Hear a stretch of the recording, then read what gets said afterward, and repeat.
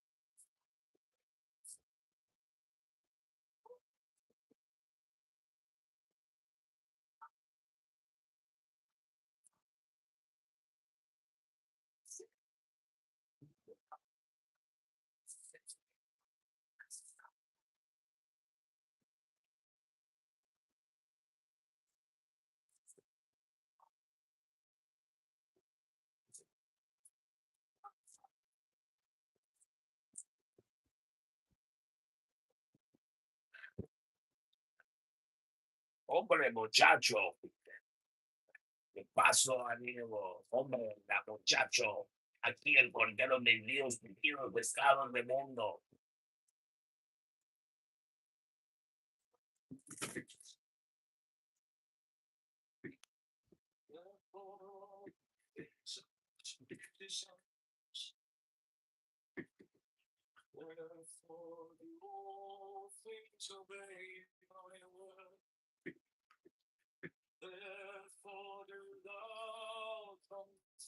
It looks like it stinks. Why do you think it stinks? I'm my favorite. Your favorite trash streamer? ¿Qué pasó?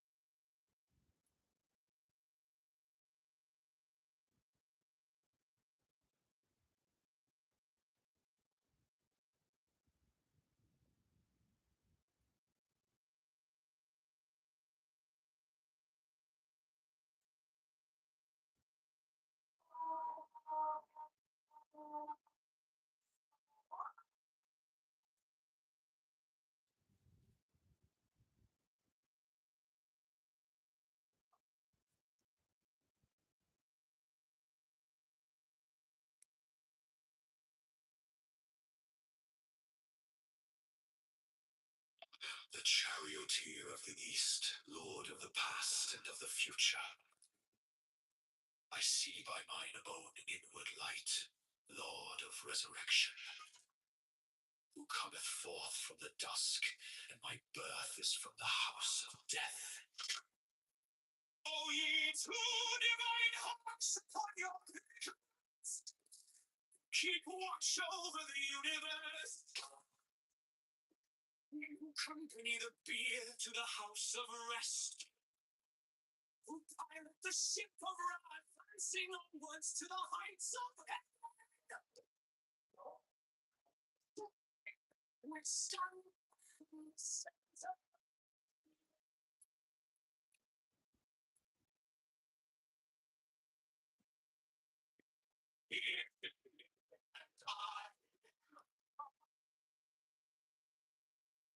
I am the charioteer of the East, Lord of the past and of the future. I see by my own inward light, Lord of resurrection, who cometh forth from the dusk, and my birth is from the house of death. O ye two divine hawks upon your pinnacles, keep watch over the universe. Ye who accompany the bier to the house of rest, pilot the ship of Ra advancing onwards to the heights of heaven. Lord of the shrine which standeth in the center. Behold, he is in, and I in him. Mine is the wings, wherein tongue floateth forth. The temple being in darkness, and the speaker ascended into his place, let him begin by a ritual of the enter, as followeth. H vivo brio, o proculeste profani, baclasti, peda. In the name of the mighty and terrible one, I proclaim that I have banished the shells unto their habitation. I invoke Tahuti, the Lord of wisdom and of utterance, the God that cometh forth from there. Oh, thou, seal of air, wisdom from Tahuti, Lord of the gates of the unity.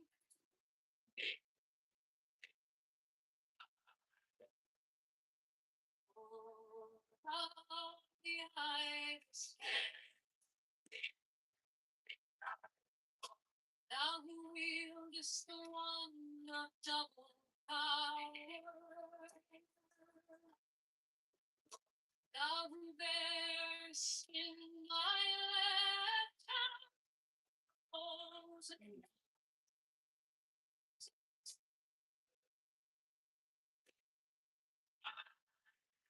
thou whose head is as an emerald, and thy nose is the night sky blue.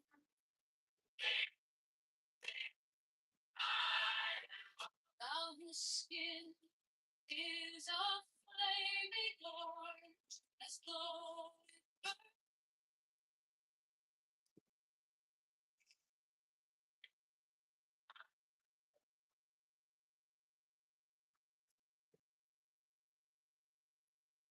Behold, I am yesterday, today, and the brother of tomorrow.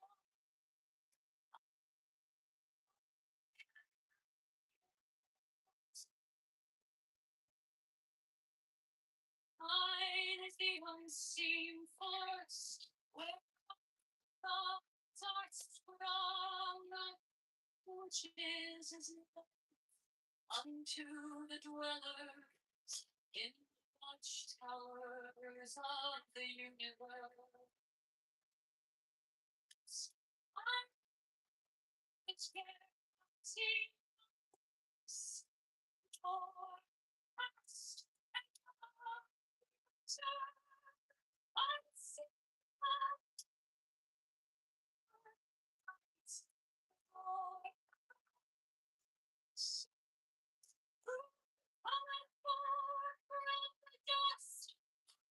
And my birth is from above.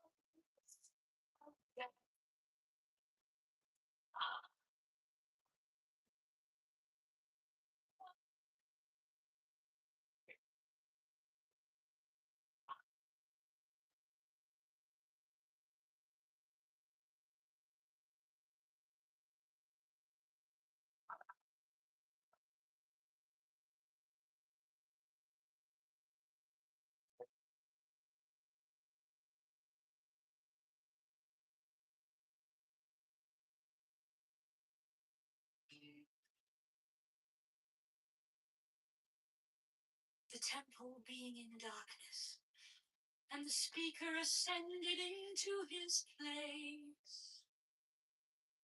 Let him begin by a ritual of the enterer, as followeth.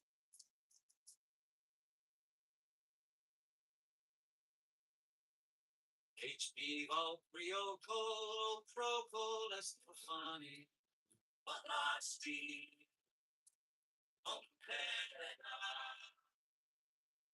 in the name of the mighty and terrible one, I proclaim that I have banished the shells unto their habitation.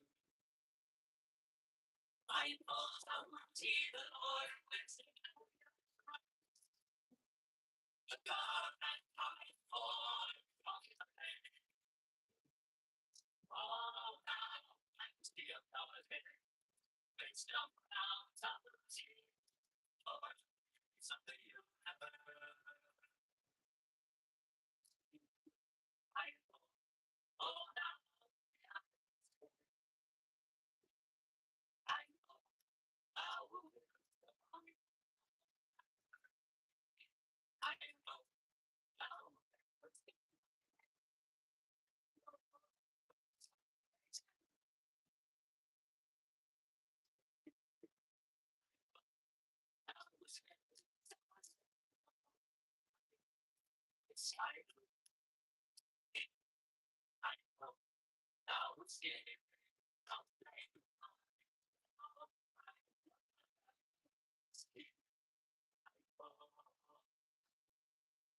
Behold, I am yesterday, today, and the brother of tomorrow. I am born again and again. Mine is the unseen force whereof the gods are sprung, which is as life unto the dwellers in the watchtowers of the universe.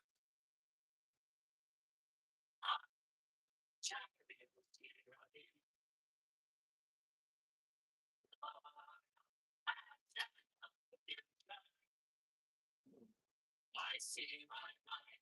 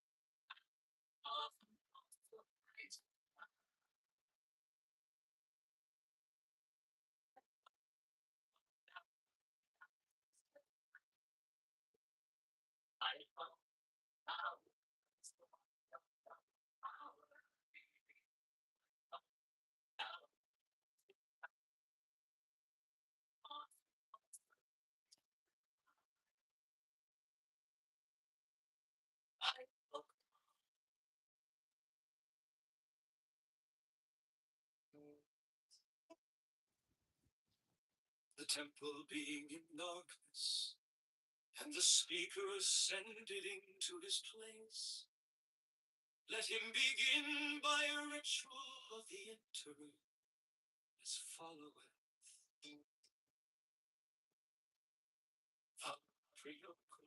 O proculeste profani,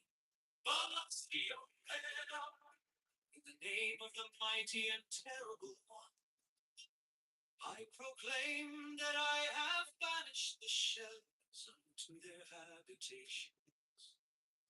I invoke Tahuti, the Lord of wisdom and of utterance, the God that cometh forth from the veil. O thou majesty of Godhead, wisdom crown Tahuti, Lord of the gates of the universe. The temple being in darkness, the speaker ascended into his place. Let him begin by a ritual of the enterer as followeth. Vau prioco, o procules de profani, balasti ompera, in the name of the mighty and terrible one, I proclaim that I have banished the shells unto their habitations. I invoke Tahuti, the Lord of wisdom and of utterance, the God that cometh forth from the veil. O thou majesty of Godhead, wisdom crowned Tahuti, Lord of the gates of the universe.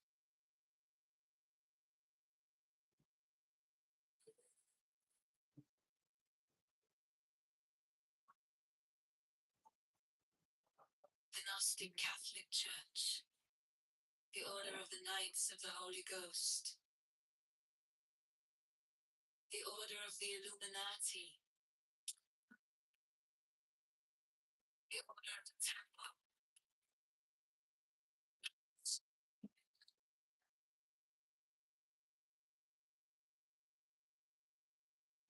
the Order of the Knights of St. John,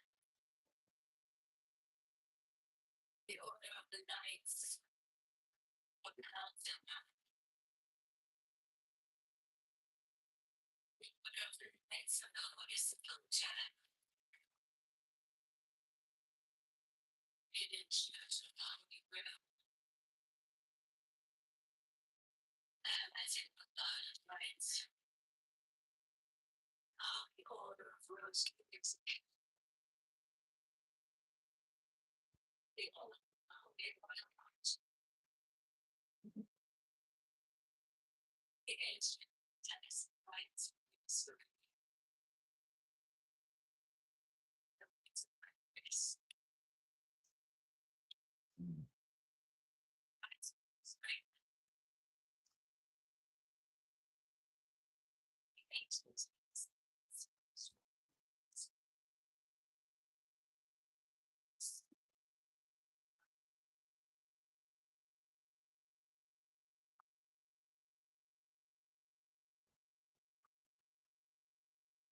the Order of the Montanists, the Order of the Sapphire, and many other orders of equal merit, if of less fame.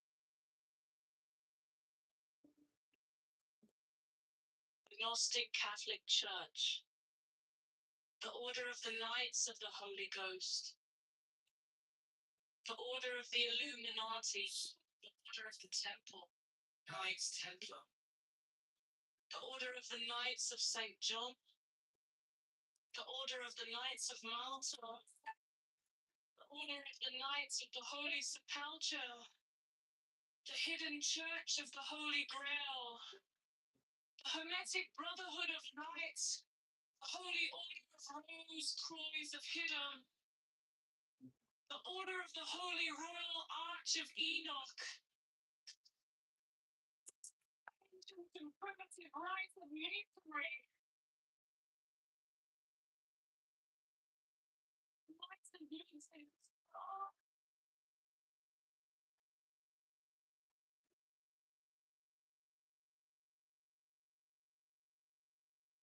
The ancients used this.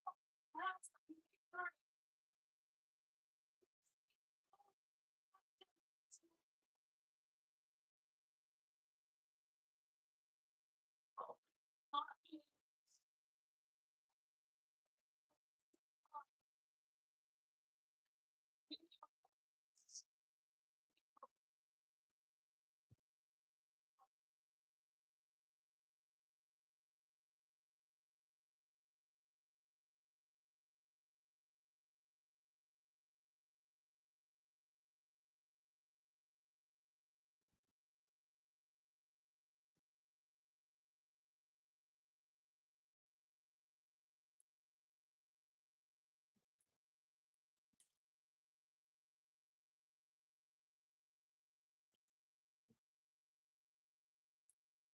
Gnostic Catholic Church. The Order of the Knights of the Holy Ghost. The Order of the Illuminati. The Order of the Temple. The Order of the Knights of St. John. The Order of the Knights of Malta. The Order of the Knights of the Holy Sepulchre. The Hidden Church of the Holy Grail. The Hermetic Brotherhood of Light. The Holy Order of the Lord's Glory is everything. The Holy Royal Arch of Enoch. The unseen and primitive rite of mystery.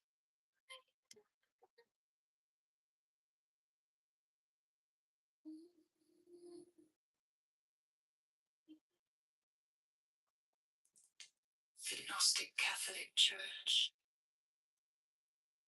The Order of the Knights of the Holy Ghost. The Order of the Illuminati. The Order of the Temple. Knights Templar. The Order of the Nuns of St. John. The Order of the Knights of Malta. The Order of the Knights of the Holy Sepulchre. The Hidden Church of the Holy Brotherhood. The Holy Order of the Lord's Christ. The Order of the Holy Royal Arch.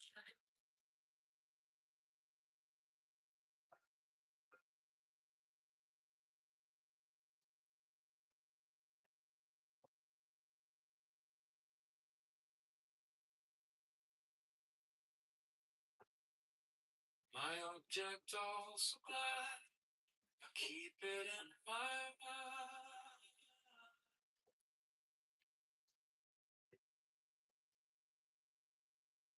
A needle made of light, threading through the night.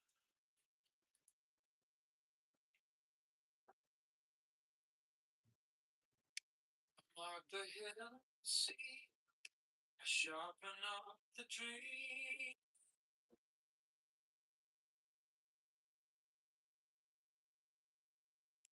The case is cold but clear. I waited long enough. So let it come around. Let the girl kiss the ground. I want the scales to sing on the edge of the to make the punishment fit the crime.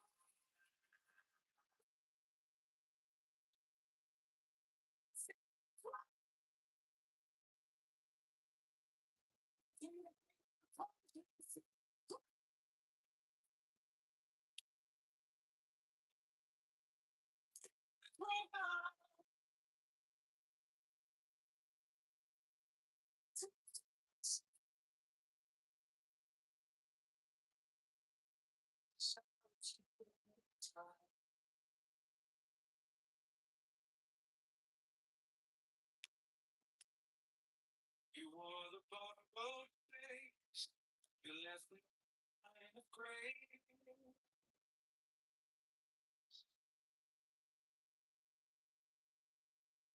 Whenever love you spots beneath the sun,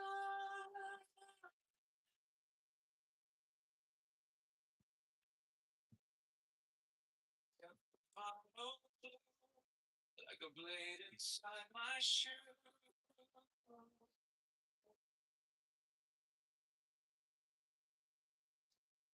Now every step you take feels like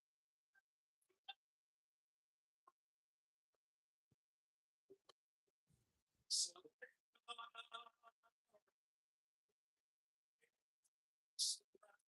I want to escape just to see.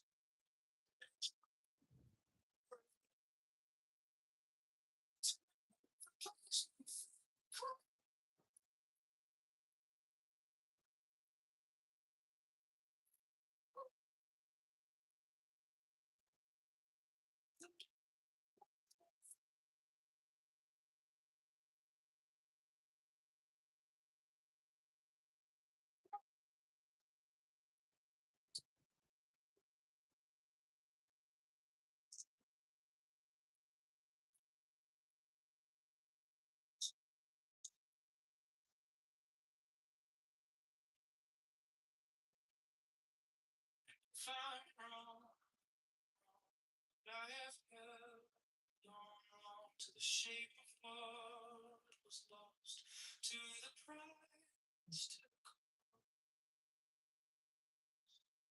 to make the punishment.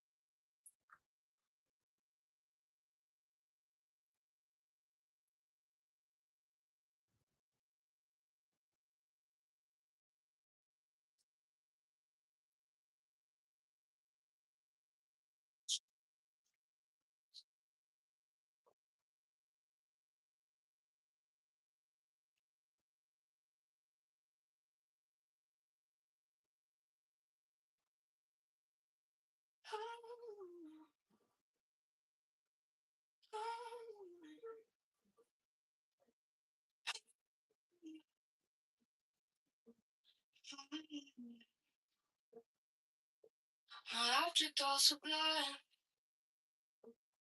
I'll keep it in my mind. A needle made of light, threading through the night. I marked the hidden scene, to sharpen up the dream. The case is cold but clean. I've waited long enough here, so let it come on.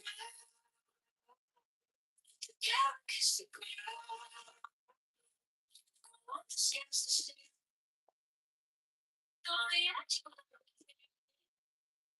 To make the punishment fit the crowd. Fit the crowd. To make the punishment fit the crowd. Fit the crowd. My object also blind. I shall achieve in time.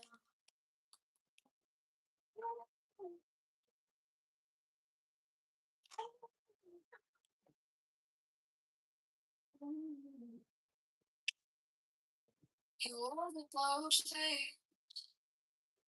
You left no kind of gray. But every lie you spun turns back beneath the sun. I kept the final clue, like a blade inside my shoe. Every step you take feels like the earth might break.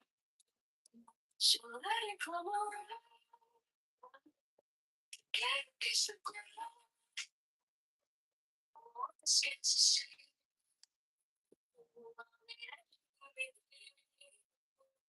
To make the punishment fit the crowd.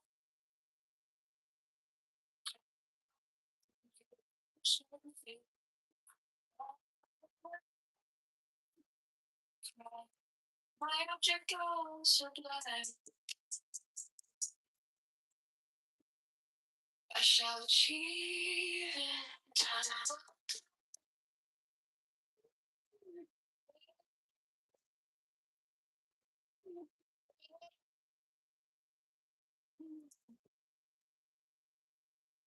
And I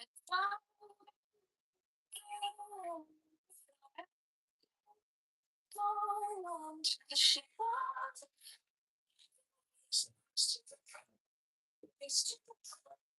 to make the punishment.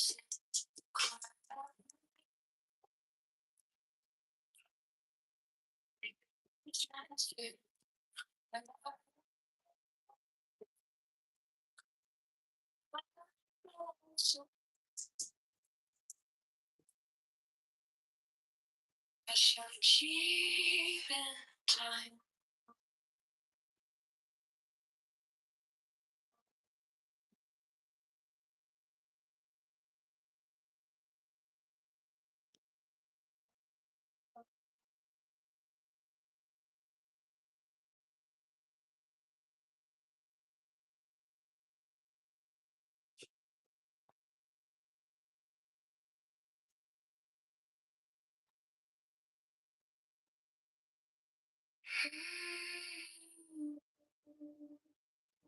My object all sublime, I shall achieve in time. I trace the line, I pay my dues, I keep my face by the mirror's edge. I learn the taste of every pledge. And when the night comes down, I hear it in my bones. A careful kind of vow. Wait,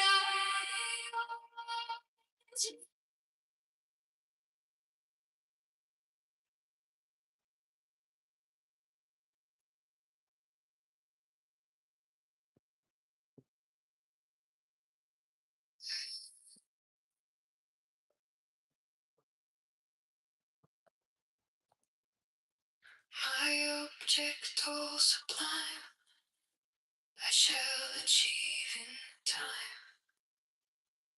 I trace the line,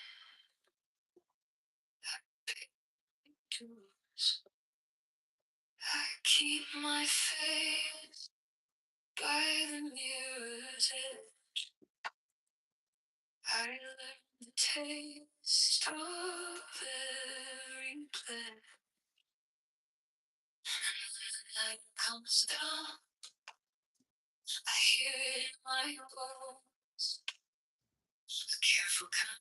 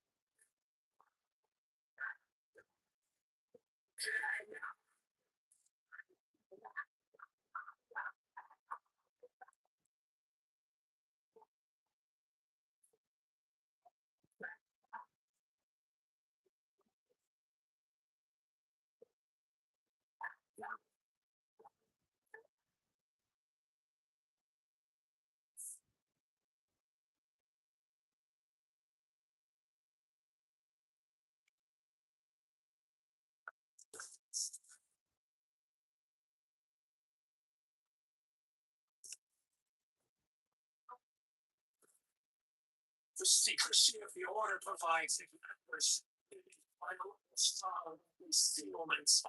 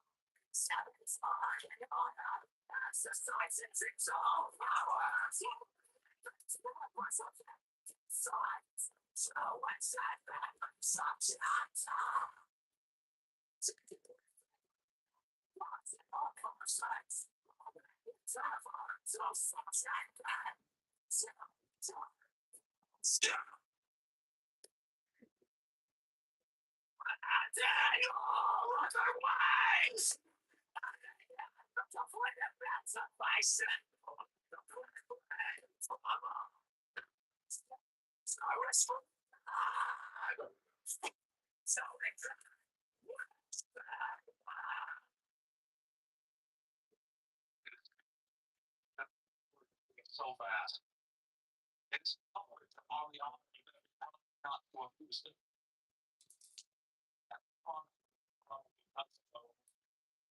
unless yourself put out by the brain.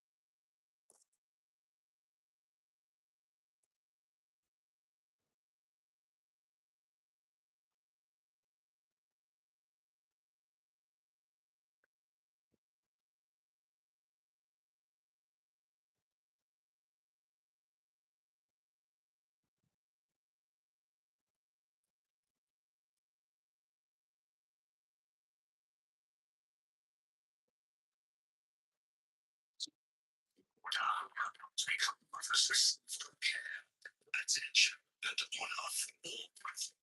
68 special profess houses will be established for their convenience, should they wish to take advantage of that. 69 the order, first grade section, teaches to its members, bringing them as it does in constant association with men and women of high rank. The order offers extraordinary opportunities to its members in trades, businesses, overfactors, training them for toleration and securing the clients or customers.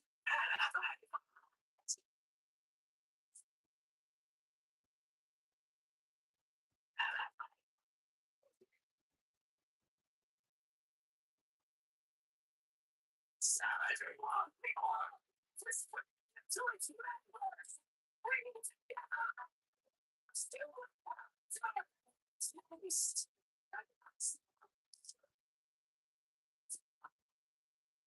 Technically, the secrecy of the order as with an inviolable shroud of concealment. 73 the crime of slander, which causes so great of importance to Israel, is extremely dangerous. It's not impossible. With honor, like laws, obligation,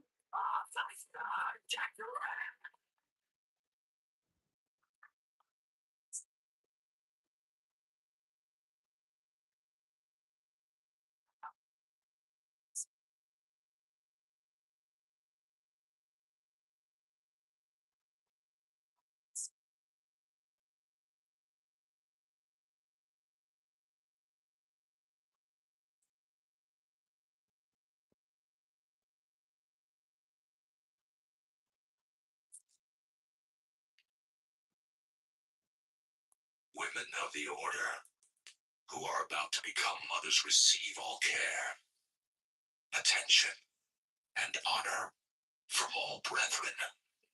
68 special profess houses will be established for their convenience, should they wish to take advantage of them. 69.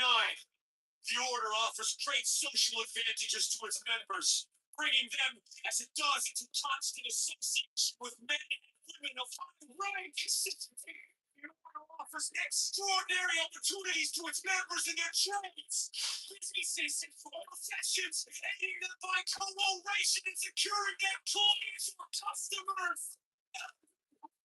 71 order offers opportunities to its members, bringing together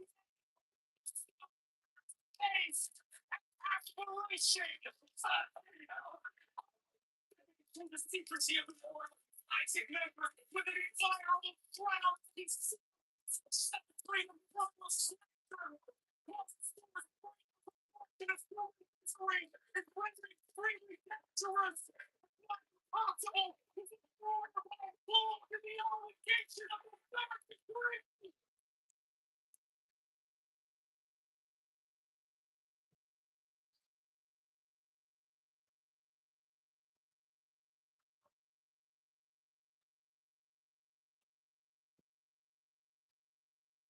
I am the charioteer of the East, Lord of the past and of the future.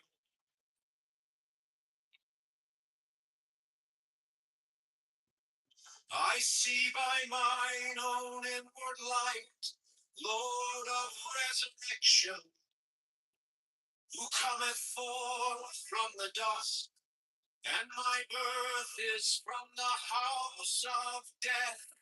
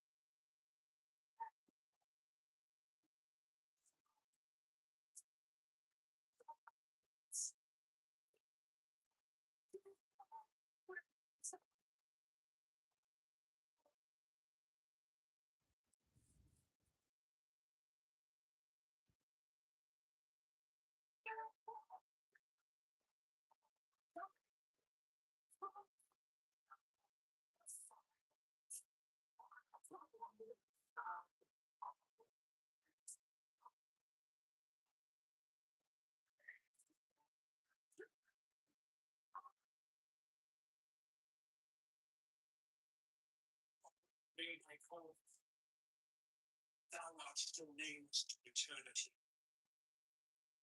Come thou forth, I say,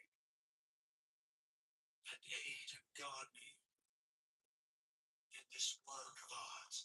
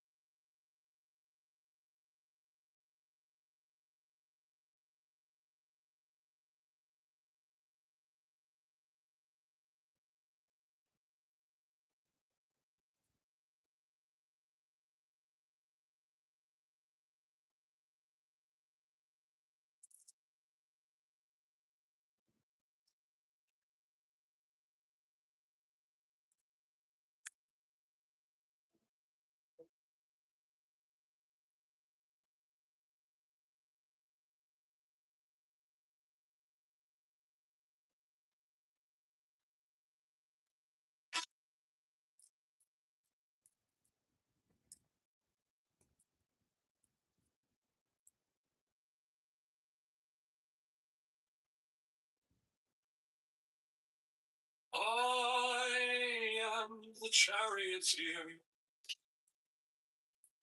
of the East, Lord of the past and of the future. I see by mine own inward light, Lord of resurrection, who comes forth from the dust, and my birth is from the house of death.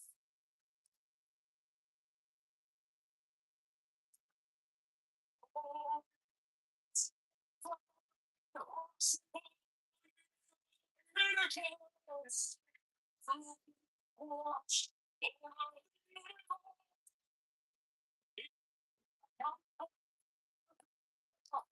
to the house of rest. We fire the silver to Lord, silence.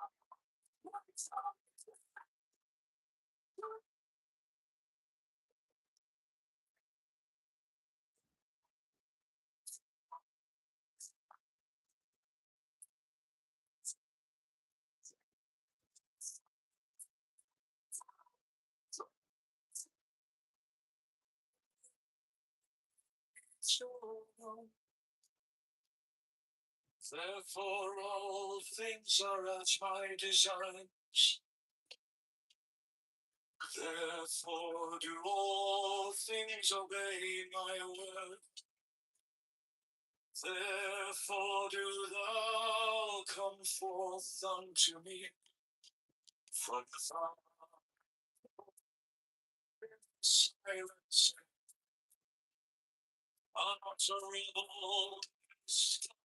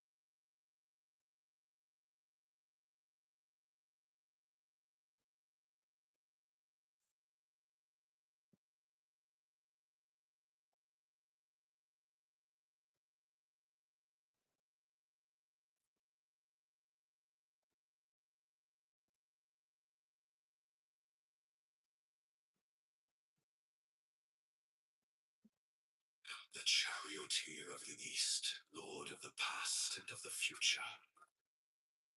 I see by mine own inward light, Lord of resurrection, who cometh forth from the dusk, and my birth is from the house of death. O ye two divine hawks upon your pinnacles, keep watch over the universe. You accompany the bier to the house of rest, who pilot the ship of wrath, advancing onwards to the heights of heaven. With stand in the center of the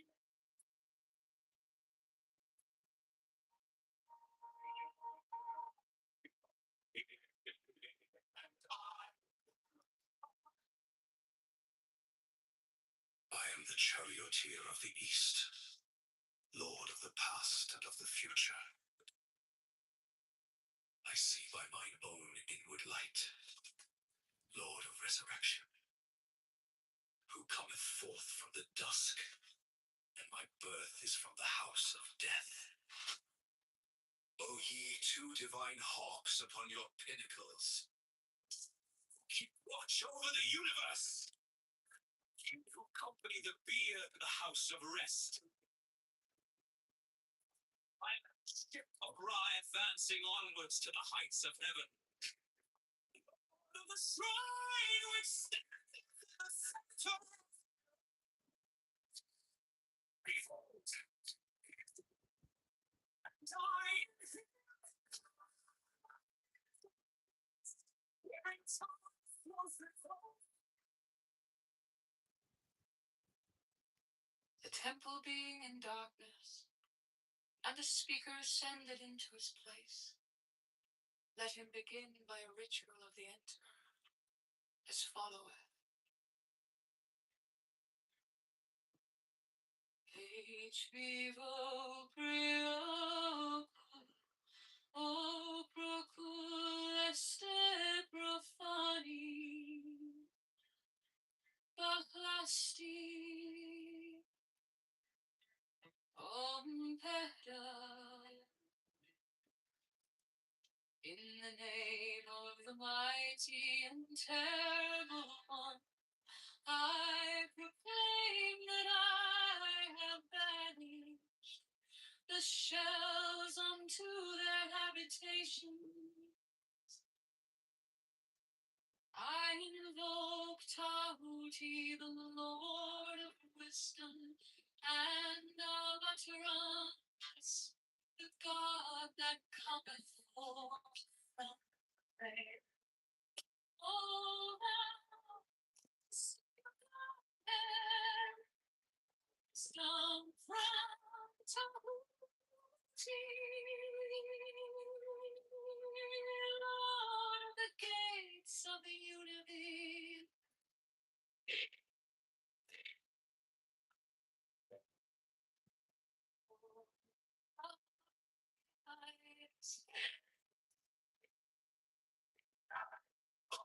Thou who wieldest the wand of double power, thou who bearest in thy left hand rose and cross,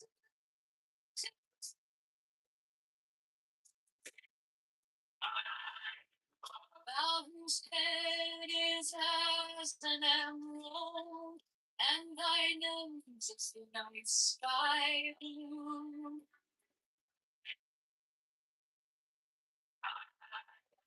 Thou whose skin is a flaming orange, as though it burned.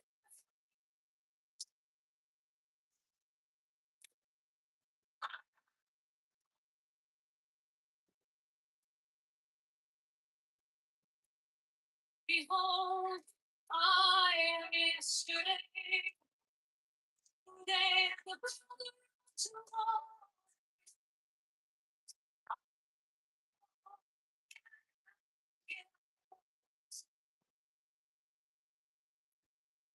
Mine is the unseen force, where gods are sprung, which is life unto the dwellers in the watchtowers of the universe.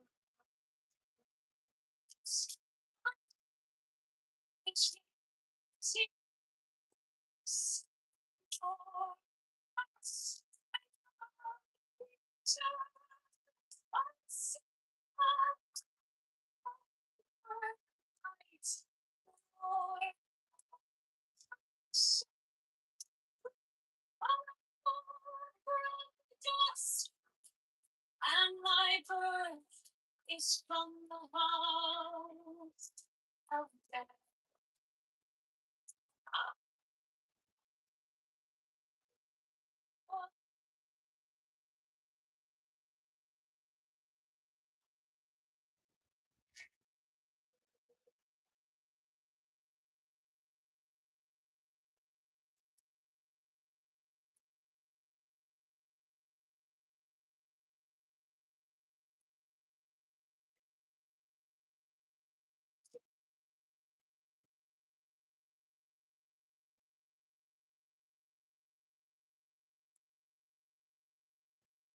The temple being in darkness, and the speaker ascended into his place.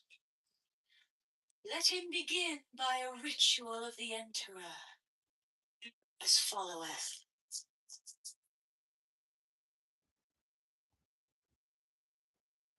HP Rio Colo Propolis Fani Alasti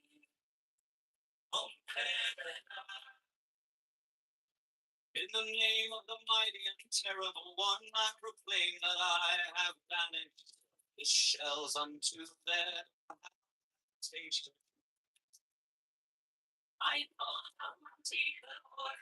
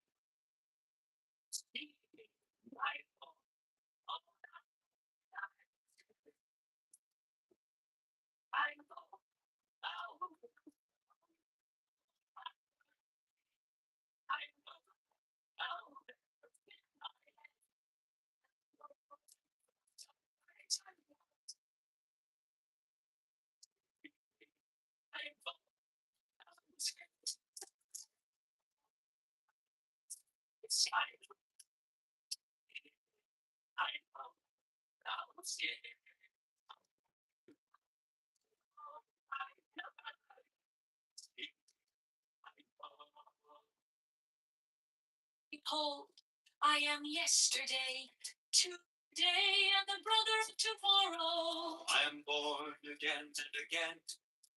Mine is the unseen force whereof the gods are sprung, which is as life unto the dwellers in the watchtowers of the universe.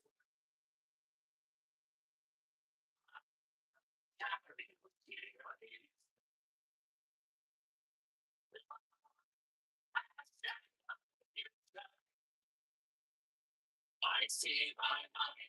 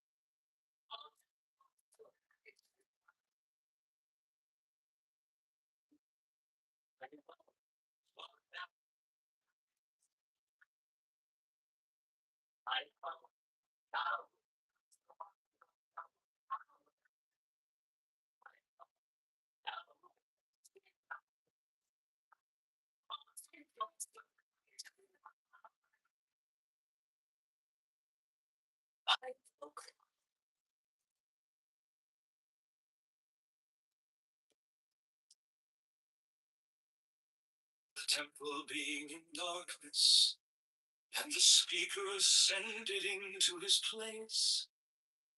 Let him begin by a ritual of the enterer, as followeth.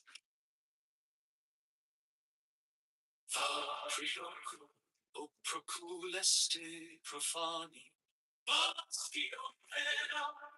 in the name of the mighty and terrible one, I proclaim that I have banished the shells unto their habitations.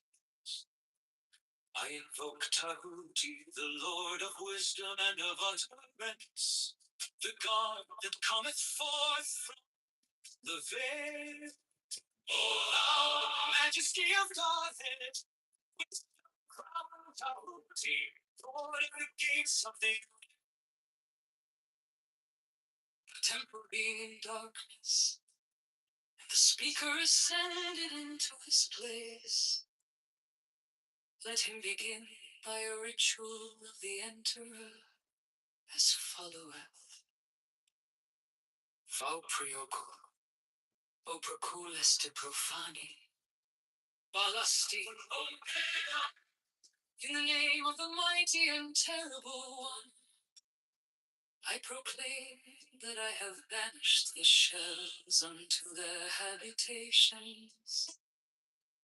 I invoke Tahuti, Lord of wisdom and of utterance, the God that cometh forth from the veil. O thou majesty of God, wisdom crowned Tahuti, Lord of the gates of the universe.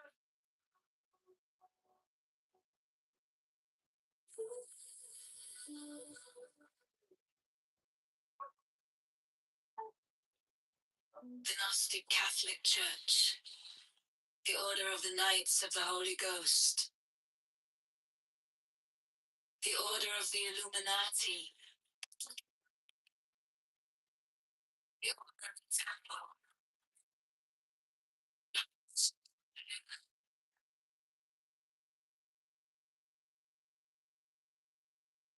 the Order of the Knights of St. John,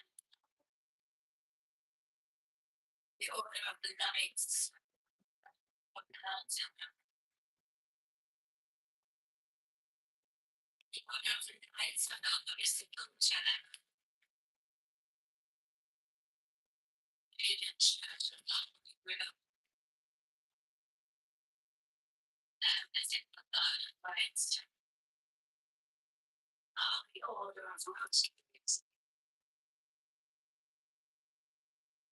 the Order of the Heart, the Ancient Tennis Knights,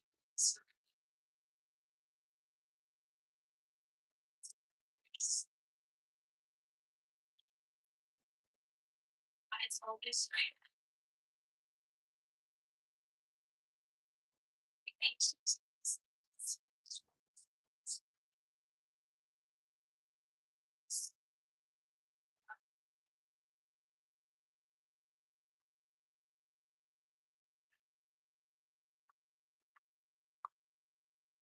the Order of the Martyrs,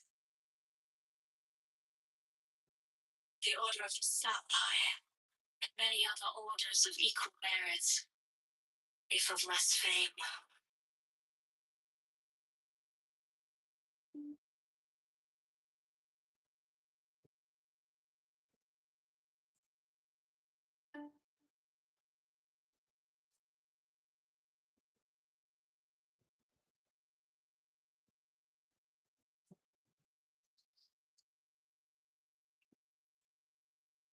Gnostic Catholic Church, the Order of the Knights of the Holy Ghost, the Order of the Illuminati, the Order of the Temple, Knights Templar, the Order of the Knights of St. John, the Order of the Knights of Malta, the Order of the Knights of the Holy Sepulchre, the Hidden Church of the Holy Grail, the Hermetic Brotherhood of Light, the Holy Rose Clothes of Hinnom, The Order of the Holy Royal Arch of Enoch.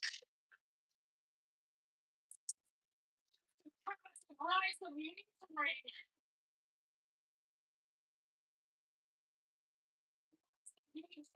God.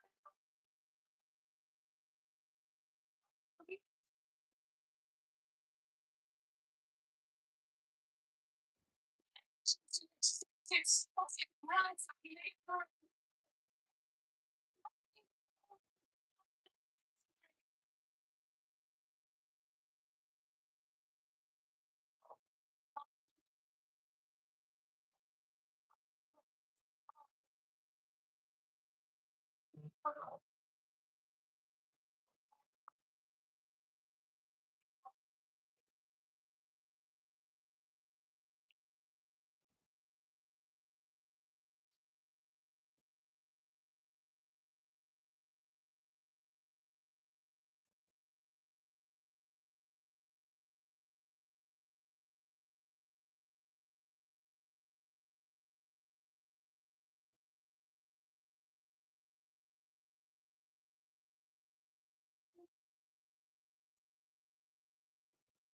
The Gnostic Catholic Church. The Order of the Knights of the Holy Ghost. The Order of the Illuminati. The Order of the Temple. The Order of the Knights of St. John. The Order of the Knights of Malta. The Order of the Knights of the Holy Sepulchre. The Hidden Church of the Holy Grail. The Hermetic Brotherhood of Light. The Holy Order of the Lord of Glory of the Heritage. The Order of the Holy Royal Arch of Enoch. The unseen and primitive right of mystery.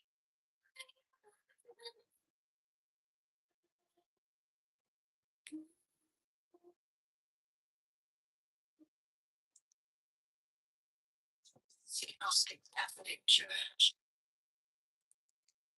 The Order of the Knights of the Holy Ghost. The Order of the Illuminati. The Order of the Temple Knights Templar. The Order of the Knights of St. John. The Order of the Knights of Malta.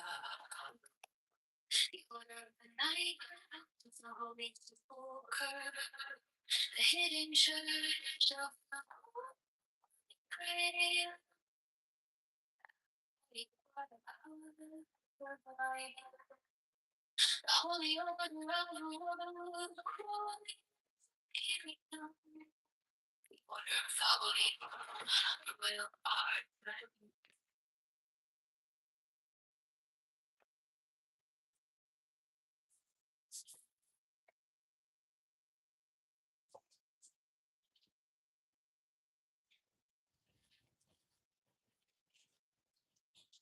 My object all sublime, I keep it in my mind.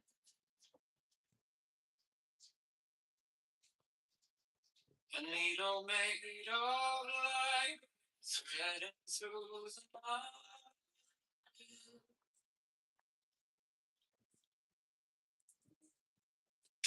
I mark the hidden sea, I sharpen up the dream.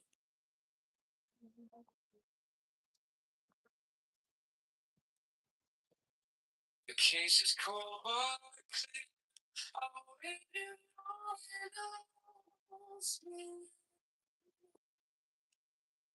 So let it come around. The gale keeps the ground. I want the scales to see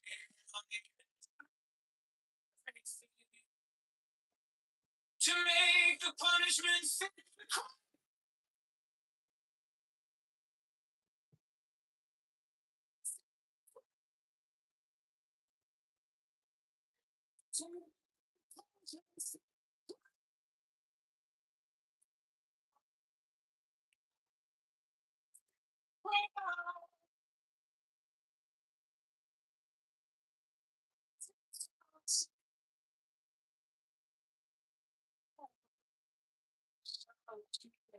You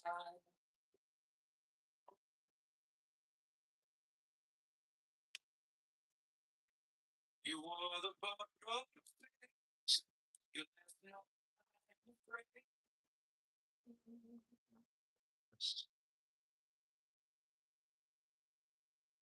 But we the sun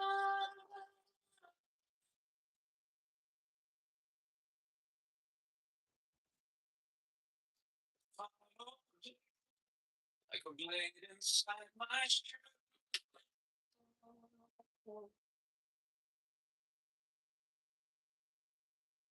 Now every step you take is like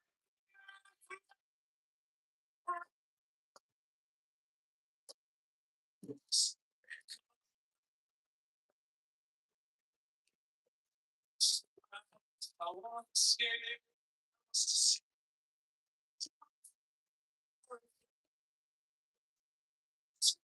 the punishment.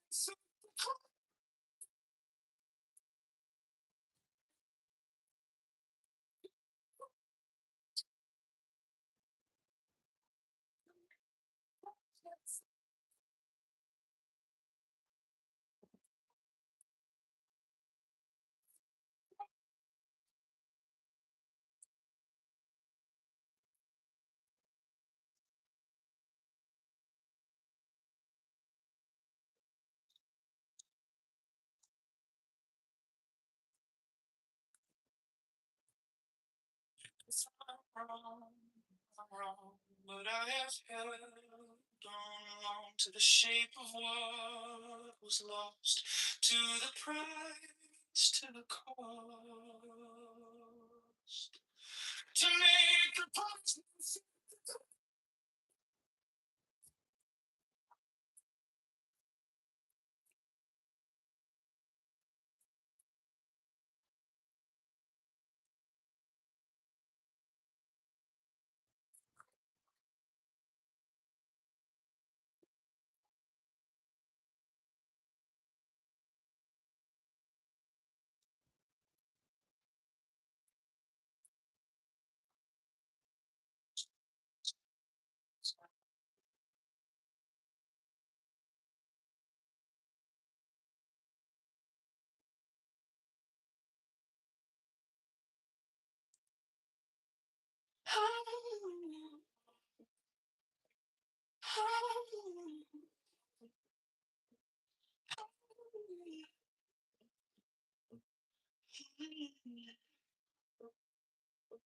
My object all sublime, I keep it in my mind.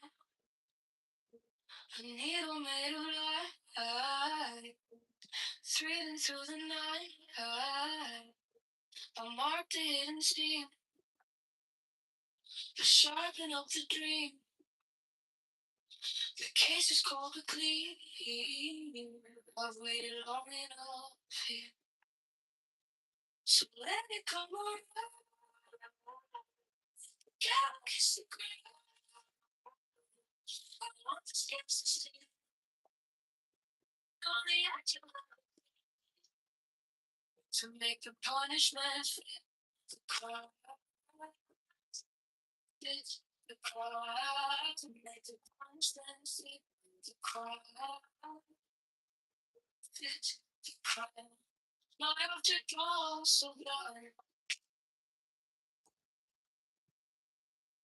I shall achieve in time.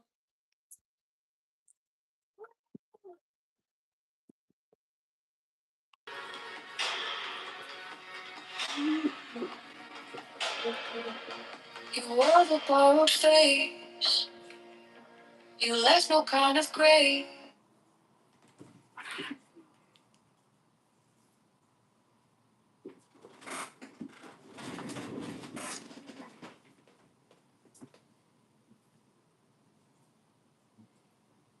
Has nothing to do with the state of Israel. No.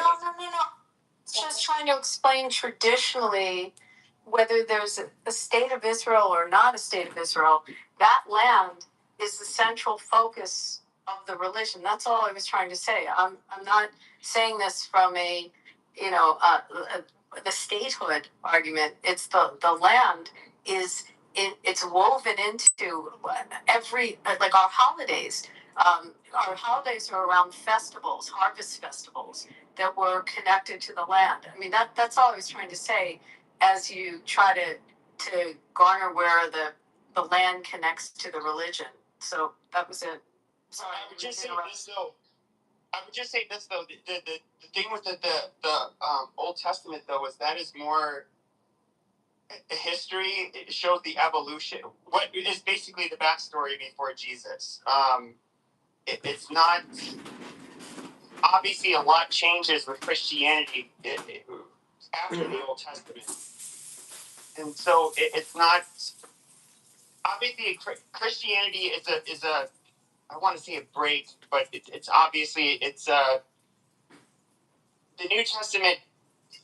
There's obviously a lot of really big changes that end up happening. Do you disconnect from the? I mean, Christianity to me is completely connected to the land as well. I mean, and there's been lots of wars over this. Sure. You know, I mean, especially, and you've heard me say, especially when you go to Jerusalem. I mean, so much of the heart and soul of Jerusalem is the birth of Christianity, and it's all there.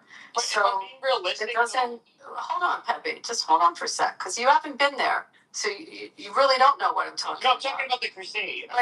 But now I'm talking about Christianity is birthed there, and all of whether you're in Jerusalem or you're up in the Galilee at the Sermon on the Mount or Beatitudes. I mean, it's. I guess my question to Catholics or to Christians is. I can't imagine that Christianity has separated itself, although there is Rome and the Pope, from that the holiness of the land. I mean, it's holy to Christians. And it would seem to me, and when you go there, there's thousands of Christians that are there in these holy places. It's very righteous and spiritual to Christians.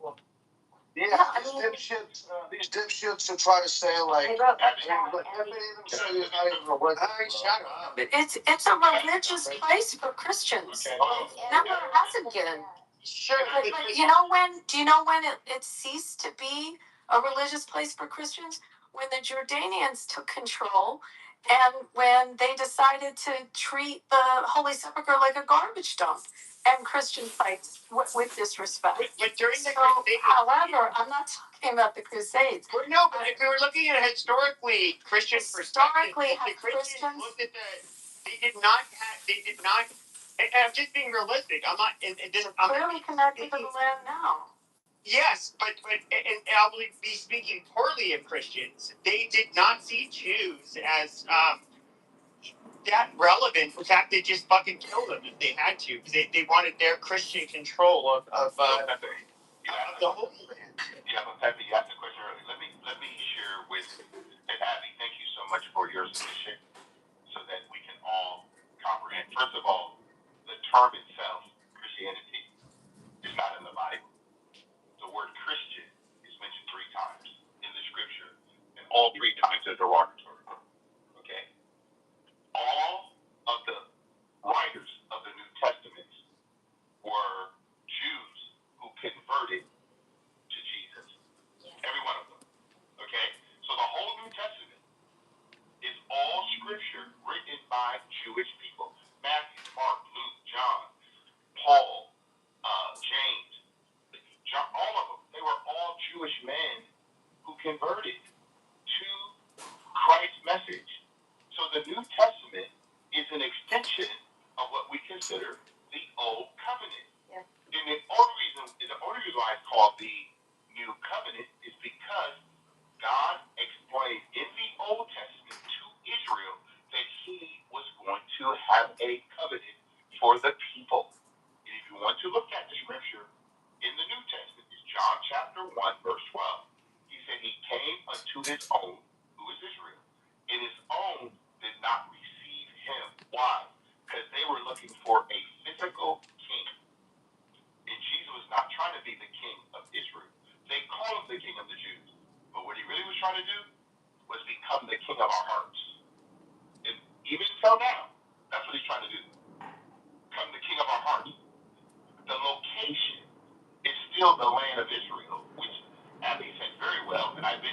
many times, and she's correct. The whole territory, historically, it's a biblical territory. That's why there's so much conflict over there. You cannot, in any common human history, dismiss Israel from anything on the map. This is very, very serious because God said He's going to defend His covenant with Israel. Okay? I just want to make sure we have that clarity. The term Christianity, one second, Patrick. The term denomination, the Catholic Church, the Lutheran Church, the Presbyterian Church, none of that was in Israel. None of it. It's all us having the concept of what we all have heard or what we believe. And I land there. But the part that's hard to get past, though, is that these religions, Catholicism being the main one, that any covenant, any covenant that God had with the Jews would have been replaced with the church, and so they don't have to honor any covenant with Jews. And I'm talking about centuries and centuries. The majority of Christian history, they did not. That was not a thing. And look, do you know when? You know when the I'm not somebody who's like I'm somebody who's very skeptical of Christianity, but when it comes to I in a way I'm kind of holding Christian people's feet to the fire, because especially when I hear people who when I hear it like the dispensationalist like view or version of Christianity, I just like, it's like, when was that ever a thing until really recently? And this is all new to me. And like, okay, being raised Catholic, we never heard about any of this shit. And it was like, can I read the scripture from so Romans 9:6-8 and 25 through 26. Paul explains that being part of Israel isn't about your DNA anymore. It's about your faith in Jesus. For not all who are descended from Israel belong to Israel, and not all are children of Abraham because they are his descendants. This means that it is not the children of the flesh who are the children of God, but the children of the promise are reckoned as descendants. Yeah, I mean, that's I also and the covenant itself, the when we recite it, the actual covenant, we recite it at the birth when a boy has his breasts, or a girl would be a baby naming. We recite it when a baby is born, and it repeats. I mean, I put the Hebrew in the text. Yeah, I translated English and put it in there. But basically, it's connecting us to God. That is the closest connection we have with God, is when a baby born, and we recite and giving the name to the child is the direct line to God. We believe that. That's why everyone is given a blessed Hebrew name in our religion, but because it's connecting, and that's when we recite the actual covenant. You recite it at a bris or at a baby naming. Okay, just to give a context on that. Birth. Birth. It's given that Hebrew name. Yeah, at birth, and birth is, and we believe that's the closest line to God, is at that moment of when you say that particular prayer, and you connect to the covenant with God. I'm not a religion. I know some of this stuff. I wish like one of these rabbis we have, or someone who's more schooled in it, could tell you. I've had 2 kids. Hold on, Peppy, chill for a second. I've had 2 kids, so I know I've gone through the prayer moment with both my son and my daughter. What were we going to say, Edward? It's a beautiful moment, by the way, to have that when a baby's born. You said that the covenant that God made with Israel was changed by who? Who changed the covenant?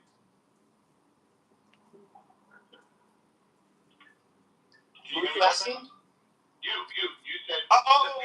Yeah. So in the Catholic Church, it will say that like after his resurrection, and then of course his prediction that the fall of, or the destruction of the Second Temple, which kind of solidified it, that would be they would no longer the Jews would no longer have a covenant with the Jews, and or God would no longer have a covenant with the Jews, and then that was. I mean, it was after that. This is what's really weird. After Vatican II, they'll say like, "Oh, the Jews still have a relationship with God and have their own covenant," and yet obviously the Vatican will not support Israel. In the way that evangelicals will, but then they'll say that at the same time, which is like really contradictory, they'll say that like, oh well, like the religion of Judaism ceased to exist, after the resurrection of Jesus, and it's just kind of weird. It's almost like the Vatican gave out some platitudes, but they're not really on board with it. Submission after you too. And so before, I just want to make sure I understand.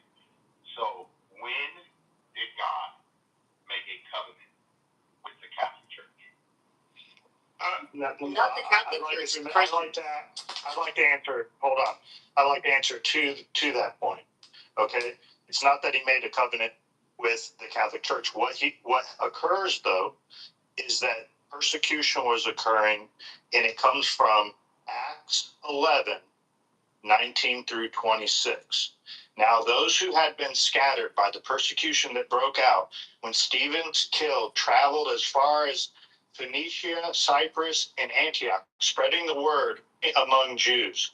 Some of them, however, men from Cyprus and Cyrene, went to Antioch and began to speak to Greeks also, telling them the good news about the Lord Jesus.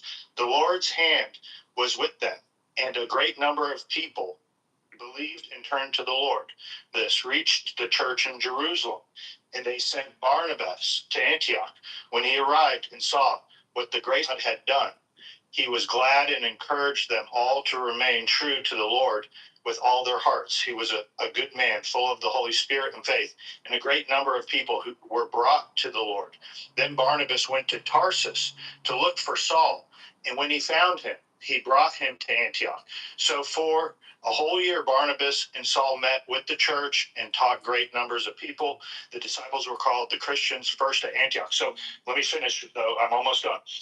You have to look at the history of where the missions occurred with the disciples due to the persecution and spreading of the word. The first three churches are largely built in Rome, Antioch, and Alexandria. This is before it's called Catholic or anything like that. Catholic means universal. It just means the universal church. That's all that term. Not in how we reference it today as the Roman Catholic. Hey, but this is what I want to know. Do we know that the people groups at that time, that whole part that was just what you just read? Well, they were Jews converting other Jews. Okay, so then Paul does a different mission, and Peter does a different mission too. Yes, all those converting Romans. Yeah, but they're converting them to the body of Christ. To the body of Christ. Yes, not the body of Christ. Not to the body of Christ, not to any particular entity, because even now, denominations, and I know you heard of Martin Luther, who put his thing, the just shall live by faith, when he was a priest. All these different things is I try to stay strict to the scripture, which you just read, because all that is all Jewish people who were born of the Spirit. All of the Jews went about teaching the gospel to all of them. First in Jerusalem, Judea, Samaria, like you said, went to Rome. It scattered all over. Because when they scattered, they no longer were going to the synagogue, right? And the synagogue is just a place of meeting. That's what it is. Even today, it's still a place of meeting.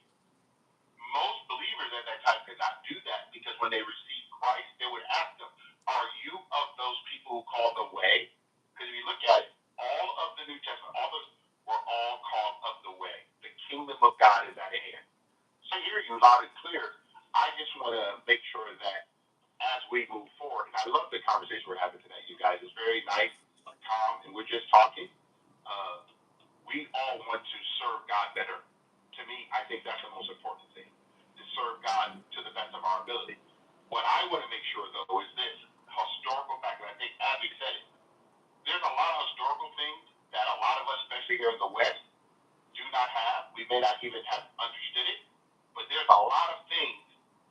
historically that most of the West do not know when it comes to the foundation of the Old Testament and the New Testament. And that's what we got to go back and see and get here. Why do we say Judeo-Christian in the United States? We need to go to the Quran, way past the New Testament. Okay, but Mohammed, can I ask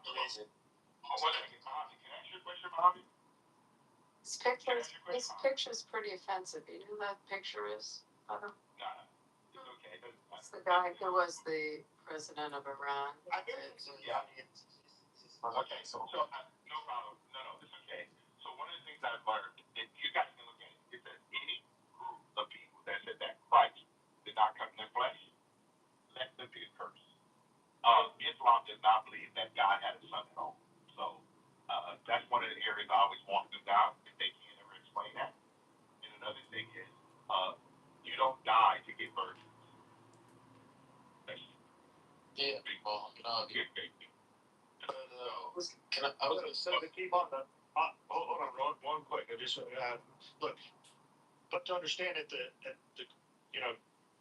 beginning of people following Christ, they were heavily persecuted, and the church flourished outside of Jerusalem because of the persecution that they were facing. I mean, that's ultimately what it comes down to, and that's why, yes, and I want to answer. I want to just main question, and that's kind of what I'm getting to is yes, Israel is still thought of as the Holy Land. There's no doubt about it.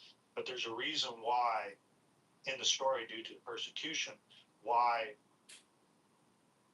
it's not thought of as in the teachings of rebuilding Israel. But Joe, weren't we both persecuted? I mean, based on what you're saying, the Romans massacred. They massacred. What was it 70 AD when the temple was destroyed? I mean, Yes, well, 70 AD. 70. I think we all went down then, Joe. And then who toppled the Romans?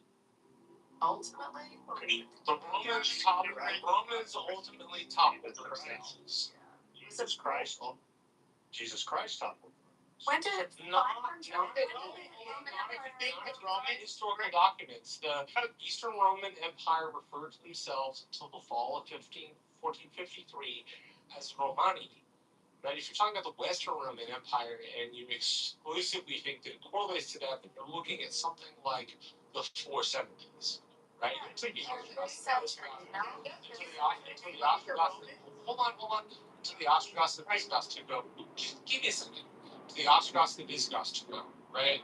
But the ultimate fall of the Roman Empire was not the fall of outside. It was not the response of outside forces. It was the internal corruption, tyranny, and division of the Roman people. Yeah, they ended up spreading way too wide, and they had internal conflict. I'm sorry.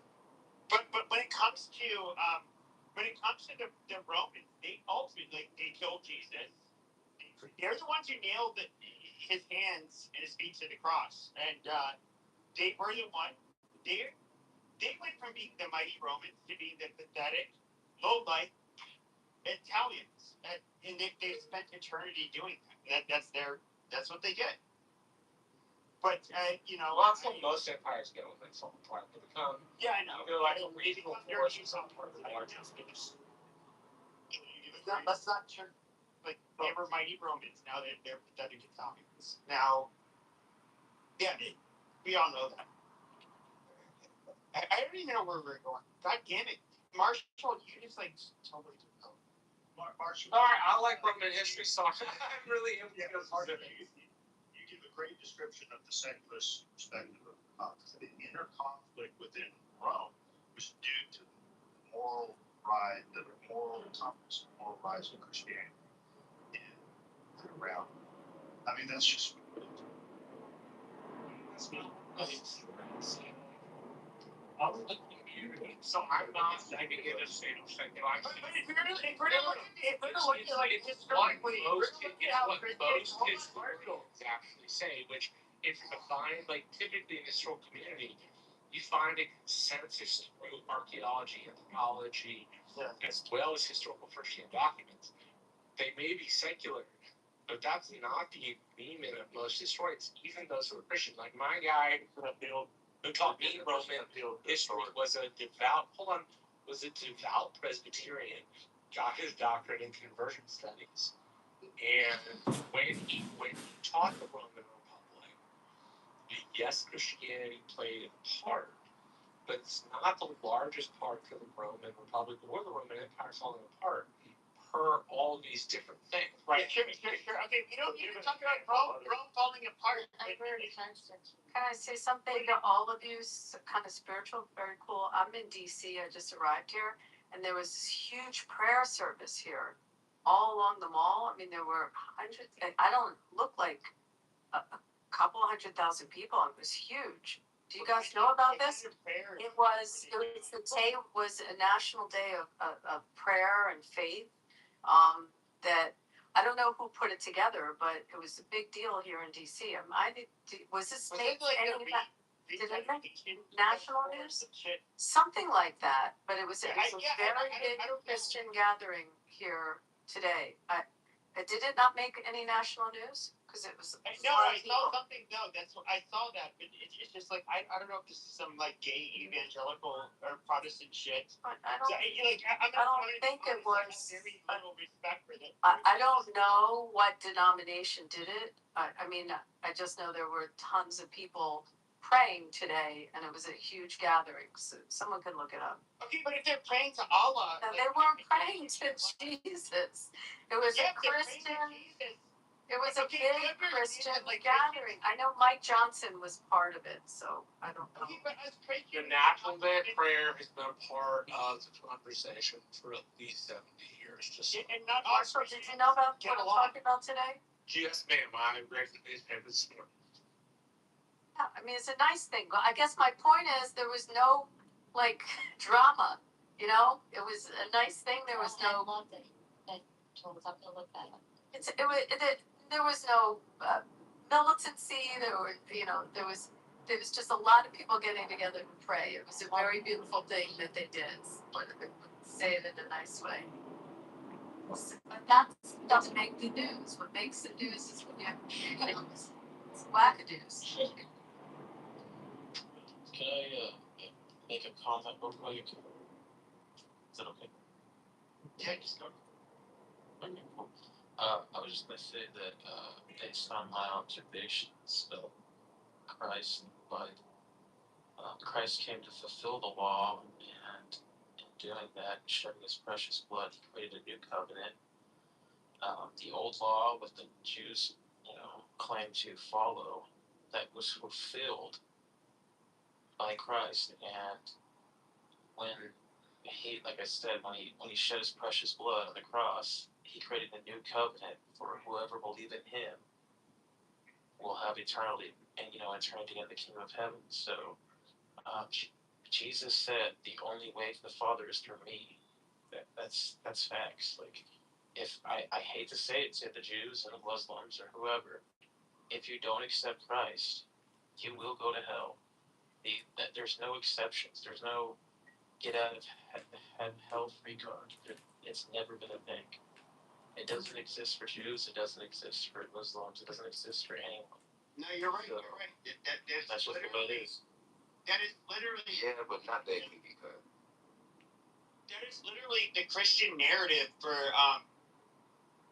basically forever, except for the last 150 or so years.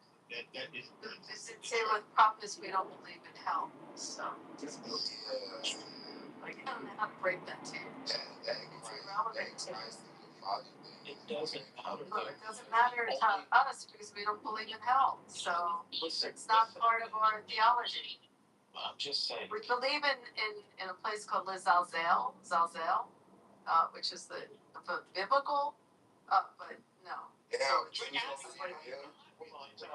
I didn't know that. Can I please comment? It's like a place, I'm not religious. I'm not saying this because I want to. Is it like the this Catholic? is something that, man, shut up. Did you just say shut up? Yes. And so, I Shut still up. talking. Jesus Christ.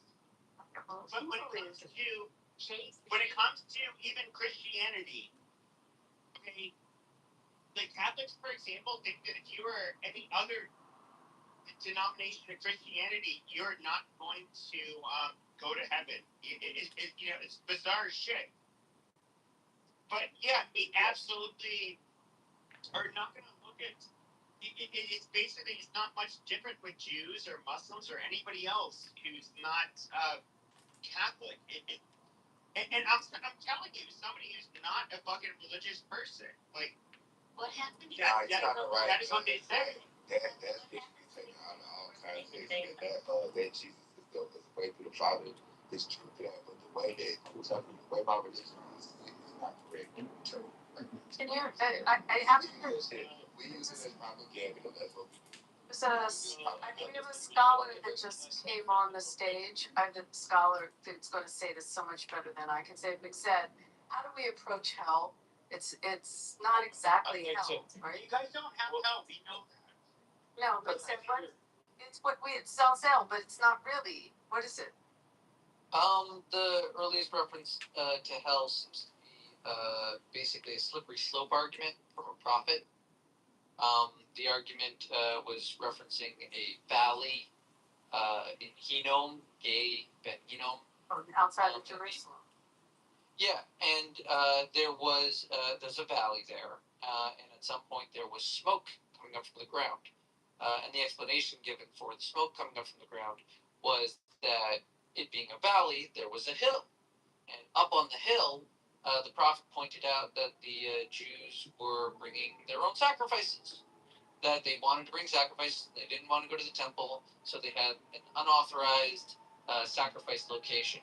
And then the slippery slope of it is, now that was at the top of the hill. By the time they were done, at the bottom, they were sacrificing their own children. Sort of an alarmist way of saying you violate the law a little bit, and your children will burn in a fiery pit. Right. Well, just to be Where fair, was that written? hold on. Like said, where was that? One of the prophets, I forget which prophet, talked about it. Well, it's such a nuance that's irrelevant. Oh no, it's actually in the Bible. Well, I disagree. I don't like nuance. I'm sorry you don't like nuance. It doesn't matter whether or not you like nuance, but like what Zed said, literally is what makes me more and more atheist is because I see the folklore and it's they pass down that where things like hell become I don't know, part of her fucking thing. It's fucking retarded. Okay, no one. Okay, resident. Hold on. Let me. Can I please say something? I don't know. Are you going to be just disruptive? Exec, can you explain what Sheol is? SHEO. Yeah. Sheol is like the pit. Might be somewhat correlated to like purgatory, but it's sort of a general going down into the earth upon death. It doesn't necessarily imply punishment or pain, as opposed to Gehenna, which is that reference from the story of the prophet giving the slippery slope argument about not violating the law even a little bit, because then slippery slope, your kids will be dead in a valley. This one, Sheol, was more a general kind of underworld. To use like the Greek term where the souls are just kind of there at the bottom. There is a different idea of sort of like being gathered up by your ancestors, and that's not necessarily in opposition to the Sheol. I'd say the simplest explanation of Sheol is it's a reference to the literal grave of putting the body down. Isn't that Isaiah? Isaiah talks about that, right? About the worm and the grave. Right. You know, it's weird, Joe, the place that we're talking about is literally right outside the walls of the old city of Jerusalem. It's actually really, it's really a beautiful spot. But that was the ancient hell, that specific area. I think it's Isaiah. Yeah, I think it's Isaiah. Don't violate even a little bit. Right. Hell awaits. Yeah, we get it. So I have. Oh, snakes. I'm actually in dialogue. Fair enough. We're going to talk about hell. But we're going to talk about hell. Well, that's cool. I was going to speak about hell. I wasn't talking about any nonsense, Joe. Calm down. All right. I don't have because the conversion of Sheol is what is in the Testament and New Testament for many believers in Christ. And that we see that in Deuteronomy 32:22, 2 Samuel 22:6, Job 11:8, Psalm 9:17 in Psalm 16:10, Proverbs 15:11, Isaiah 14:9. And this is where references of Sheol, I don't know if I'm pronouncing it is correct, and that is what we translate as hell. Right on. Yeah. So back to what I was to say, I get your guys' nuance about hell and whether or not it exists and the old law. I get you guys want to play with that narrative, but it's irrelevant. At the end of the day, right? The Jews had a Messiah. It's in their own prophecy that they will have a Messiah, right? And Christ fulfilled that prophecy. Oh, is it not Isaiah 53? Is it Isaiah 53? That's fine. You can Isaiah 53. Like, are you talking about like what all of the goddamn is it not? No, he's saying the Jews believe there was a Messiah. Messiah hasn't come. The opposite. No. Can I clarify what I'm saying? No. Okay, when it comes to the Jews that believe in the Messiah, are you going to tell me that is it Isaiah 53 that you're referring to? Okay, they're not Jews as they believe in the Messiah. They're Christians. Shut the fuck up, Can I? Marshall. I asked him. No, that's a truthful theological reading of the Gospels, right? No, you fucking moron. There are Jews that believe. There are Jews that actually believe. There are Jews that actually believe this stupid shit. So then let's ask the Jews if they're that's why I asked him, motherfucker. I asked him, but you fucking interrupted. My God, Marshall, just stop, bro. Okay, let me answer so he stops crashing out, chipping out. All right, thank you, Marshall. Okay, so, again, Is this Isaiah 53 argument? Yes or no? you don't want to have a conversation. That's cool. Is it yes or no? I'll shut up, buddy. Yes or no? You're chipping out, brother. Okay, is it yes or no? I'll shut up. Can you stop yelling at me, dude? I will. But is it yes or no? Is this Isaiah 53 Shut the argument? fuck up, bro. God damn it. Just stop yelling, dude. You're yelling at me. You're going to the fucking audience because you're a goddamn low IQ redneck chimp. Now, once I'm asking, does it have to do with Isaiah 53? I'm asking calmly in a non-screaming voice. Why don't you answer that? Listen, yeah. I'm not gonna pretend to be a Jew that's interpreting the Old Testament, okay? But based on my observations, personally, as a man who has lived 40 years, okay, there is prophecy that they call him Emmanuel, right? Which would mean I don't know what the rough translation is, but that was the original name of Christ. Okay, in the Old Testament, it was Emmanuel. That is what they're talking about when they say Messiah, right? And some Jews, yes, believe that it has yet to come. But the point I was trying to make is that Christ is the Messiah. Okay, he is Emmanuel. That's my point. And the Jews deny it. And regardless of whether or not you want to practice the old ways or not, if you don't believe in Christ, then you don't go to heaven. Simple as. It's not like putting all this nuance into it. What's happened to you? What's happened? Hold on. No, Snake. Well, you just said I'm not going to go to heaven. What's heaven? What do you think heaven is? Okay, I will answer that question after I land my plane. Just give me 5 seconds, okay? Okay, so you interrupted me, okay? And now you know what? I can't answer because I literally lost my train of thought. It's a tough one. Yeah.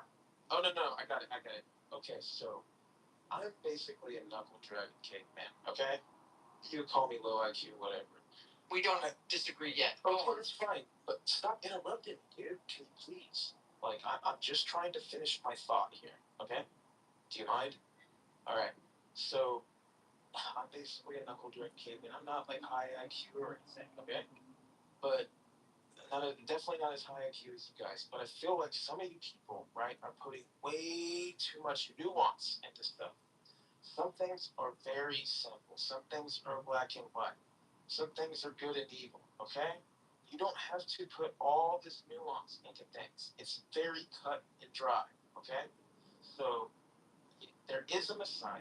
All right, you either believe it or don't. If you don't, all right, if you don't believe in Christ, you go to hell.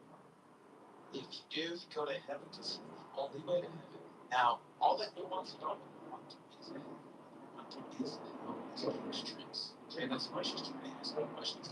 More nuance on it. More nuance on it. Tricks? More nuance on it. Yes. You said 5 seconds. I'm not doing a trick. Sweetheart, I'm not doing a trick. No. You just said you're going to, you just told me I'll never go to heaven. I asked you what's heaven. Define heaven. That's She's What is it? tricking you. She's doing her Jewish tricks on you. Just ignore her. exactly. I'm not a Jewish trick. That's a goddamn fucking. You can't go over there. Your goddamn Jewish trick. You goddamn Shabbos Oh my boy. God. Shut the fuck up. Okay, but Can I ask Abby a question? Of course, Anne. And Stop with the Jewish interference. We need to let this. Shut the fuck up. It's unhelpful. He's being You're not crucified. making He's your being goddamn crucified by the Jews. So bless oh my God, stop. then at some point, Anne, can we pivot to Michigan politics when this is over? I do have questions. Yeah, so I'm curious, I know that I've said this in the past. So do you think that there is that there is a chance that Jesus is not reject that being wholehearted that he is not God? I don't know enough about Jesus, I'm being honest with you. I've never really studied it. I mean, I think I read some of the New Testament when I went up to the Sea of Galilee. I went to Peter's house and I was curious. I wanted to learn about the character of Peter. But I'm not schooled enough in it, so I'm not able to fully answer you. Did you, whether or not he is But Jesus, the Son of I believe that there was someone who existed who was probably a rabbi, and just as we have different schools of thought, just based on how the religion is, there's so many opinions and so many different ways. And when you study Judaism, you study so many different. I mean, that's the whole basis, like of how we have our critical thinking, because there's so many different opinions and approaches to the religion. So they're clearly, to me, that I just looking at it as someone who doesn't have knowledge of the spiritualness or understanding Christianity, I believe that someone must have lived then, came from a Jewish mother, and a Jewish family that probably became a teacher and a rabbi at the time. That's as much as I know. Yeah. And And I don't but do I believe it in terms of God? In terms of God, we are taught that there's one God, and we call Hashem, because we don't say the name. Jews don't even spell it. Jews are really weird. We do. I mean, there's lots of ways. By the way, Hefe, I can spell it about 6 different ways. Because in Hebrew, there's different ways to spell it. In English, I mean, the way we transliterate it. But it makes sense in here. He's so much smarter on this than I am.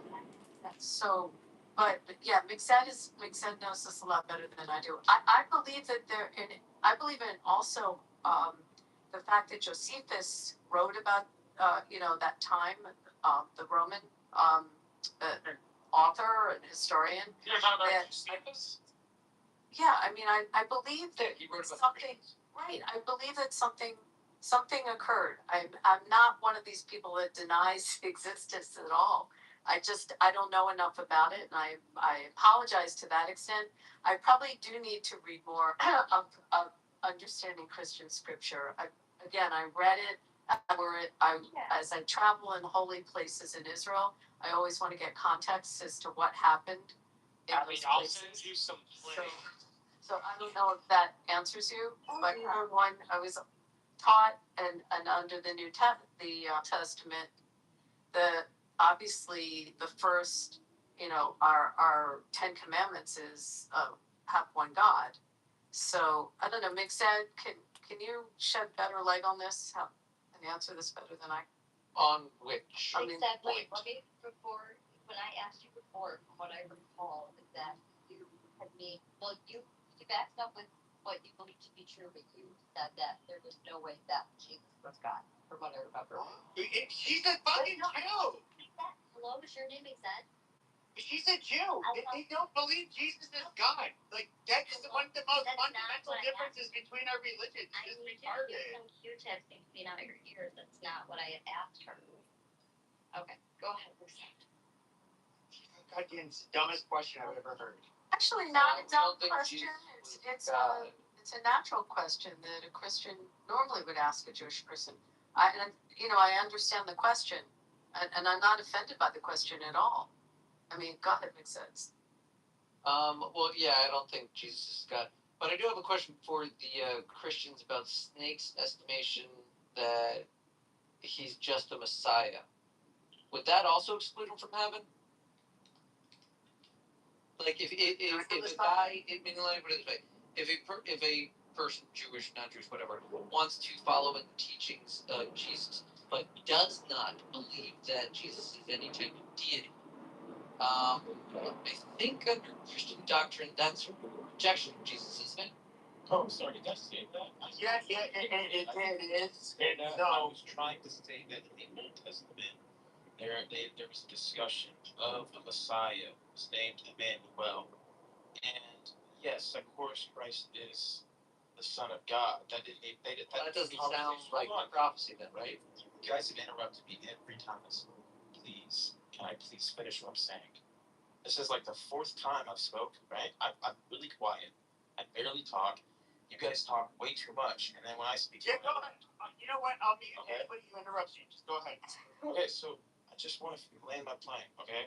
So, again, what I was saying was that in the Old Testament, there existed a Messiah that was going to be named Emmanuel, who would come and be like the King of Jews or whatever. And, all right?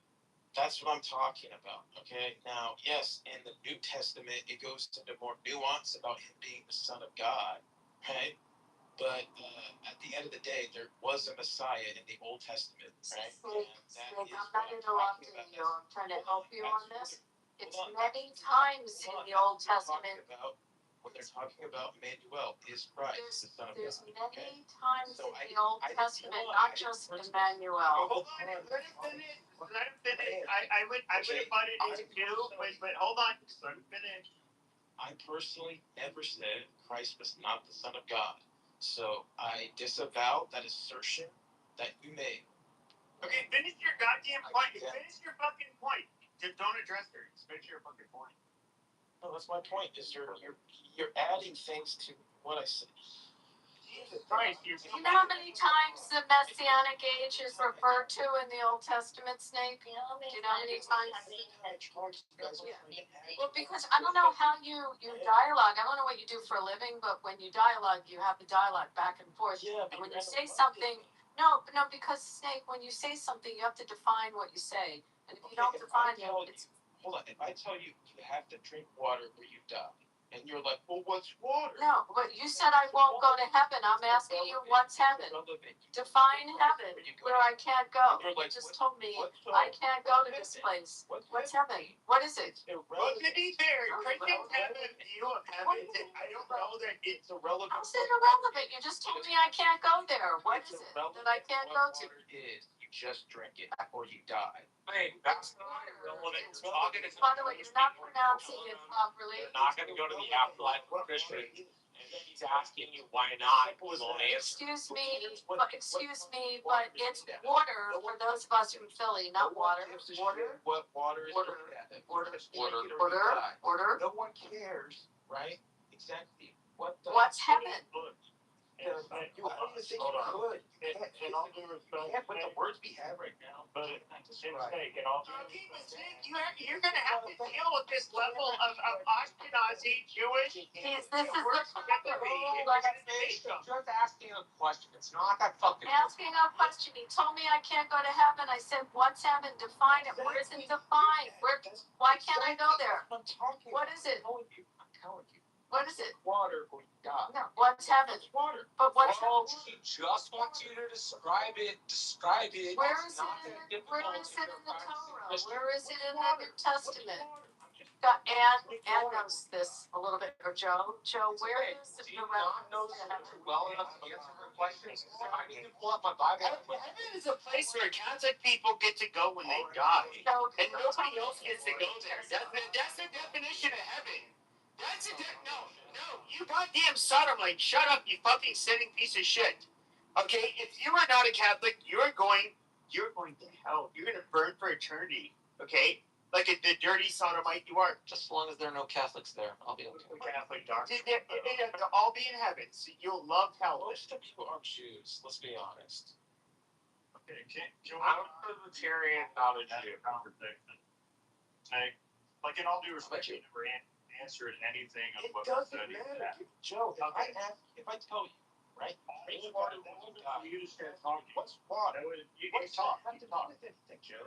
What is that? What is It's not even. I don't even. What is the water have to do So with let's anything? talk You have about to drink Catholic. it before you I die. address Catholic Explain that. doctrine with Pepe. Yeah, No, I want to address Don't Catholic you want to add doctrine. nuance to where there is no nuance? You drink the Okay, water so- before you die, and you're like, "Well, gee whiz, what is water?" It doesn't fucking matter, Joe. Okay, so Pepe, if someone commits suicide, Catholic priest will still, Bless them and give them a funeral. still gives them the funeral, and we still bury him. And it's because even Catholic priests don't believe that they can play God and determine who goes to heaven and who does not. That's why my answer to Manfinity was earlier the same as well. So my answer to McZed would be thing is that if you were to pick up and read the teachings of Jesus, believe, and what we believe is that salvation is through Jesus Christ, and the only way to know God the Father is through Jesus. However, that doesn't prevent you from reading his teachings. They're wonderful things. You should pick them up and read them, for sure. Yeah, I'm not. Yeah, I wasn't doing it. I just.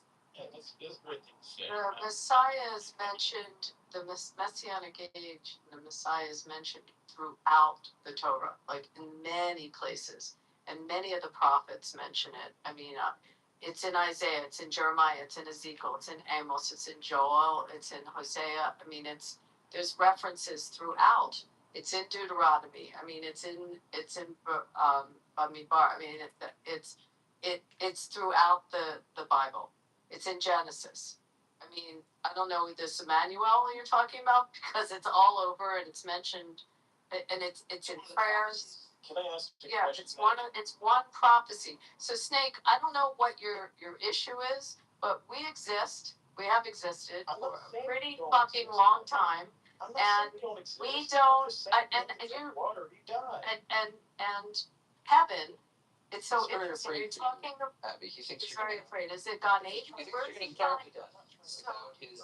Do you think I can't go to Gan Eden when I die? Do you know? Save you. So Yeah, Snake, he does. Snake. He's trying to save you, Abby. He just said it. He's trying to Guys, save you. look at You're doing that a shitty Snake. job of trying to He's doing a shitty job. fail. If you're No, I'll tell you what we do, Snake. Give me. Fail your Everybody shut up. Let Abby speak. Everybody shut up while Abby speaks. I would like a blessing so that I can win the next time I play at the slots. Will you do that for me, or tell me? Yeah, give me. That's so simple. You're going to hell, Abby. Yes, I'm You going to can't do that. However, it's an interesting thing because we believe in Gan Eden and the Garden of Eden, and we believe also what you don't know, or maybe you do know about the righteous souls, and our belief that there's a certain amount of righteous souls, and when you die, your soul goes, and Mixed is much better to explain how the righteous soul works. But your soul descends or ascends, and the souls come back to earth within other people. And we believe in this concept of righteous soul. And and what is it? The nefesh? Is that Mixed? Well, I'm yeah, it sounds butchering like you're this. referencing Gilgal Neshama. Yes. So we have beliefs about death, also different than it sounds like your belief with death, although you never really described.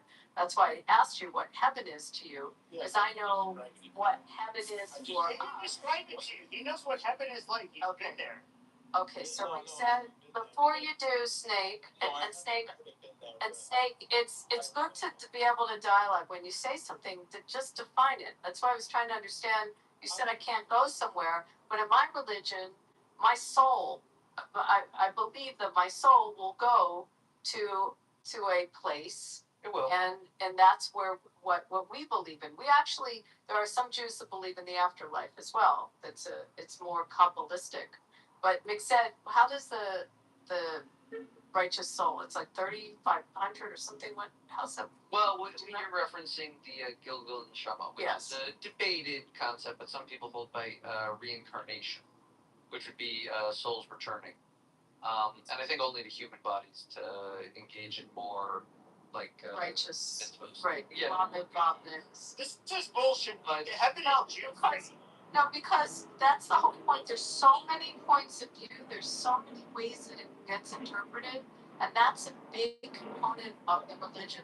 That there's just so many different interpretations of it, and discussions. And the Talmud is full of just discussions on trying to rip it apart 20 different ways. One sentence can be looked at. Books about two Jews arguing. I know all about the Talmud. Well, no. I don't know that you. I don't. A snake. Answer your question, please, Abby. I'm not done, but go ahead. You can. Okay. Yeah. I just, first of all, I'd like to go ahead and apologize. I have brain damage. Okay, so when you interrupt me, it makes me lose my train of thought. I was involved in a vehicle explosion, right? You don't care about your backstory, just go ahead. And as a result, right, I have brain damage. Okay, so if I'm talking and you interrupt me, it loses my train of thought, right? So that's why I had to repeat myself multiple times because I'm trying to land the plane, right? And you're just like, hey, you can't land here. Now, as for your question, okay, what is heaven? Heaven is the kingdom of God, okay? Now, what does it look like? I don't know. I've never been there. No Nothing. Okay. It's Super now, nice. I'd also like to say, right? I'd ask you a question because you asked me a question. Are you a Reformed Jew or are you a Orthodox Jew? Me? And the same question to you, Mr. Easy answer for me. I'm a conservative Jew. I grew up Okay, so completely you're the conservative, and I'm a what one? What did you say? Well, there's two Jews. No, There's actually many types. No, it is not. No, snake. So you don't get to tell me what I am. I hate to break the news to you. You don't get to define me or define my religion. But there's actually, in terms of the movements of modern Judaism, there's Reformed, there's Conservative, which is the Jewish Theological Seminary in New York, Right. and there is tunnels. Yeah. I guess. Excuse me, we have no tunnels at the JTS. Yes, you do. No, the Jewish Theological Seminary is conservative Judaism. Pepe, you wanna, someone wanna tell? Now you're like just going moron brain damage. Your brain damage. But defend to you his brain damage. So the conservative movement, which is a pretty large movement, is something in between Reform and Orthodox. Then there are the Orthodox. There are many levels of Orthodox. There's modern Orthodox. There's actually Conservadox. There's also something called the Reconstructionists, which is another form, and they have their own rabbinical schools and synagogues all over the world. And you have, in Orthodoxy, you have the Lubavitch, you have the Satmar. I mean, there's many different sects within Orthodoxy as well. Right. However, I practice, sweetie, I practice one of the biggest ones, which is conservative, which is we are probably to you not as observant as you see the people that are dressed in black hats or in religious garb. We don't do that. Some of our men will wear kippot, yarmulke on their heads. Some do not. Some of us keep kosher. Some of us don't keep kosher. It's a mix in conservative. Our prayer book is half in Hebrew and half in English. We pray half in Hebrew, half in English. Some people keep the Sabbath, some people don't. But I don't know what city you're in, but there's a good chance the bigger synagogues in your city are conservative ones. That was more popular. Now the Reform seems to be the bigger temples. But I don't know anything about tunnels. There's some tunnels in my synagogue. There's barely parking spots on the holidays, and no, we don't have tunnels in the conservative temples. So Okay, fair that's to enough. answer Maybe you. it's not you're right. There is a lot more than just two sides that apply. Yes, That, there's a but- lot but- more, and Yeah, and it's correct, based correct. on it's based on the universities that the rabbis come from, the seminaries. Just like in Christianity, you have seminaries, right? Where you learn to be a priest, right? Or you go to divinity school. So we have divinity schools, and there's different schools of teaching it. So in the United States, the three biggest are the Reform, the Conservative, the Orthodox, and now Reconstructionists, kind of gaining some steam. Those are the main ones. I kind of lump the conservatives with the Orthodox. So we're not even close. Yeah, I understand that. I apologize, Debbie. I probably shouldn't do that. Like, I'm probably just an asshole. So I sincerely apologize. Like, yeah. That's right. I think that's not fix it. Hello? And Big Zed is much more religious than I am. Big Zed, are you Orthodox? What are you Orthodox? Yeah, I'm Orthodox. He's Orthodox. I'm sorry, someone said something to me. I didn't hear. You said you're an asshole, and I said I'd work on that. Oh, yeah, I'm trying to, but you guys are very abusive, so, I'm doing the best I can. We're just trying to talk. Don't blame talk others about- for your shortcomings. What state are you in? Snake, where do you live? Snake, where do you live? Hold on, let's get context here. Snake, where do you live? Okay, you wanna dox me, my address is I don't. 420 Thelma Street, Broken Bow, Nebraska, 68822. I have no idea. I could care less about doxing. I just asked you what, Yeah, should be. sweetheart, I just asked you what city you're in, so I can tell you what Okay. the temple, And oh you- boy, and you have brain damage and you don't have fire? Okay. Yes, I do own a firearm, and Yes, well, good. I will, So you're in Nebraska, hold on, I will. you're in, I'm not trying to Yeah. I'm saying I don't kill anyone who breaks in my house, just letting you know. okay, but in the meantime, if you're in Nebraska, no, you won't be hurting me, don't worry, I'm not concerned about you. You're the one that wants to know my address. No, I don't wanna know your address, I asked what state, did anyone else hear me? I just said what state. No, she didn't ask what address you were I at. just asked what state so I could tell you what fucking synagogues are You around need to here. talk less and listen more so that you're responding to what people Okay, actually have. so Thank you guys, thank you guys. Okay, anyway, I was learning something from Joe and Ann, I would love to go back to what they were saying. Y'all were talking about in Judaism that there are different, in Catholic religion, there's also different orders that our priests study under, and then that ends up leading to the type of work that they do. You mean like Franciscan, Augustine, like that kind of, you're talking about that? Correct. The Benedictines, the Cistercians, the Franciscans, the Dominicans. I go to a parish that is ran by a Dominican, and there is a lot of differences depending on how they kind of. The Dominicans are slightly more conservative compared to some of the other ones, like the Jesuits. The Jesuits are the ones that we'll talk about. They're the more liberal. Are they the more liberal? I never knew that. I never Yeah, took them as liberal. Yeah, they're I was just intellectual. they're the social workers, they're the educators, the social workers.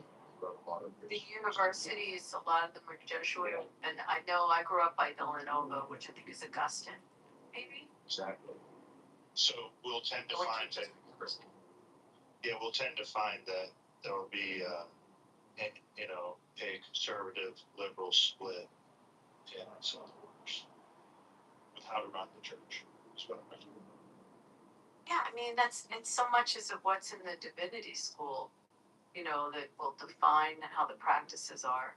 But, we, when you get certification to be a rabbi, I think, the Harvard Divinity School, I mean, do they just teach religion, or do you leave there with an actual, sort of, can you then go into a church after you leave that school? I never knew that, like, when it's affiliated with the university. When you, I don't think any of us on stage would talk. no, but I'm thinking Princeton, I think, has a divinity school too, but I don't know Harvard has a very famous one. But I don't know what you leave with, whether you can then just walk into, a congregation, or it's just the study of religion. It's a study of religion. Is it? Topics to politics. Can we move to politics, guys, please? Now that Kate Nab's here. Yeah. Right. I have something to talk to Nab. I've been wanting to say to him. So I saw today, I heard rumors of this, of a redistricting in Pennsylvania. It's going to knock out like 4 districts. Have you seen this? I can put it. Yeah, but Shapiro's the knockout. Shapiro's the knockout. So, I mean, he'll veto it. Yeah, of course. Okay, I was like really excited about it, but they don't have enough to override his veto? No. But they're going to try to go to the court, but remember, the Supreme Court of Pennsylvania. Yeah, it's liberal. Yeah, it's like 7-1 or something. But I just want to say, I think Mazzol's going to lose, so that should be good. God, I hope so. What a problem he Well, is. hold on. Right. I want to say this. Look at the crosstabs on the recent Richard Barris poll, big data poll. It's all over Shitter everywhere. Okay, you can see it. So on the recent poll, it shows the seat is actually +7 with Jewish v. his district. But I thought, or at least the narrative on Twitter, is that $32 million has been invested by pro-Israel people to take him down. And Massey has no Israel money, except he gets a ton of money from a guy named Jeff Yass. But, and all that. And, I put if you guys follow me on Shitter, you'll see that I put a thing out saying, will Alex Jones apologize? And I tagged one of my close friends, HMS Goff, is a great friend of mine, but so I always tease him, this big Alex Jones follower, and I said, will someone apologize for this gaslight that, the pro-Jews, they want all the Jewish people. There's no Jewish money going into Massey. That Naveen, there's no Jewish money going nowhere. Yeah, it's not. But in terms of Trump gave an edict. Trump gave separate from what AIPAC does, which is bipartisan stuff. But he gave an edict to us, and I personally, not a lot. I think I have to look. 1,000, 2,000 I gave to the guy running against him. I saw him present at a conference, but we all got phone calls like this was an edict, clearly to put money in that campaign. I don't know of any money going into Massey. No, but that's not getting this Jeff Yass money, but it's very little. But the point I'm making is, I'm not saying he's going to get Jewish money. All I'm saying is that the narrative is that they want the Jewish vote. If you look at the crosstabs, it looks like he's at +7 with the Jewish vote in his district, +4, +7, something like that. In his district. Well, no, but I'm just saying that's what the crosstabs are saying. Now that's because the younger people that identify as Jewish, many of them are kind of, agnostic and all that, because he's getting the young vote in his district. The problem is in his district, you're filled with old hags like Mitch McConnell and other people like that who don't want to vote for him moving forward because they support Israel, they support what the president's doing. So he's either going to get annihilated or it's going to be a very, very close election. Define the district a little bit. What? So what's there? Like what's the urban area there? Is there a school there? I think there's a school.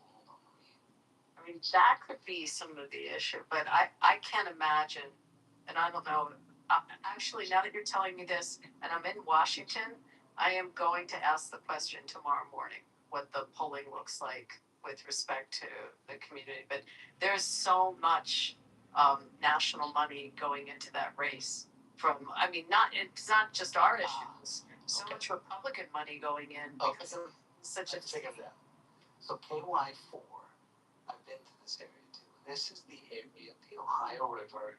It's a part of Connecticut, Cincinnati, like Covington, Florence, Newport, right? Those areas are the eastern suburbs of Louisville. It's right where, I think, like right by the Red Stadium. Okay. It's considered the richest congressional district in Kentucky and features a mix of suburban and industrial cities. So programs managed by the University of Kentucky for use. So it's Kentucky is that's why it's a big university. Well, that's University of Kentucky, so that's interesting. That and the the guy that was on the app a whole bunch, Lincoln. That's where he's based. I didn't think Massey was his congressional, but maybe I can't imagine that there's much. Well, already got rid of Cassidy, which is good. That was great. Cassidy's out. You got this guy who's going to be out. And then hopefully we get rid of Cornyn. And Cornyn's out. Then we get Paxton. And, we'll be, moving forward. I don't think Paxton wins that. You want to Can't be Paxton. Trust me, Paxton. think so? Yeah. I feel it with Paxton. How's he polling? Well, I think the polling is nearly tied. I think the problem is Cornyn has been kissing Trump's ass. And, what I understand is Stephen Miller basically called Cornyn and said, hey, Cornyn, call your good friend Thune. Tell him to pass the Save America Act. So Cornyn starts putting out these tweets. I'm all for it. We must pass it. And then behind the scenes goes, hey, wait till after the primary. Let's see what happens.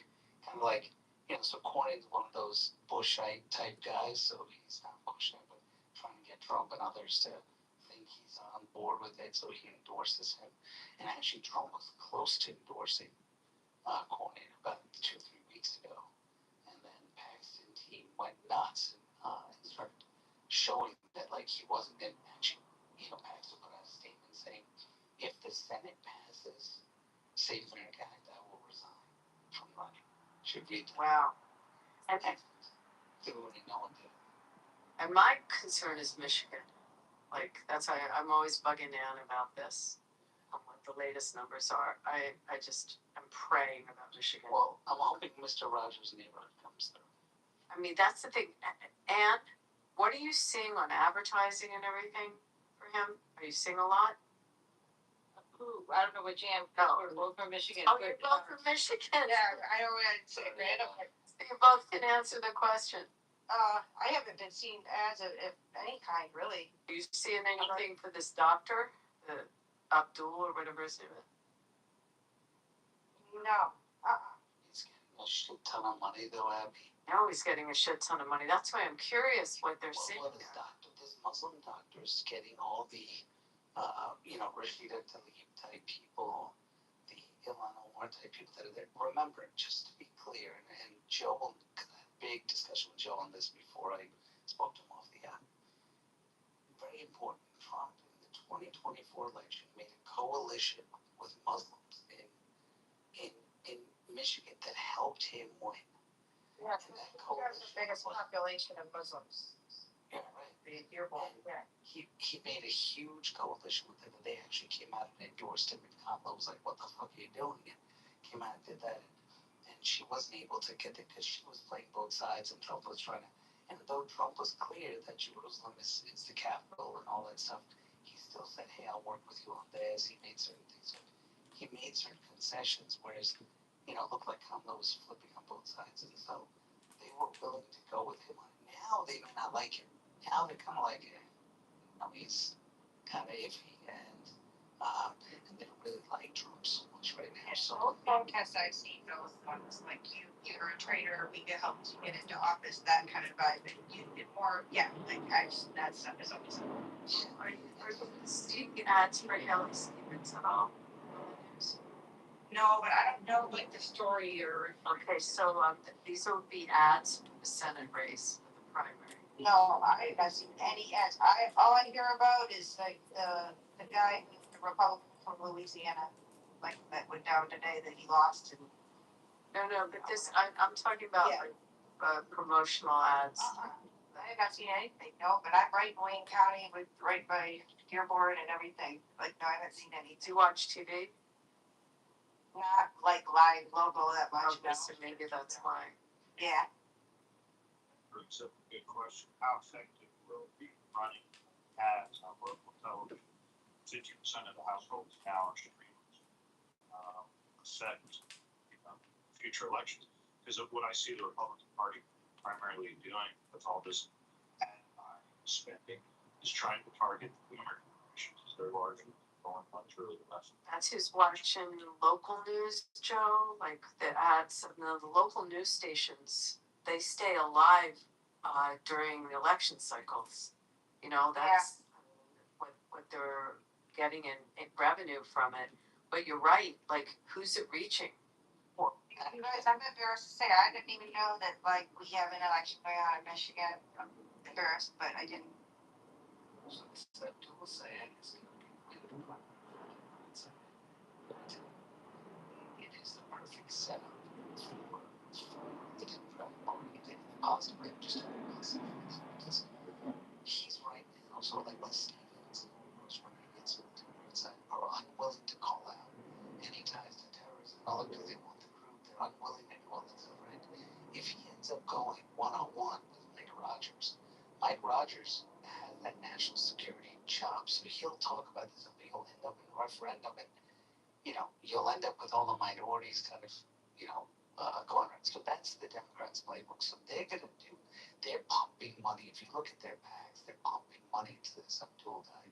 And that's mainly because Amy Klobuchar, not Amy Klobuchar, I'm sorry, what's her name? It's one of the other senators who resigned, right? That's why this opening is there. Right? He's running for governor, I guess, right? Which one? For the Michigan senator. Oh, Right. the The incumbent's not running. The incumbent's not running. Oh, you mean on this seat? Yeah. Yeah, Slotkin, right? She's running for governor, I think. No. Right. Slotkin just won Senate. So, it's Gary Peters then? And the other. I don't know. No. And And with the red hat. And we had all these questions. All right, start with what you have, Naveen, and then I'll answer. Yeah, okay, so Gary Peters, I just looked it up.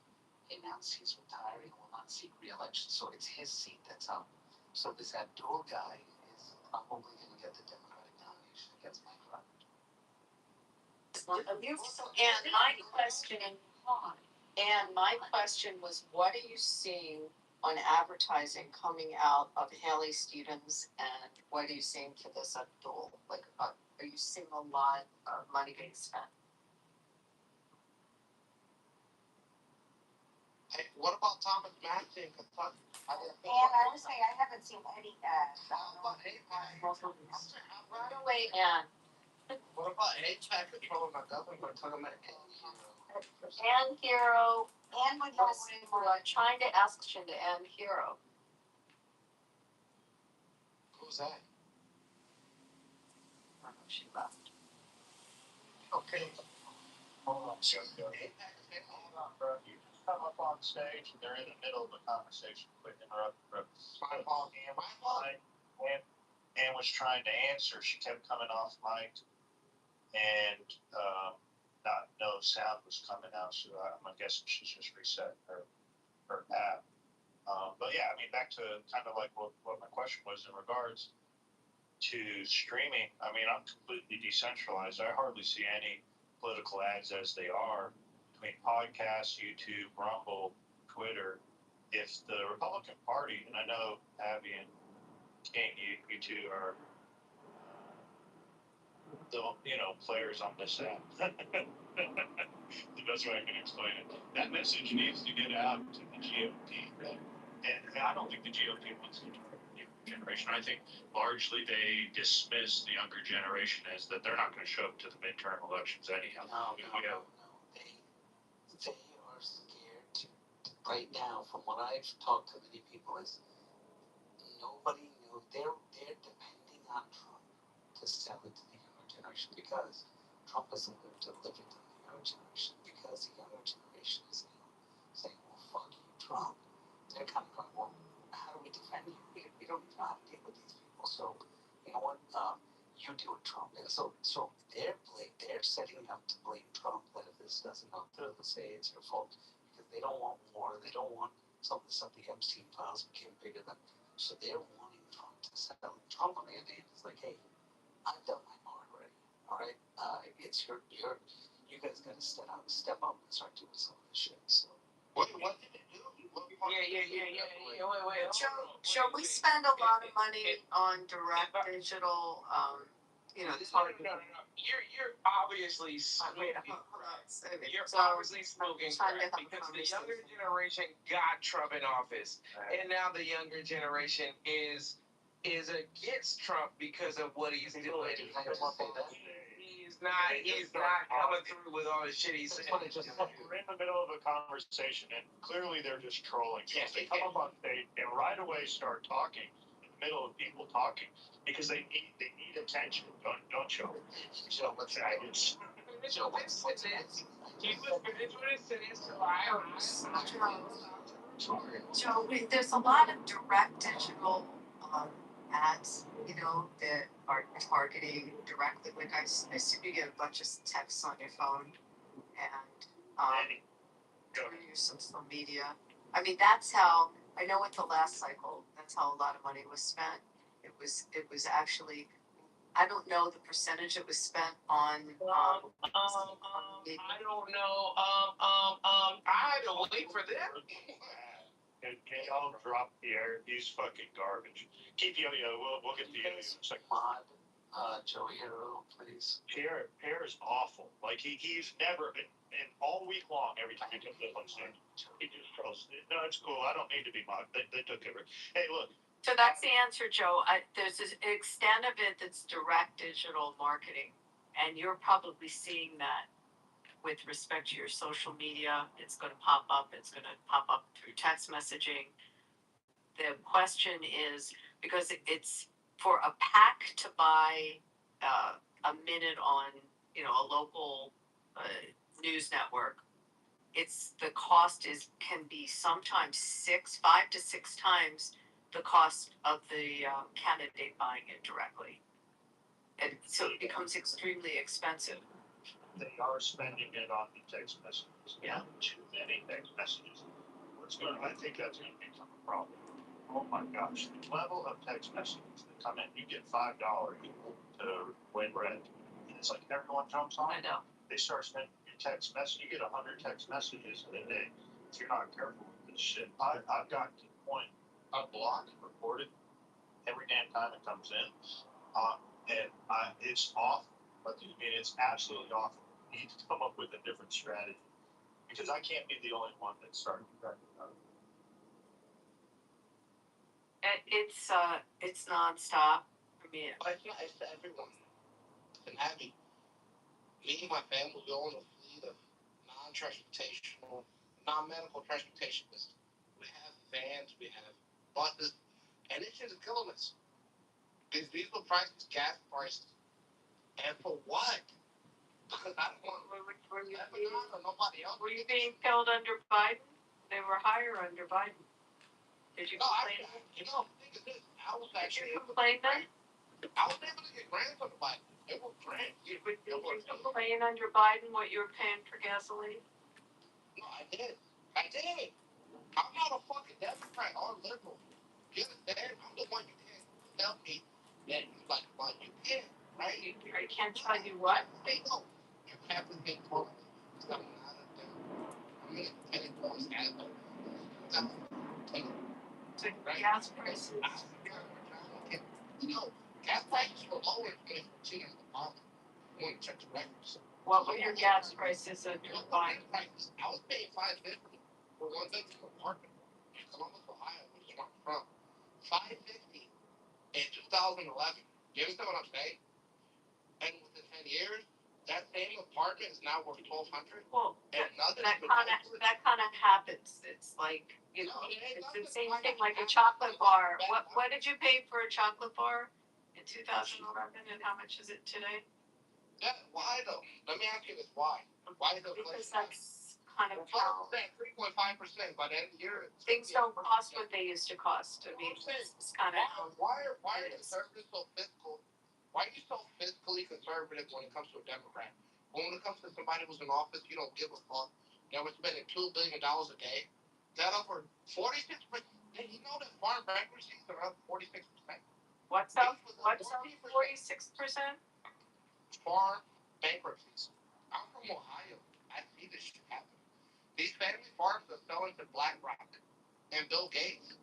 Do you want these motherfuckers to own your fucking food and make it? Where's BlackRock buying farms? Where's BlackRock building buying farms? Where is BlackRock?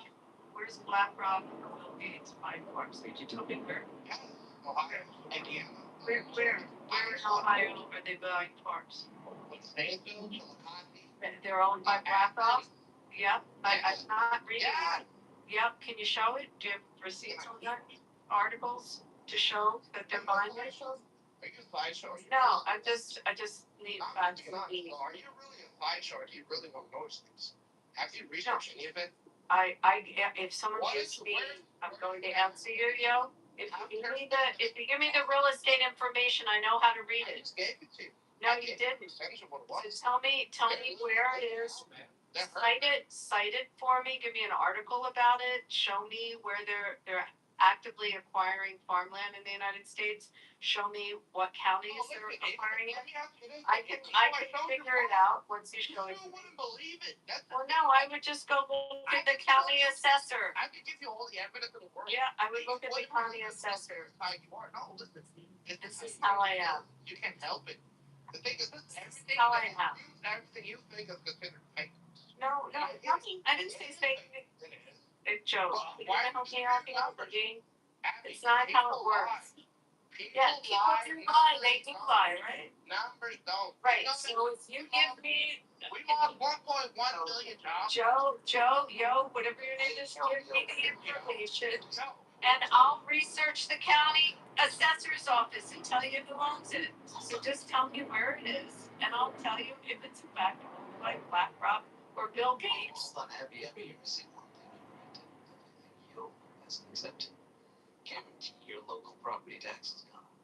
Local property tax has nothing to do with it. They always go up. They always fucking go up. What? So I have gas prices, right? $800 has nothing to do with Trump. No. So the gas prices. Diesel is at $9. Hold on. Diesel is $9 a gallon. Can I finish? Okay. Thank you. So just to be clear, if you actually did any research, you'd know. Federal gas tax is 35 cents. Okay. The states charge anywhere from $80 to $1, okay, per gallon on your gas. That's the gas tax that your states are charging. And my state is ran by Republicans, so whose tax? So which state are you in? Whose tax me? What state are you in? I'm in Ohio. Why is he not being removed when he's interrupting someone? And I only get removed because I'm black. Y'all racist. That's your black. What the fuck? What am I? Translucent? Get the fuck out of here. Because that makes sense, bro. The thing is this, though. So Ohio only charges, Ohio's one of the cheapest. Ohio charges 38 cents for gas per gallon. Okay. Federal is about 35. So you're actually, you're pretty good from Ohio perspective with gas. If you look at California and you look at other places, it's much higher now. If you go in Ohio and you look at the average gas rate, so if you look right now, I can just look it up right now. Why you look that up? Okay, said to me, should it be dismissed? Gas prices are a major issue for It hurts. It hurts a lot of us who are in the industry, who are in the trucking, or in the industry. You have to drive for the heat. That's what hurts. I don't give a fuck what's happening in Lebanon. I don't give a fuck what's happening in Cuba. I don't give a fuck what's happening in Greenland or Venezuela. I care about what's happening here.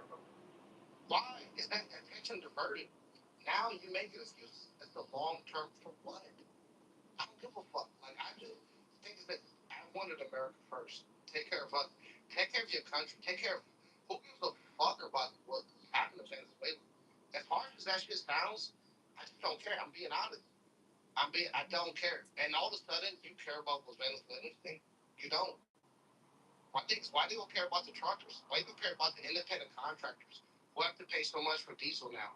The independent fishermen who have to pay for so much for diesel to catch these fish now. That may be all being bought out by BlackRock. Can I? Shady Bankers company is back. Yo. We have debated. Yo, do you China know? has bought Yo, more land. yo, yo, Why is China buying so much military base? yo, it's Why a is national. China buying They're so much not. land? They're not. There's It's oh a Jesus. fact.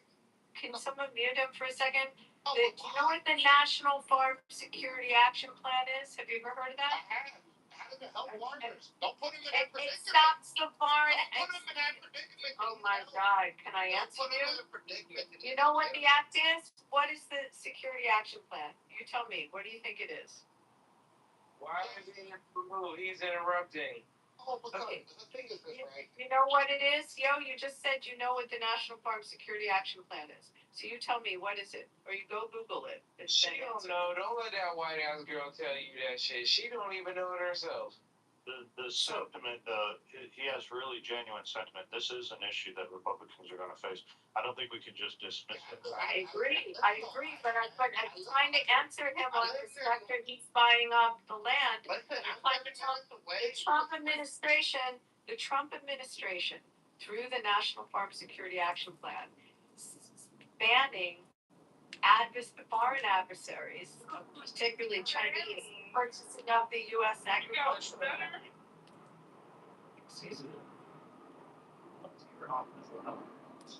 The initiative is focusing on reclaiming existing foreign-owned land and tightening up so that it's America first and the purchasers of the land.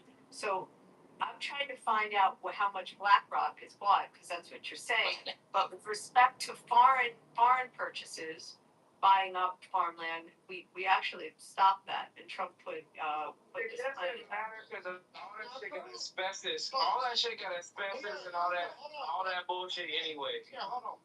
Okay.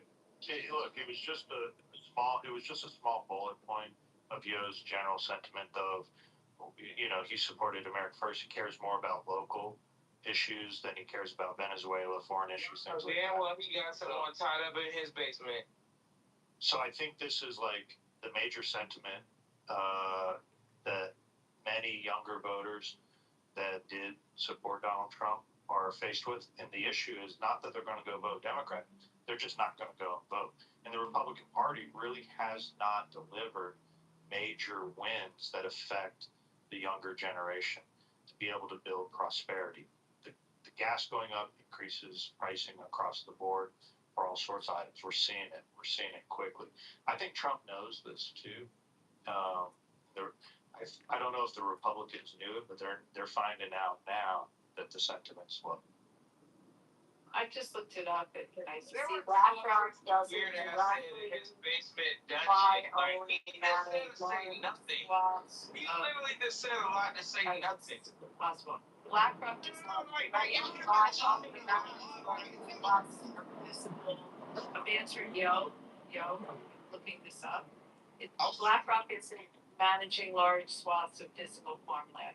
The asset manager historically had launched agricultural focused investment funds. Its modern strategy generally focuses on broad market investments and indirect financial exposure to the agricultural sector. So they're not buying up. So meaning agribusiness. I'm answering you. I didn't look up Bill Gates yet, but I looked up BlackRock for you. Well, I mean, Thank God, Abby's back. Abby, my phone died. Okay. Abby, And I've been trying to get an answer. Thank God you're back. Okay, Ann, Yes, ma'am. what do you see? Can we go back to Michigan now, guys? What are you seeing in advertising for Haley Stevens and this Abdul guy? Are you seeing a lot of billboards? Are you seeing commercials? Absolutely, yes. Public enemies, Perry Johnson, like it was too much. Perry Johnson, like so much like man, Abdul is not like they subscribe to our stuff. but nothing valid. But John Knight, is running in for John Jane right now. The polls are like neck and neck. So it looks like. What about Kelly Stevens? Are you seeing ads and stuff? Nothing. Really? Okay, so a lot of money that went into her campaign. So that's. And then Mike Rogers, I don't know what the name is talking about. Mike Rogers, it's like it's like neck and neck. It's like 43, 46% or something like that with the Democrat. No, with the Democrat, a normal Democrat it is, but the Democrats are banking on is that blue guy winning and using the Muslim vote, and to try to talk about how Republicans are killing Muslims and look at what Trump is doing with Iran and trying to get the vote that way. And I could, well, I'm sure, but like I would say that Mike Rogers is bullshit. Like that is like a not even a question. Like I bet my body now about him. Absolutely. Like absolutely a duel will not end. So besides Dearborn, I mean everyone else would be voting for Mike Rogers. Like Dearborn is a very small population compared to the rest of Michigan. And the others, like as far as Wayne County and stuff, they like I'll be honest, the majority of the people in Detroit, they usually don't vote in the midterm.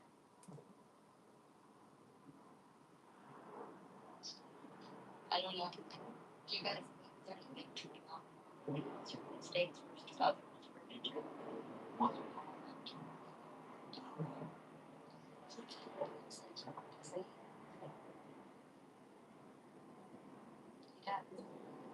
So you're gonna have a lot of the rural and the Grand Rapids people come out. I mean, Well, the Grand Rapids folks are Gretchen Whitmer's folks. Some Okay. Gretchen Whitmer is probably Stevens, right? Where's she's dealing with a whole bunch of other stuff with that allegation of one of her friends. And it's so I'm gonna have to see. She doesn't really. Yeah, that's kind of what's going on right now. Is the indictments on one of her closest friends with laundering money. So I haven't heard her say anything about like. I just know that she's gonna be running for something. She talks about that. But I don't know. And I know that Trump speaks very highly of Mike Rogers, and I know that he has pretty much endorsed him, but not endorsed him. has Slotkin made a comment at all on this race, on Stevens or on this doctor? No, but she's pretty close to I don't the doctor. know. They want the doctor to win. Wait, what'd you say? So Stevens is somebody who's very close to a lot of them, but people want the doctor to win because they think you can pull off another Mondani. Plus, you have the Iran war, you have the young people that don't want war, all that stuff that this guy can inspire. That's a little. Well, I wonder where he's going, like in campaigning. I'm gonna have to look up his events and see where, what his target places are because, well, obviously where I live is red. So, I mean, John James, he doesn't even come here because it's like kind of a given. But I wonder where he's targeting. I have to look up right now. Where he's going. So honestly, they're not doing a good job of besides Perry Johnson, like spamming. They're not really.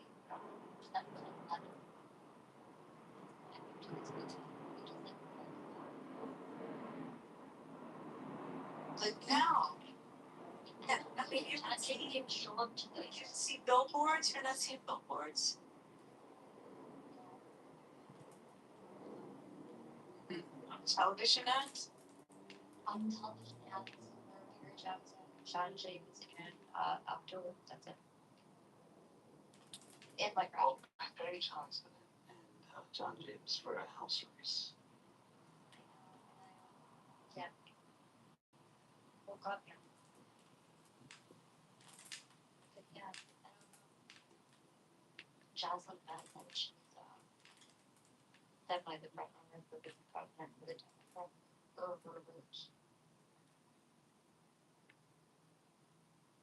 What do you know about Nesbitt? Maybe for Ellie. What do you know about Nesbitt? I'm gonna look it up.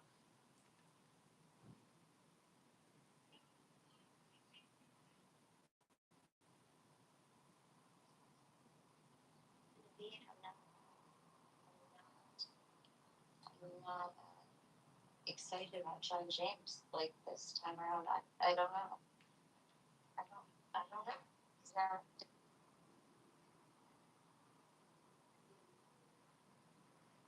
I don't know. He's the only Republican veteran short to the debate. Well, he's running for re-election for the House, so. She's running for governor, John James.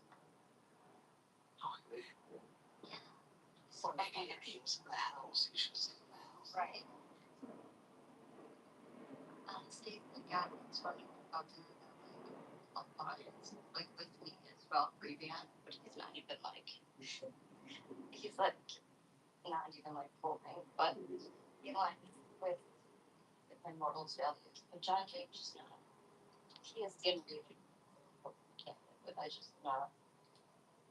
I might not even vote for him. I might not even vote. You need to vote. I know, but Betsy DeVos is his like I don't know. Money talks, and I have always supported him. I mean, I sat next to him at the Trump rally, and I've always supported him. This time around, he's like seeing like he is, yeah, like he works for Betsy DeVos. That's what it seems like to me, and I just don't like that. Works for who? The DeVos family, Betsy DeVos. It's not the Amway family. Kind of, yeah.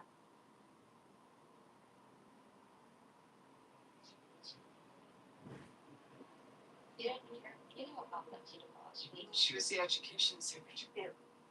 The what? Education secretary in the first term.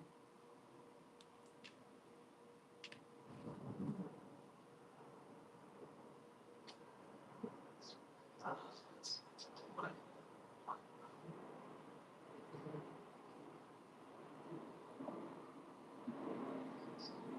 No, I think we should do your politics. I got it. How dare you? I got my answer. Thank you. Okay, so today on Sunday morning, Fox News, Attorney General Todd Blanche was interviewed, and he discusses that there is tons of evidence that the 2020 election was rigged. American people will learn about what we uncovered. Those were his statements. I warned about this at the beginning of last week, saying that it's going to come out. Curious what information it will be. Hopefully, it's not a nothing burger. Let me tell you what, this better be what helps the Republicans get some enthusiasm. Exactly, Joe. Go ahead, man. I was just gonna say, they better hope that it is a nothing burger, the other group, because this could just rearrange the deck forever. I don't even know, Yeah, I mean, When is Schiff gonna be in handcuffs? what we talked about a month or two ago about, because I go back all the way to the very first time that when the Epstein messaging rolled out. Do you remember last year? This was last summer, and I came to you, and we were in a very small room. It was just me and you, I think, and maybe a couple others. And I was like, Matt, this isn't good. The messaging's off right now. Remember that conversation? Of course, we had a very good conversation about we needed to change the direction with various things. Like I've been waving the flag on some of the messaging and things like that. Well, a month or two ago, me and Matt talked, and he asked me, what do you think needs to happen? I said, bro, they need to just start arresting people. care about convictions, there needs to be, I mean, they need to pile it on. And there, you got to I know it's awful, but damn, Trump's been painted into the corner. It's like it or not, it's polling wise, it's not a popular award. Okay. And the price of the gas tank, younger people aren't liking it. The non-Fox News viewing demographic does not like what's going on. The enthusiasm wise, and look, I'm just saying, the only thing that's going to be able to turn this enthusiasm around is if they really do have a treasure trove, and knowing the Republicans, now that they're in power, will they be able to release it without having all of the October surprise or whatever? Will they be able to release it without all of the censorship? Because that's what we dealt with in 2020. We had it lined up. We would have been able to put a stake in their heart with the Hunter Biden stuff. Because how could you explain 80 million people voting and the Hunter Biden stuff not getting suppressed? Well, I was going to mention, you bring up a good point, because this time around we own X. We didn't have that the last time around. So we have some other videos we go through to like decimate, disseminate the message, the results that they come up with that happens. So there's no way they can point things metadata, mess around with how we get the actual evidence out there in front of people. So I think we have that working for us this time around. What do you think? I hope. I'm thinking that the Republicans, they held on to that stuff up until October. I don't think we can on to any October surprise. We need to have a June, a July, August, September, October surprise. We need to have each month, if we can get it bi-weekly, issues coming out framing the Democrats and their corruption, because that may be the only argument that is able to get enough people enthusiastic to go back to the polls and vote for the Republican.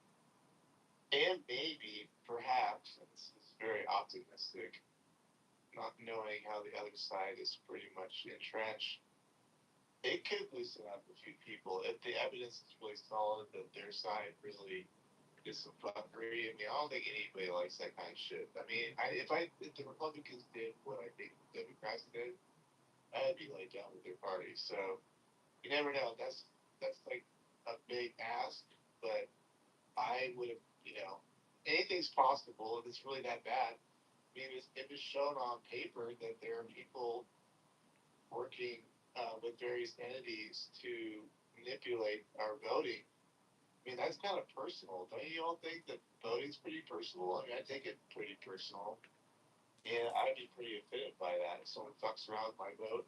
What do y'all think?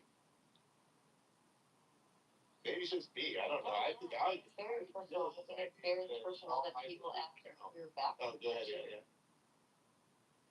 Yeah, no, I think it's personal, and I think it's weird that people were asking us if we were vaccinated or not. That's personal. Yeah, I don't. That's the other thing. I think this opens up a Pandora's box of, if this can hold true somewhat on the federal level, I think we go down deeper and go to the state level and start really just prying apart things. Go to Georgia, go to California, go to all these places that are so suspect. I think it can kind of like really into it. Yeah. And I mean, all I can do is, so I, took the classes and certified to be, a poll worker, and stuff like that, so it's really involved in our elections, but it doesn't seem like how Joe was saying, it doesn't seem like the enthusiasm is there. At least in my state, I can say that. I think it'll pick up, and I do agree with Joe. I think we can't do this whole, all that bullshit. I think we just need to push them out day by day, and then maybe build up. now, yeah. It's like, but we just need something that's constantly always out there, like in the cycle, just hammering away at them. But they went out, they smeared Trump. Why can't we just smear the Democrat Party from here on out? You know? I think that Spencer Pratt has the most enthusiasm out of everyone. Yeah. No, Seriously, that's California, man. Like, yeah, and he is honestly. Exactly. Oh my gosh, that Joe Rogan interview was so great. He's done so many, but like Spencer Pratt is the enthusiasm and like he's speaking from his heart. Everything he's speaking, you can tell is like from his heart. Right. You He's know? not holding back. Yeah. No, he's not. No, I'm with you on that. I think Like he just only cares because of his house. It's like, well, you know, sometimes when things hit home, that's when people start caring about something, and you know, it drives them to do something bigger and better. The only thing the Republicans might have going for them at this federal level is narrowing down the House to about 5 races. I think that's what it's going to take. It's going to take about 5 or 6 races they'll have to win. They'll be able to hold. They're going to be able to get redistricting up to about 211 to 213. So it could be 5 to 7. Then in the Senate, they have to hold what they got. We can live with we can live with losing a couple races that we should have won, but if we hold what we got, well, I think we'll end up at 5th. So we'll at least have a tiebreaker. So I mean, this thing could be thin as ice. But I wanted to read.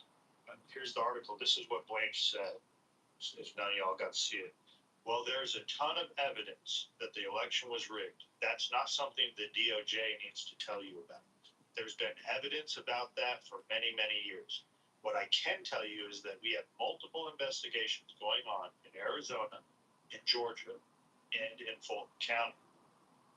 And that's exactly what we're looking at. By the way, this is very difficult because they're very good. They're hiding what they're doing. And so that's why we're very focused on finding out whether the right people voted, whether people who were supposed to vote voted, whether there was one vote cast per voter, and that's what we're doing in multiple states. And I expect, and again, people, you will say to me, how long is it taking? Why is it taking so long? The reality of the answer to that is because it takes a lot of work to uncover what happened in 2020. It takes a lot of good old-fashioned law enforcement, police work, which is what we're doing. We have great prosecutors working on it as well, and I expect that. And I assure the American people that as soon as we have something to say for it, whether it's charges, whether it's a report, whether it's the results of an investigation, the American people will learn about what we've covered. Here's the issue. If these people under-deliver on this, man, I tell you what, like, it's not going to go over well with the younger voting.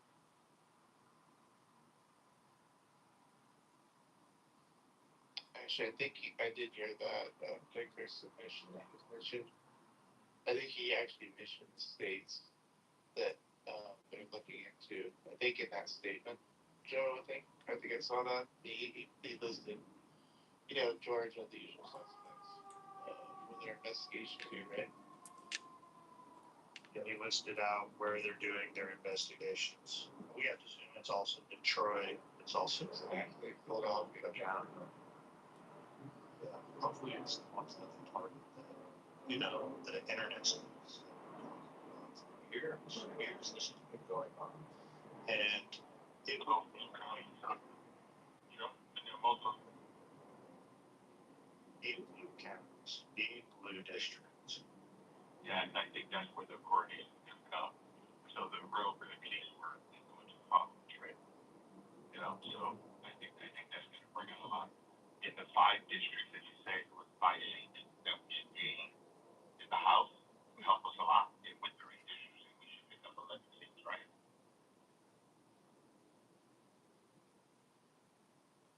11 seats, and we're like total, all in? Yeah. Yeah. I think we're gonna pick up 11. I think it's between 6 and 11, maybe I heard. Yeah. Yeah, I think it's between 6 and 11 that we'll pick up. So Mike Johnson will retain, and to get Trump for another 2 years will actually level out the playing field. What? Then, What I think? Oh, I'm sorry. I didn't go.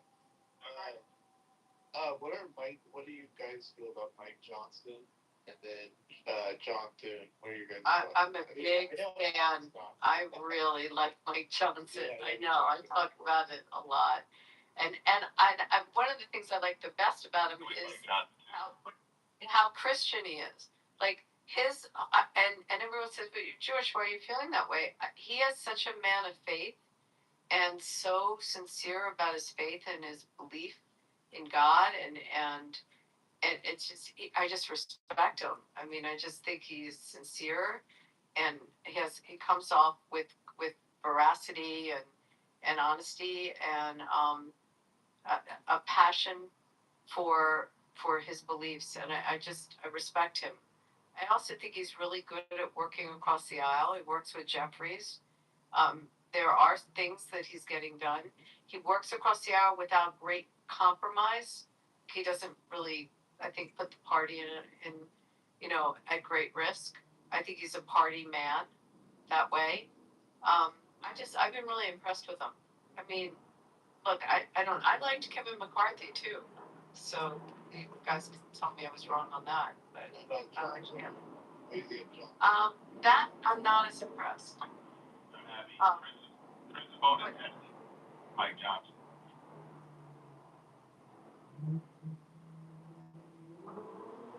I don't mind Mike Johnson.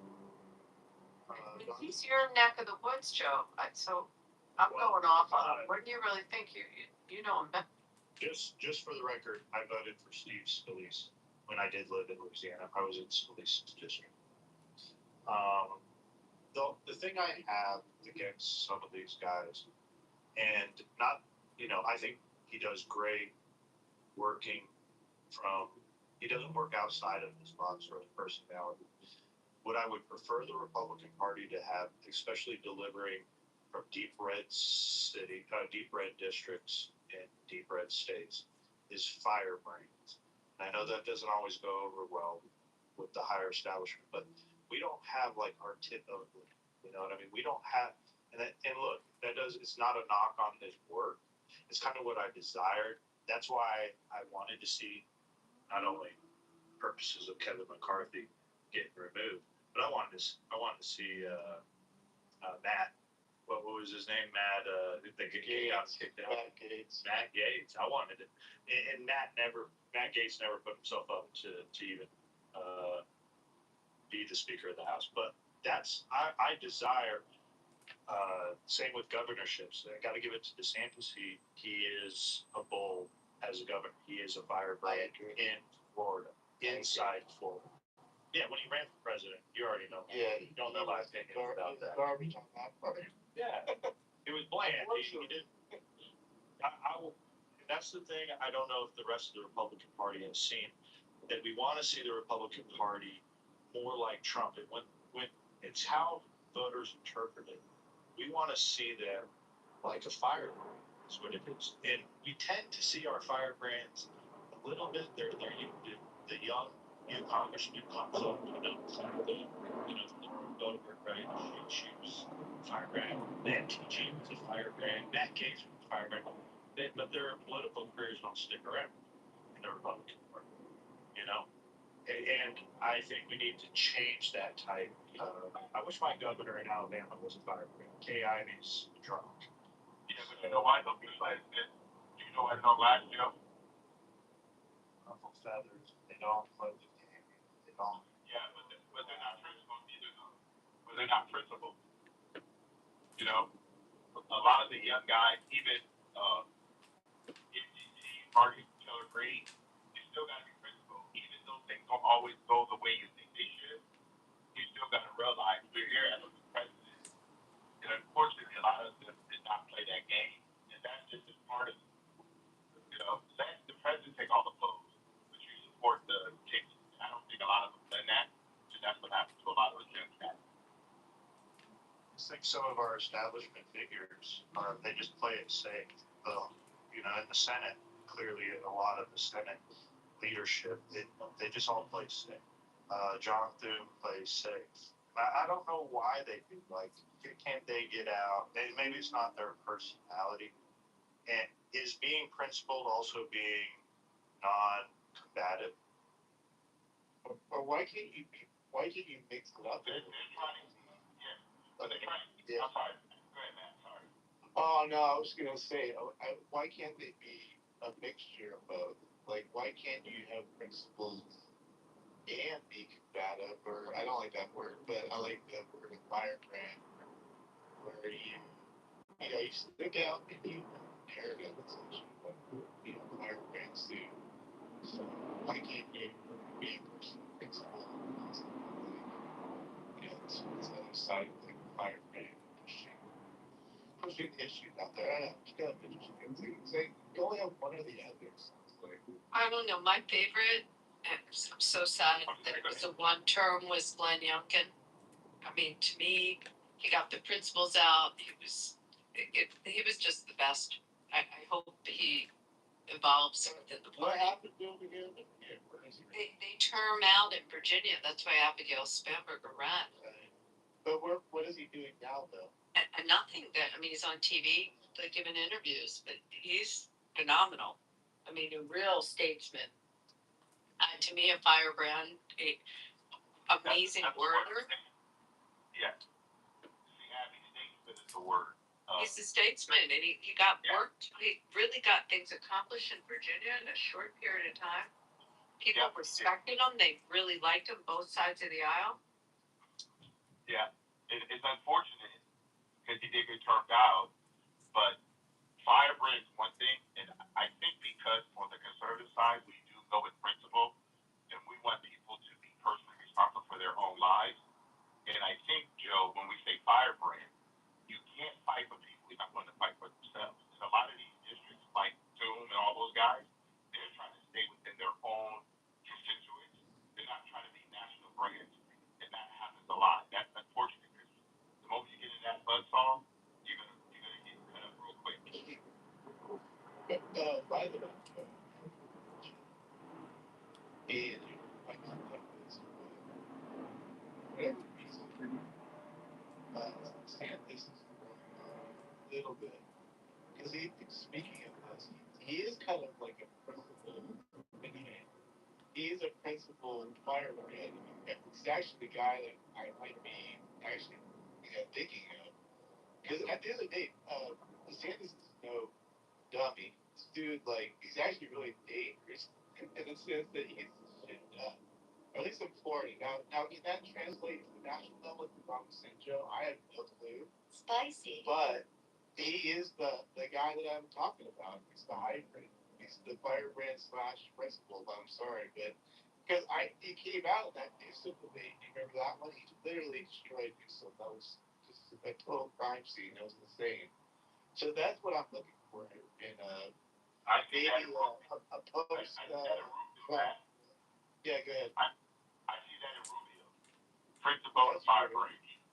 He can push back a lot, man, because when he comes across, he can clearly articulate the point, and at the same time, you can feel them coming through his speeches. That's actually I will always support Rubio.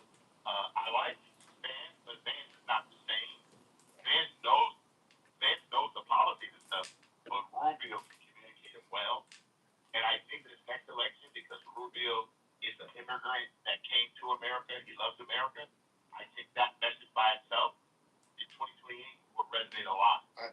I agree with you. I actually think Rubio will make J.D. Vance better in this next battle.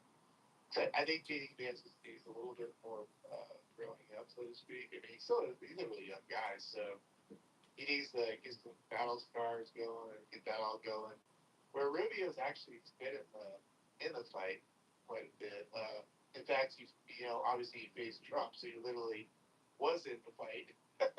So J.D. Vance has never faced Trump. So I respect people that tell they can face Trump on the stage. I mean, that was like one for the ages, and that's a true battle right there. Trust me, against Trump.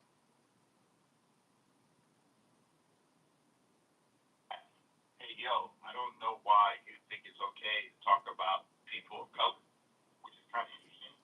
You don't get to choose how people vote or decide to vote, no matter what ethnic group they are. So by you actually making the comments that you're making, I hear you. You're the one who actually is showing who you are, not who other people are. So it's kind of interesting.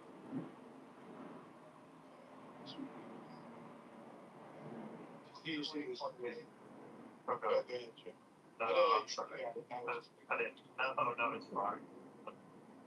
No, just wait, this guy, he came up saying that he was nonpartisan, right? The independent playing that whole holy role. It turns out he's a flaming TDS faggot. Sorry for the language. You gotta call him what he is, you know. No, he definitely is a leftist. Like I said before, Matt, people will display who they actually are by just watching how they speak. You know, he has no clue. He has no clue that me voting values and me voting principles has nothing to do with him talking the way. I know smart people, so you're so smart that you can tell other people how they should vote, right? We don't need to block them. Let him come in and spill his noise. Hey guys, you can tell who's conservative, who's not conservative. Reagan's doctrine, you never criticize another conservative. So automatically, he's not even part of anything that we're talking about. So it's okay. No, definitely with you. I never block anybody. In fact, I love to make one good point against Trump just to have some spice in the room.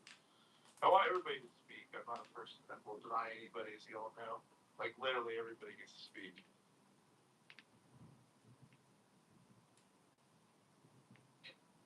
Yeah.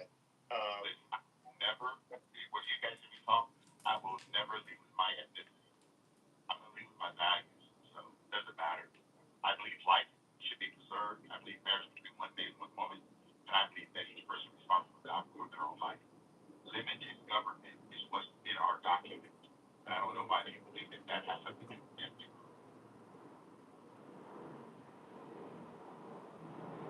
Actually, 28. I just think it's wrong.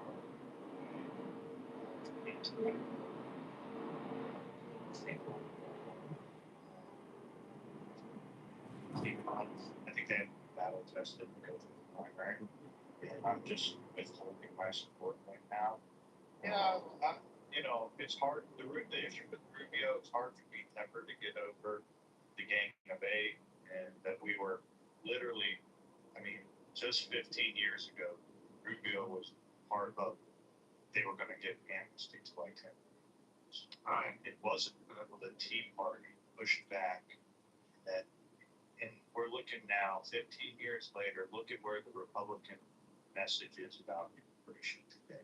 And to act like people don't have, and you can't do, people say, you can't do anything, your vote doesn't matter. I've been talking about this issue for 15 years. I've been to rallies, I've been to events, I've been to all sorts of different issues over the years. I have been to GOP events where I got to talk to party leaders at the Southern Republican Leadership Conference a few times. I have messaged this to my representatives about how important the immigration issue is to me. It's always been my number one for many years. Look at where the message is today. Just to see the accomplishment that we were able to elect a president that, it's better now than it was. He hasn't delivered on, full deportation, and that's what I still want. I do think I think we need to continue with if you support it, we need to continue with this message. We're not done yet with immigration, but don't ever think that our voice doesn't matter. I've witnessed it, because that idea of stopping illegal immigration, that was not coming from any party elites or principled politicians or politicians that play it safe and to save their Washington career. I'm just going to tell you that none of them said that. I agree with that. No, I was quite wrong. Thinking this thought experiment is kind of fun. I always require me doing that every couple of weeks to try to figure out where we are, who we like. And but yeah, we're still far out on making those kinds of decisions. We don't really keep playing that. What do you have a dark horse? Joke. I'm trying to think like somebody not in the sphere of stuff that we're seeing right now in the media or any kind of like I don't know kind of position. I'm just trying to think like who do we have out there that you think would be like reasonable, you know? Or anybody, but I mean, we've been living in the world of Trump for so long. I haven't supported another candidate for president since Rand Paul dropped out of the 2016 primary. is that weird? Think about it. I don't know. That's 10 years ago. Holy crap. When Trump took the, and I would, so when it came around to Louisiana, by that time, Trump had already, we all knew Trump was going to win by that time, the way the math was working out. He hadn't been declared it yet, but we knew he only needed a certain amount because Louisiana's further out sooner, which will be interesting. It's been many years since my primary vote mattered. But to see it play out this next time around will be interesting. I don't really have a dark horse candidate right now. I guess when Trump, I was still kind of out on Trump till he came down, till he was at the convention. So give me a chance. Remember this speech? What do you have to lose? That's exactly what do you have to lose?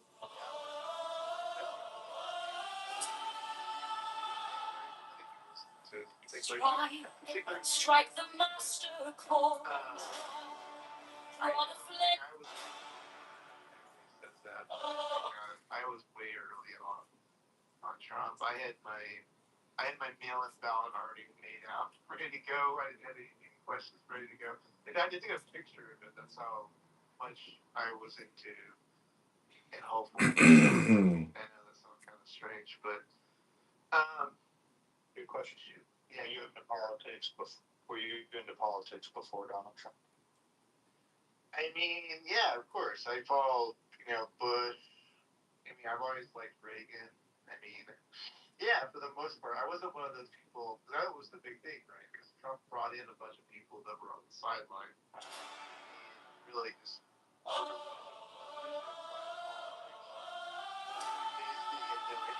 Right? That's what Trump was trying to draw those people in. So,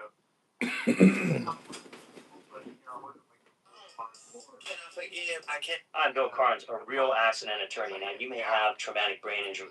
So Trump is going to it's going to be known for that, at least, bringing in a bunch of people to the fold. Now, the question is, I think you've said before, give me all those people. I don't know if we're going to lose them based on various things that didn't happen possibly here, but following a car crash. We know for a fact that there's a good percentage. Oh my God! Fucking Jesus! That little niche. Jesus! Stuff, moderates, What the stuff fuck like that. is wrong with you? I don't know. See what happens. What the fuck is wrong with you? That year, you've only got 13 bombs to the board. Yeah, but the reason for that is because we've made a completed payment on the house. We've been here 20 years now, and of course, when we came years ago, one only had to put down £25 a week. What a beautiful day. I'd never seen it. Isn't it? It's so amazing. How does it feel to have blood of 500,000 children on your hands? I'm not ready to think about who I want to support. What a beautiful day. It's like this appears to be Dr. Frankenstein coming back from the dead, back from the 1800s. So what's happening is Sam Altman opening up. Of like, oh man, let's go back to the world. Trump, and I think the Republican Party, the reason I'm bringing this up, they're going to go through this. What is life like after Donald Trump? And that's going to start after the 2026. Yeah, that's strange to think about. You think about that. God! How did it all go? Good looks. I don't know. After obtaining the original compound V, my superpowers increased exponentially. I finally made my move against Soldier Boy. To show my gratitude for the compound V he gave me, I had an entire amusement park prepared for him, with a parade float. Because like he wants to be in the spotlight at the end of the day, but The hangman, key words, congealed, end of a situation or relationship which is stuck, letting go, give.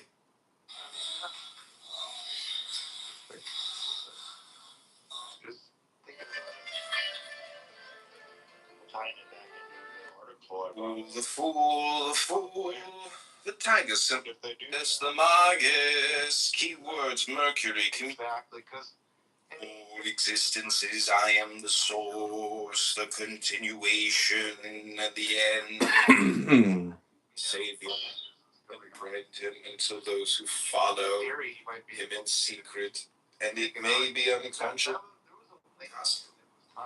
Thus let thy star of profit of thy vehicle, assimilating it and sustaining it so that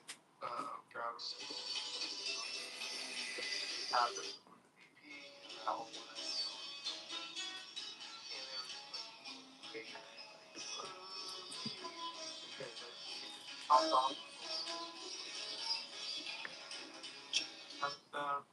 don't know. Anything's possible. I don't know. And if there's anybody gonna do it, or at least try, it's gonna be Trump. That we need to know.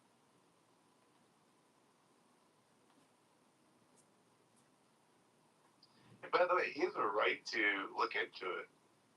I'm not entirely sure why people don't think. I know Marshall would flip out. BM would flip out. They always flip out about this shit. Jesus, what the fuck is wrong with you? Go ahead. Just asking for context. Sorry, my bad. I wasn't paying attention. What the fuck is wrong with you? His mind in the chat. What the fuck was he saying on stage? What the fuck is wrong with you? I think he's spamming the chat with like a bunch of, I don't know, racist comments about black people and white people and Jewish people. It's kind of. I think the snake is expired. Is welcome here. I think I'll look it over a little bit here. I'll answer this question. He literally came up. He told 2 Jews that they were not going to heaven because they don't believe in Jesus Christ. 3 times he said. That's literally what we heard. I'm not joking. Okay. Was there anything else other than that? He came out and said that he has brain damage. Oh, okay. Oh, that might make a little sense here. Yeah.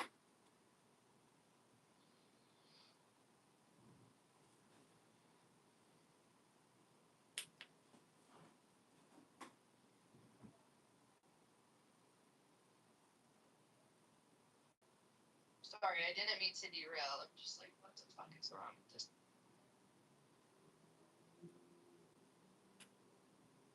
What you think, Coco? Trump running for a 3rd term?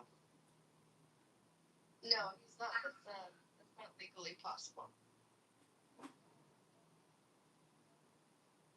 Think the 2020 election was stolen?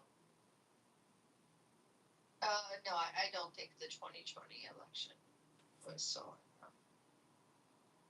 If evidence was the contrary of that, would you consider it? If evidence was provided, yeah, I would consider it, but then I would also consider that this election was stolen as well. Could you tell us how you come to that? How would you determine the coming up 2026 elections? The 2026. No, I'm talking about when Trump was inaugurated, like this past time. Not. Yeah. Because if 2020, if there was proof provided that 2020 was a stolen election, how would, why would I not question, okay, how, now they're fucking with us for real. So, yeah, I think the most reasonable question after that would be, well, did they also steal this one, And how many others have been stolen?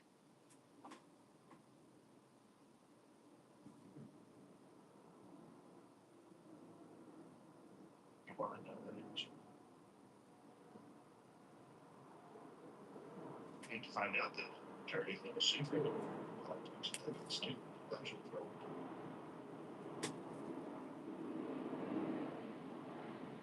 The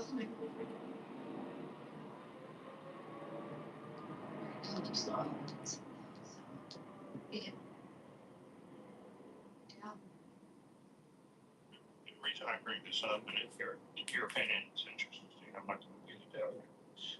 The Attorney General Todd Blanche was on the morning shows today, being interviewed. This is the stuff that he said was that they have evidence about 2020 election, so on and so forth. So we'll see. Are Trump supporters getting set up, or is this just red meat? Is this just to get the Republican base enthusiastic, thinking there's going to be something to this, or do they actually have the evidence? Farley was able to remove fucking Snake. I don't know what the hell the South is doing. Fucking crazy shit. Sir. Yeah, so you're talking about what Todd Blanche said, right, Joe? Bringing Coco up, I don't know if that's what we were talking about before she did. I guess we gotta entertain Yo, right? I mean, he's been wanting attention this whole time. Yo, I got a question. Before you start, Yo. Hold on. Before you start, Yo, I got a question. Could you just tell us? What was the driving policy or idea that Kamala Harris, not Trump, try and answer this question without saying Donald Trump. What made you enthusiastic to support Kamala Harris in the 2024 election? Without saying the name Donald. Well, see, this is your problem. And this is the majority of your problem. You think that if we don't like Trump, somehow we like Kamala? And somehow we're bleeding our liberals? What is wrong with you? Why do you assume this shit? I am not. I didn't vote for Kamala. I didn't vote for Joe last time I did vote.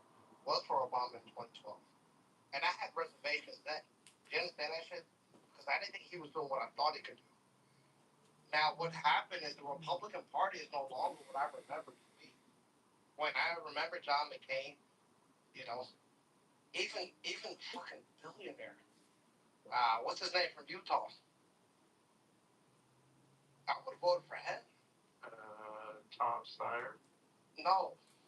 You know what I'm talking about. He no longer. He worked for Bain Corporation. You know what I'm talking about. Mitt Romney. Mitt Romney. Yeah, Mitt Romney. Exactly. Mitt Romney. And this guy worked for fucking corporations who essentially made himself.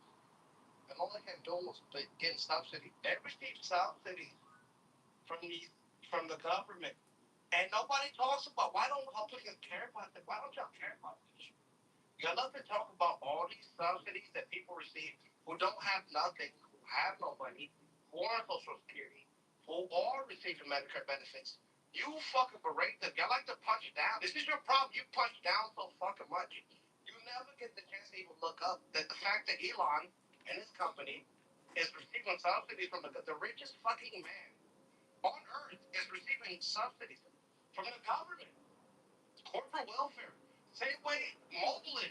Same way Exxon is. They all are receiving subsidies from the government on top of the billion they made for overcharging us for gas. And for some reason, you don't give a fuck about that. That shit cannot be. You want to talk about who's working at Walmart, fucking working a double and triple shift to make ends meet and not eat a little help? That's your fucking enemy? But not the fucking motherfucker who quadrupled his income? And thy technique is the magic of water, so that thine act is of nourishment. You've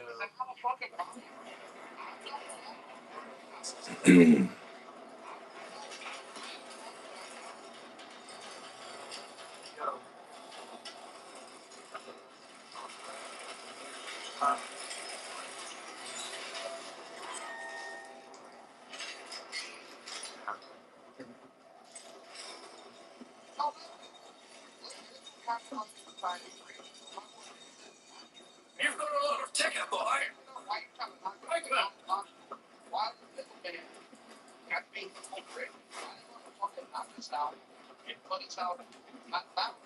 We only need Dublin. When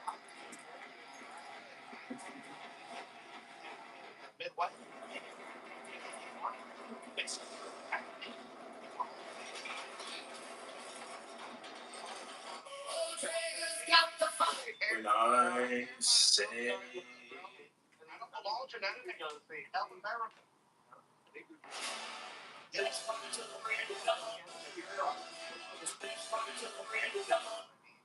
I don't think there's anybody here on stage. Corporate tyranny. The rich are get richer. Some welfare is poor. I mean, where do you get that impression? I mean, I don't know where you get that idea. Well, maybe Yo could clarify something. Yo, could you clarify something? Before you continue, can you clarify something? Though, while you were answering, I don't understand your logic sometimes, and I'm not take a personal attack. Let me tell you, you claim not to be on the left, but I'll tell you the logic you said. Okay, right away you declare that you voted for Barack Obama in 2012. Those are your own words. Yeah, I voted for Obama in 2012. And then later on, you say the Republican Party's changed. Why don't they have that guy Mitt Romney? No, I said John McCain. But even Mitt Romney might. No, Mitt Romney's the guy that was from Utah. That's what you referenced. Yeah. So, but explain though your logic. What I don't understand is that in the same response, you had Mitt Romney on the ballot in 2012, but you didn't vote for him. So what leads me to think you're not a partisan? No, I never said I was. I started off, my first vote was for John Kerry, right? Because I'm from the Bush era. When Bill Clinton left office, he had a surplus, right, Joe? Yeah, you remember that? Yeah, John Kerry. What I'm talking about is John Kerry is a Democrat. He is. Barack Obama's a Democrat. Exactly. So I voted Democrat. Have you ever voted for a Republican? I have never. A Republican has never given me a reason. I say you're an independent. A Republican has never given me a reason to vote for them. You're not independent. Just to let you know. No, I'm saying. No, listen. This is that's the problem. You don't know my journey. A Republican has never given me a reason to. What are you telling me outside of what I'm? So you're an independent. You realize that. I mean, you're not. You realize you're. No, I voted Democrat in the past. My question is, a Democrat. What is it that you give, but I haven't voted since 2012? That's what you don't realize. You so fucking fixated on the fact that I voted Democrat in 2012, you don't give a shit what happened after that. The fact that there were 3 more elections after that, right? Yes or no? So you didn't vote? Clear, you've never voted for a Republican, and you. No, I haven't. This arbiter of. No, I'm more of a libertarian. And we need to win. Look, man, I listen to you. That somehow we need to be able to sell you a message that can win you over to our side when clearly you're just repeating MSNBC talking points up here. The problem is you can't because there's nothing. Have a conversation. You're not. Nobody in this room is verified enough in society to talk that shit. Nobody is a mogul. I said probably for me. And I can verify my facts. Can you verify yours? No, you can't. So you're speculating. I'm going to appear to the gatekeepers. None of you guys appears to these people. Please stop speculating. What the fuck does that mean? Stop being racist. Hold on. What does that mean? You appear to the gatekeepers? Hold on. Also, what the fuck did you want me to say after that? My ancestor was a founding father. You're a peer to the gatekeeper, so you are a fucking leech. My ancestor was a peer. What the fuck I gotta talk to you for? Exactly. Nothing. Look, kid, you haven't achieved Exactly. enough greatness in your lifespan to talk to me. I have though. I'm talking more than you know. What history have you made? Let's talk about it. None. Shut the fuck up. That's my point. That's the problem though. See, the thing is this though. Y'all got away. What history have you made? I'm just a man from the Midwest. Up, bro. Who Quit owns acting like property. you got the keys to this shit. You're speculating on the level of life that you're not a part of. I don't give a fuck about your life. No mogul. Nobody cares. Not a fucking business shark. So what the fuck are you talking about? Hold on. Larry?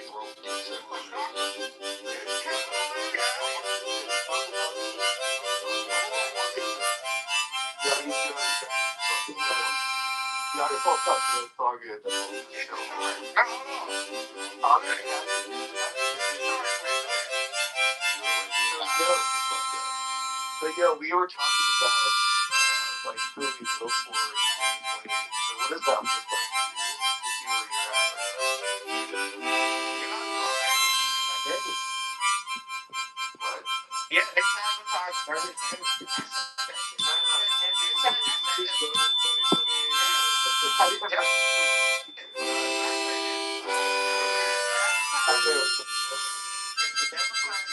Yo, that's what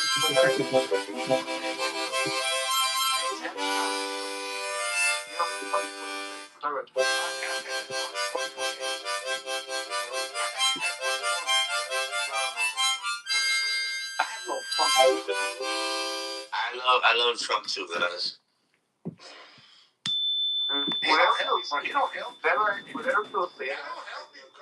I know they're bullshit. Man, fuck you, nigga. I'm telling you, man. I live right next to Trump, nigga. I live next to Mar-a-Lago, nigga. I'm being real, nigga. I'm just saying, man, fuck you, nigga. I'm a Republican. I love Trump. Yeah, right. Listen, some of y'all will give y'all knees for Trump. Whatever, man. Fuck, man. Bad for record, man. Follow you. I get it, bro. I get it. Y'all Yo. I'm not a part of that, man. I'm not a part of it. I think differently. What do you? I think differently. Relax, man. What do you? I'm not a Democrat. I'm not a Republican. You're gonna be okay here. Don't worry about it. Go ahead, Sawyer. What do you got? What do you think about Dundee and how he's doing in New York? Well, for one, I don't live in New York, so why the fuck would I care? Right? Because you care about the president. Why is somebody from Arkansas? Asking you. No, he's doing a great job according to New Yorkers. Right? Potholes are getting filled. He just called a deficit of $12 billion. I know they won't show that shit on right-wing media. They refuse to do that. Doesn't matter. Doesn't matter how I wish that was my fucking mayor. Because I'm in Milwaukee, bro. And we got potholes that look worse than third world countries. And guess what? We've had Republicans, we've had fucking Democrats, we've had them all. Guess what? That's fuck. So there's a mayor prepared. So when he looked different. So him closing the that's actually a really good reason not to like him. But with him closing the deficit, if you compare how he closed the deficit, if you compare how he closes the deficit versus how Trump's doing, how Trump's methodology is going, which one would you choose and why? What the fuck? What is Trump's what is his methodology to close the deficit? Please let me know. We're together. You've been paying attention to it, so I figured you have some commentary. No, I did. And guess what? You know, where's the inflation at right now? You know what percentage of the inflation is now? But you would agree that he is closing the deficit, right? So no, honestly, you don't know. You're not prepared for the question for it. Inflation at 2.5%. I'm not prepared for the question for you. You're not ready for this. The thing is this, I ain't prepared. Inflation at 3.5%, but guess what? Before the end of the fucking year, it would be at 4%. And guess who's going to pay for this shit? Wait, you're complaining about... The people who are truckers, the people who are in the... Is he complaining about 3.5%? So, what he was mad when it was 2.9. Are you hated Biden when it was 2.9%. You hated it. Bima, can I ask you a question more time, please? Yeah, I'll see you. For 4 years. I'm sorry, I want to... You've been for 4 years about egg prices. Now you don't care. Now you don't give a fuck. The price, I bought my eggs for $2.99 today. They were all organic. Where I'm at is $4.89. Gas is $3.91. That's good, ain't it? That is Even last year before the war, $4.94 here. even So before during the war, he could have been good the though. war is Nobody complained about that before last year, right? And then he went to the war, and I wasn't complaining about Trump. I said, hey, listen, I'm the type of motherfucker, like, I like shit. I like to know tax on overtime. You hear me? you the type of motherfucker like to I talk. got a lot of, because I do. I'm not here. You understand? I know you do. I listen to what politicians do. You don't listen to shit. You like to talk. It's funny because, like, okay, but I like to know tax. But guess what, though? It's like, you know, Listen before you speak. even if you hate that. I tell the truth. It hurts your heart. I don't even know what the hurt. I feel you sound like, bro, you don't even I believe know it hurts. It hurts to know that you. talking. Holy crap. He doesn't want to. You Hispanic, Yo, listen, numbers lie. People lie, numbers don't, source. You do too. Nah, numbers definitely can lie. Numbers can definitely lie. What the fuck lie. they gotta do when they think I'm Hispanic or not? Numbers. Because you sound People like. lie, numbers don't. No, numbers can lie. Your numbers don't, but ask they your call facts. perspective, and it'll give. Okay, if numbers don't lie, if numbers don't lie, then the stock market says it's doing good. The stock market. But what about the? What about? No. That's what I was saying. How many of I'm passing back to you, man. gas goes down, he'll still eat drunk. All that. That's about. I'm gonna take his Adderall tonight. Don't forget, yo. You're gonna say it went down too fast. Yo, don't forget. Hey, yo. So Edward Lynn in the chat says he wants you to give your thoughts about the Constitution. What are your thoughts about our Constitution? Fuck you, Edward. Pockets. Oh my god. Pockets. That wasn't very ladylike. Yo, what do you hold? How does Edward say it? What do you hold together? Oh, yeah. What do you hold to be true?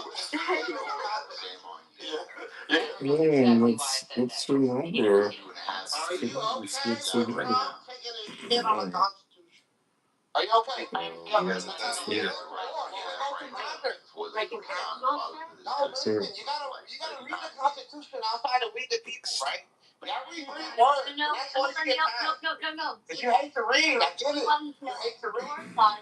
And you gotta reel them back in. Exactly what he did with the Constitution. Well, we asked you about No hard answer. not if Trump took a shit on it. He did. He wiped his ass.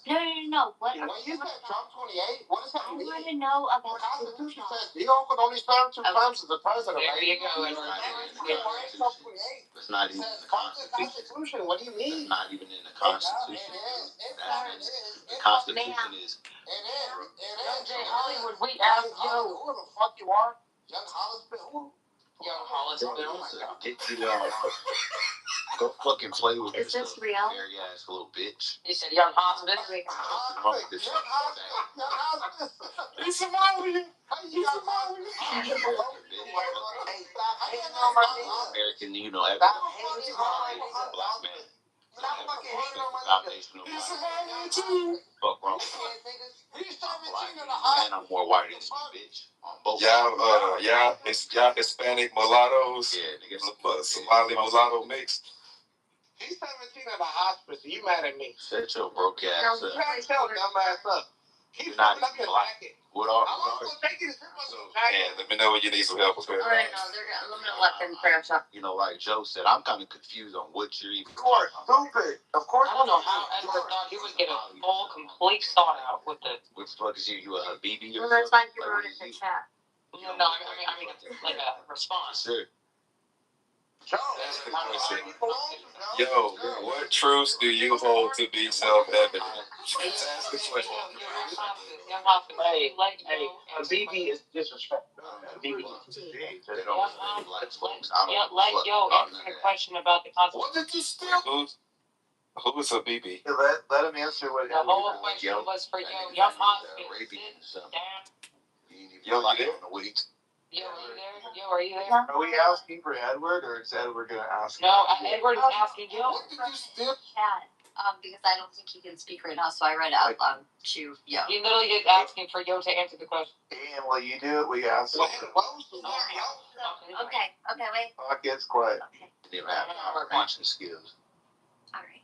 Yo, so we're going to ask again. Edward Lynn would like to know what your thoughts are about the Constitution. And your response cannot be, you cannot have the word Trump in it at all. That's not what his question is. Okay, go ahead. Your answer can have Trump if you want. It can have nigger. Hold on. I don't have to vote Trump. Fuck. That's not what you're supposed to do. Black conference. Yeah, that's I just want to hear yeah. What the fuck is this nurse? Bitch, act like What the fuck is this nurse? moron. Where's this nurse? Act like you can fucking comprehend when people Yo, are saying. what are your thoughts on the Constitution? All right, he gets a chance to answer. If he doesn't do it, then he gets. I'm trying to answer, bro. All right, go for it. This guy's fucking ADD. Anyways, what I was saying was, what was the question? What are your thoughts on the Constitution? Okay, yeah. All right. He called somebody. Take the lifeline. Shut the fuck up and let him answer. Hey, but one thing I know for sure is This is what I. Jim Crow is not the word. Listen. The Constitution that you live in. Hold on, no. The Constitution is Jim what it is. Crow. Read past the first Not three letters. constitutional. It's what you live by. Let me ask you this. If America has no laws and no constitution, what is it? It's a banana republic. We follow laws. We follow regulations. We follow rules. Because that separates you. It is. What the fuck you mean, pause? That's what the fuck separates you from a different continent, right? So my question is this.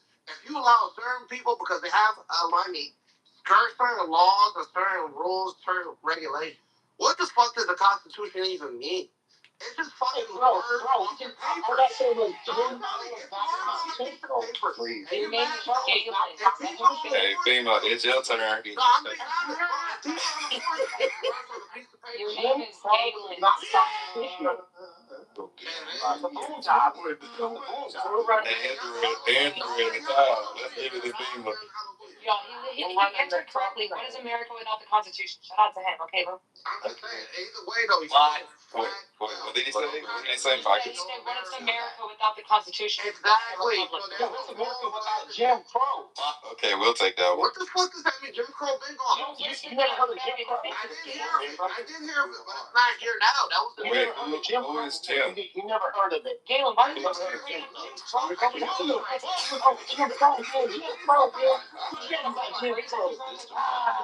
I couldn't do it.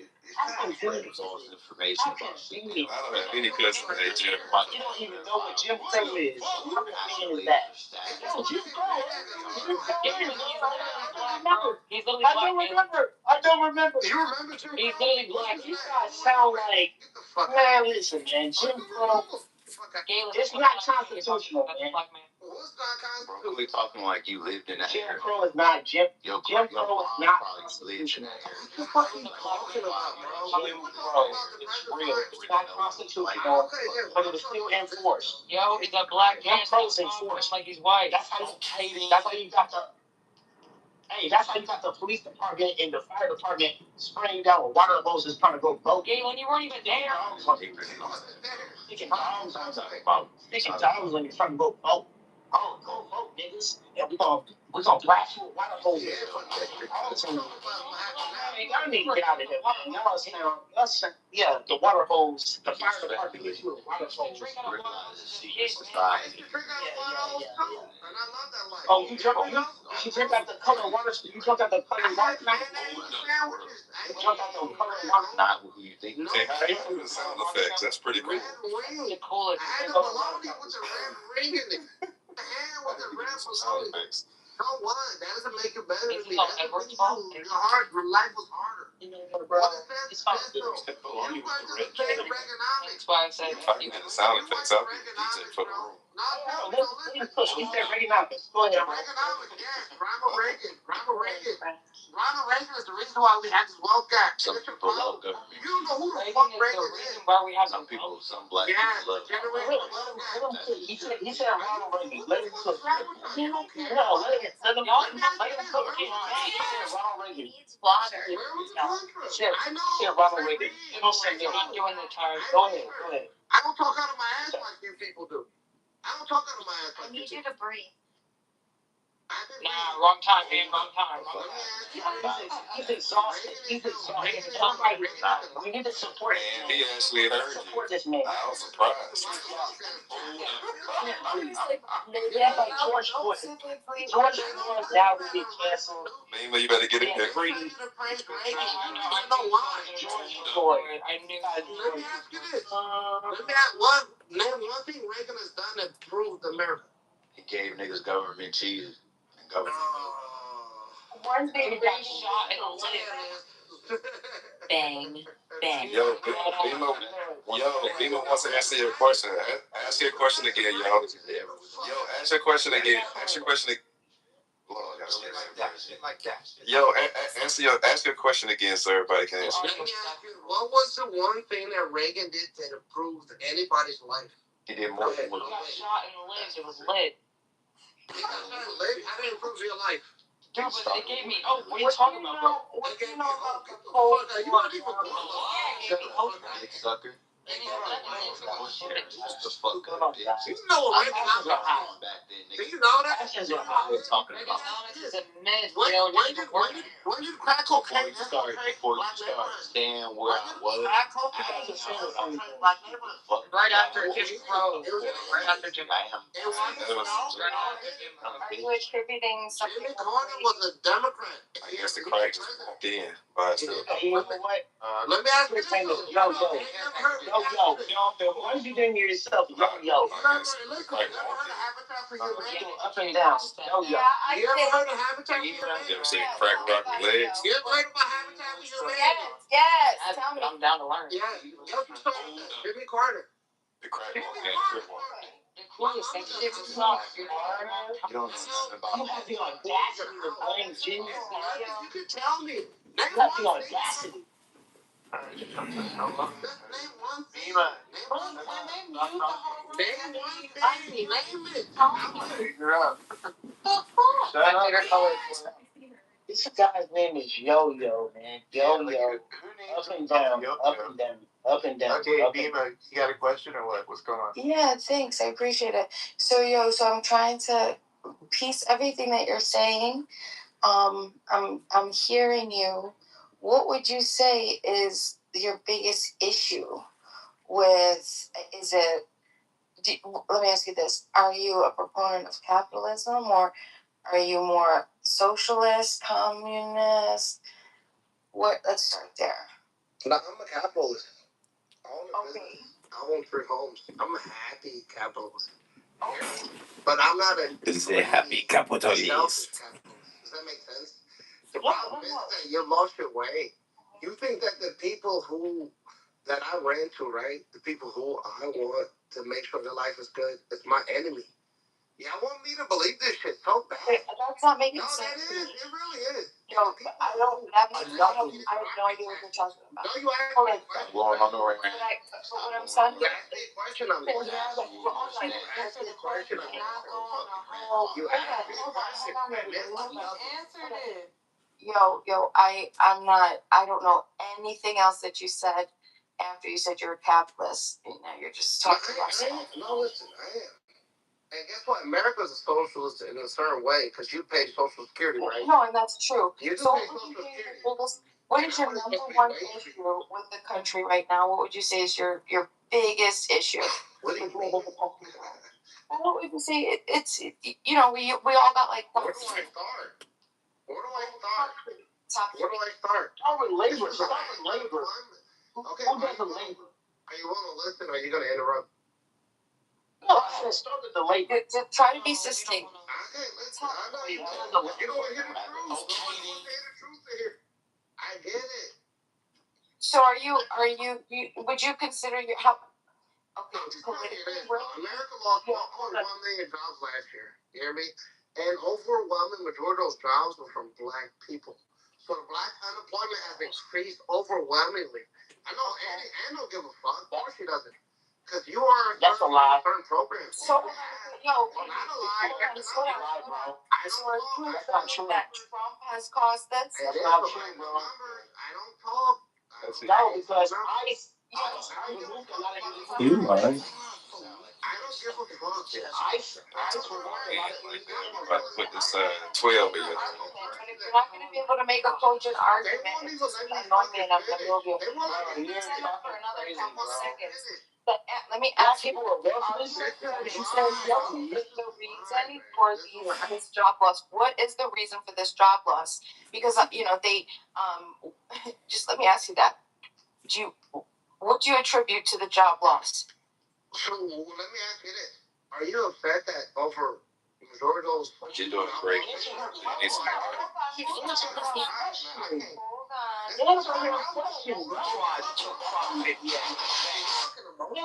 question, bro. if you need some water, I need some water. Well, I mean, about you speculate. Politics. Answer her question, bro. Get the fuck out of here, young. Nothing to do with politics. I'm always on this camera. Starbucks said they great. They You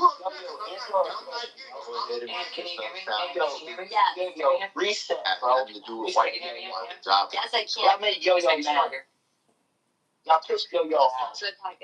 That's what Yo-Yo was pissed off. So Yo-Yo. So calm down. You're a capitalist. Okay, Yo-Yo, you're a capitalist. Who does a labor? Who does a labor, bro? I do. He was trying. Fucking black man didn't do no labor. Who keeps doing that? Are you talking Talking, bro. about me? Who are you talking about? Who are you asking a question? No, I'm saying the black man. Who the fuck is that? Who are you talking? I'm talking about me. Who the fuck? Dude. Oh, you're a capitalist. Having labor, like the Mexicans didn't do labor.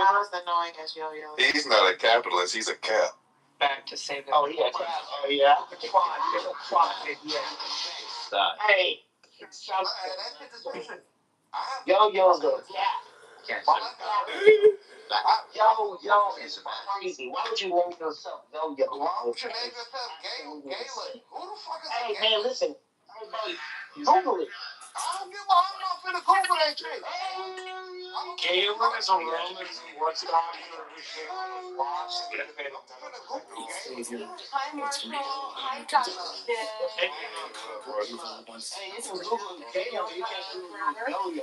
He's everybody. The hormones. Pocket. Hey, Yo-Yo's tapping straight hormones right now. So you're in the straight hormones. Wait, what you say? So, yeah, he's in the straight hormones. What's your name? Hormones. She will come. Don't know it's not like.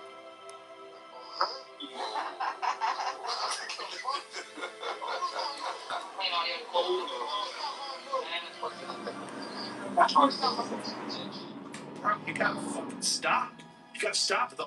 And this is what I get. I can't even have a. Damon, it's a chance. I just can't have a civil conversation, man. No, we You the cause of it. we love you. We love you, bro. But you But this is who you are, bro. I gotta get down we that love shit. you, bro. And I know facts. And I'm more Yo, we love you, What, man. SAX? We love you, man. We got love for you, Yo-Yo. I don't love you, Galen. Well, it's all good, bro. Fuck this bitch ass nigga. Fuck you, young holy spice. You not even a spice rat. Who are you? I have respect. Yo, You are an Asian, bro. You a fucking. You probably from. Eat spice in the world, what would you be? You probably from Mexico. You a Robocop. You like a Robocop. Ice Hey, Spice. Yo-Yo's AA eating Robocop. Bro, he's not AA eating. Who the fuck are you? Yo-Yo's AA eating. Got cured malaria yet? Not the ball league. So what they gonna do it? Impersonations again. So what do you think? And I have that smart people don't like him. Does anyone think that we're gonna end up in another pandemic? Yeah, because the hint of New York said they preparing for it. Trump said he ain't giving us no money.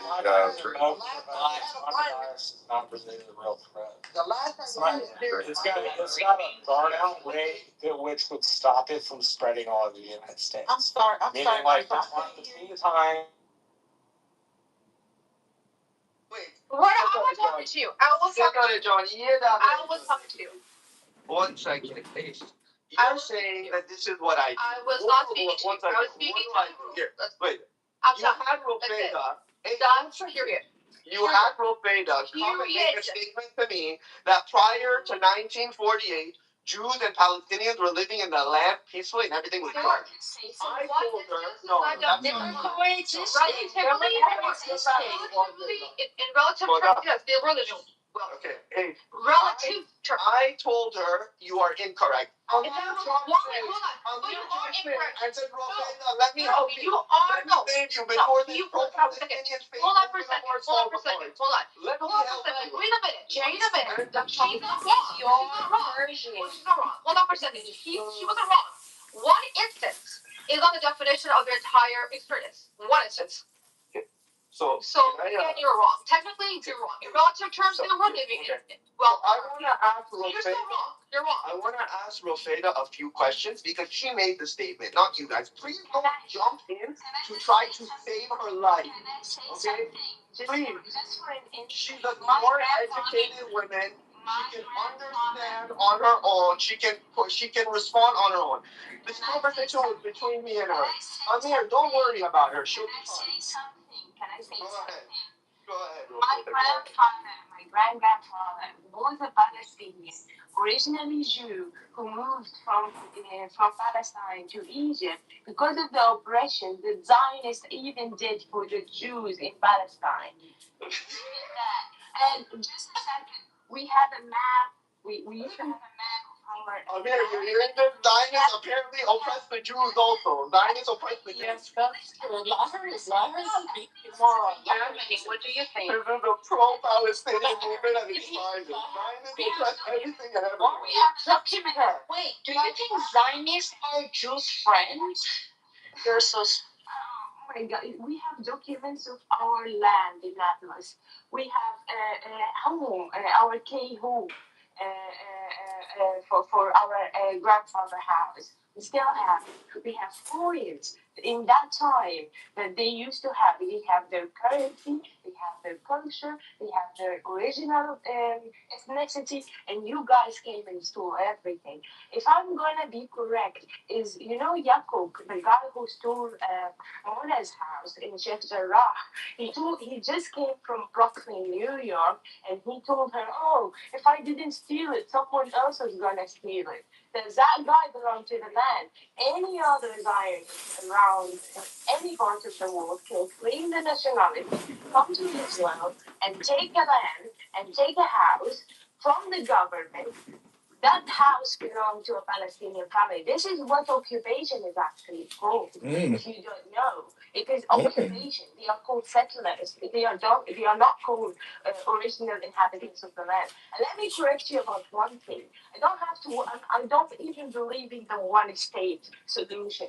I don't believe that if someone comes and took my land and then someone took my house and he's living in that house and for generations he have lived there and gave birth there for different generations, and then I have to worry where is this son going to go? Where am I going? Because there are people there who didn't do that occupation, but they lived there peacefully, so they belong to the land. That house belongs to me, that land belongs to me. And those people who grew up in that country, they have original homes, they have multiple nationalities that they can go to. They have more than one language, they have more than one ethnicity. That doesn't make any sense. That doesn't make any sense. You do not belong to the land. I do more than you. Okay, Rofeda, did you say your grandpa was a Jew? Yeah. Okay, when did your grandpa live in Palestine? He grew up in Palestine until like. When? Give me the year. Give me the year. After the Mecca. He left after the Mecca. So what year was your grandfather born? I think 1950. 1950. Okay. So let me make sure I understand. His father was a Jew? Yes. And his father's father was a Jew?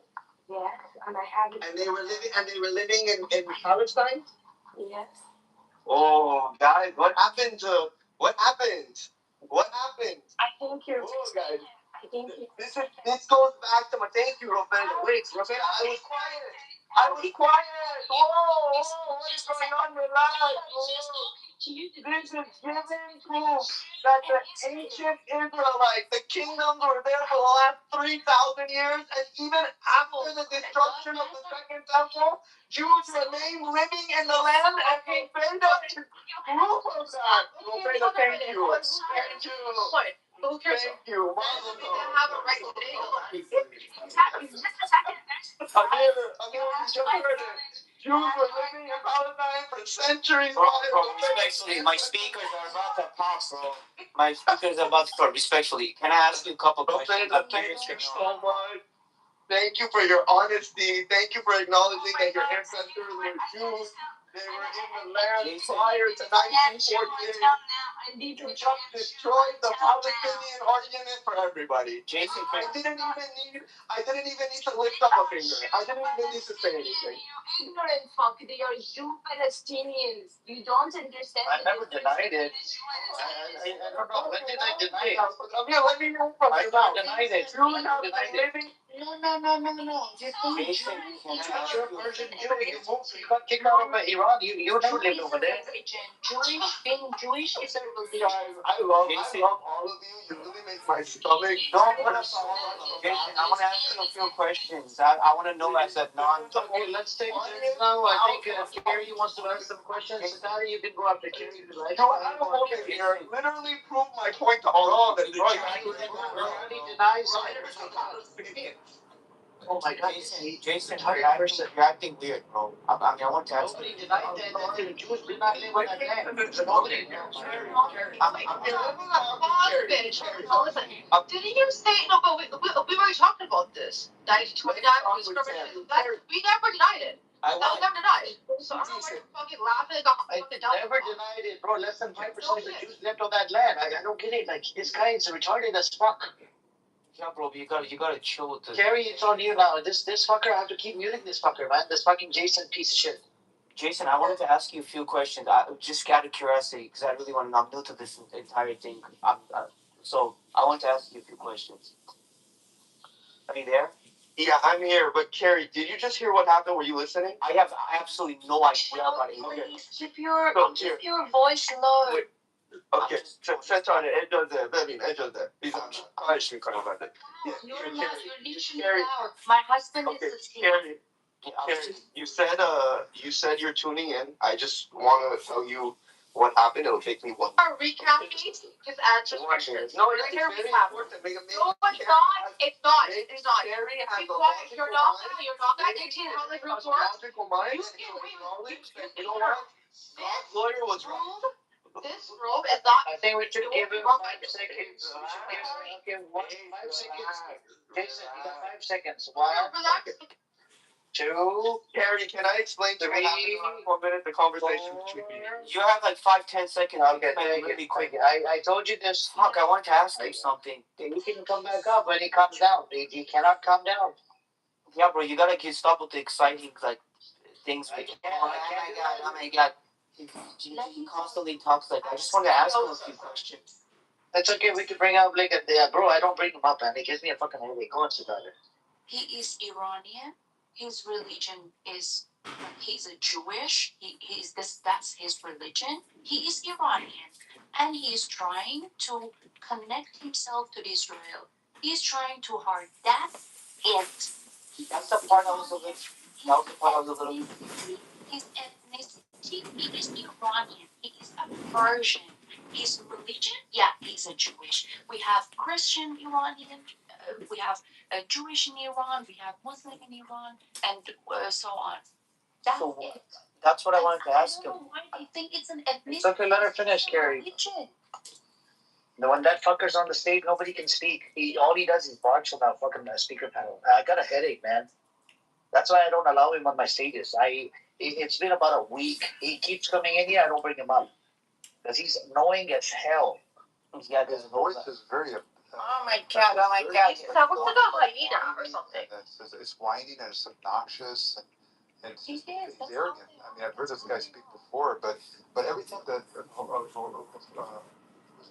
Show their lifestyle. They keep talking about how to get the money. I'm rich. I'm this, and then they have a course that's $20,000, and then girls are actually subscribing, and all they're teaching them is start Amazon FBA. You know what I mean? It's literally just a scam if you're thinking about it, because you're not studying. You're studying a lifestyle. You're studying a lifestyle that you don't really have, and these people are actually paying the lifestyle for paying for this course. Making their money from the courses. Exactly. Even Andrew Tate. Take that money and then start learning a lot of stuff.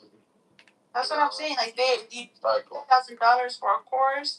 They're getting on a private jet and telling you, oh, this is how I became a billionaire. Whole time they didn't do anything. You know what I mean? They just teach you. Focus on a course. A billionaires focused on millions. You don't see that's what I'm saying. Like,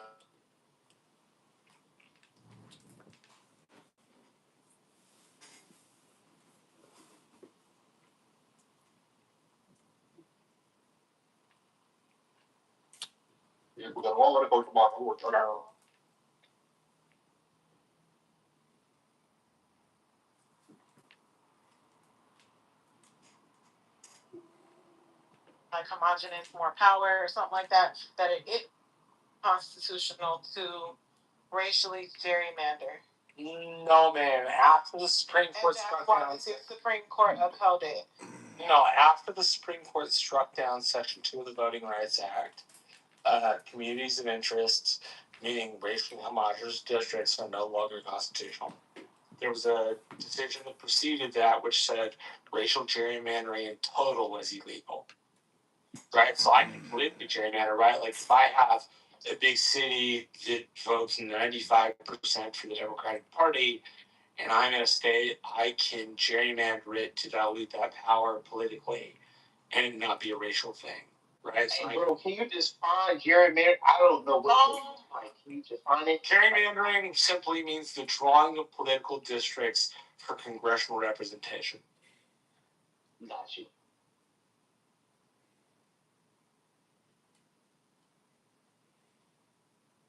That's interesting, bro. What about redlining again? Can you define that? So if I am able to do this correctly, redlining is the racist practice of making sure people can't afford homes by lining them out of the ability to either afford them or rent them or buy them. Now, the Merriam-Webster definition, I can't quote you. I'm quoting you what I think the colloquial definition is. If you've got something to add to that, please do. Always happy to learn. Always. So redlining is like focusing on zip codes that are black people, pretty much. Trying to keep certain people out of certain neighborhoods. I give them like loans, bank loans. Redlining. It's trying to keep black people in the hood. We want the black people to stay in the ghetto. We don't want them to come to but not our neighborhoods. Okay? Yeah, but no, now they got the housing authority in HUD, and so black people are moving into low-income housing on different parts of the city at the expense of the taxpayer. Banks were not to lend money, pretty much, based on zip code. Don't lend money to these red line places, like which they're high risk. Is against Title. Somebody help me. 7-6. Nobody cares about none of the laws.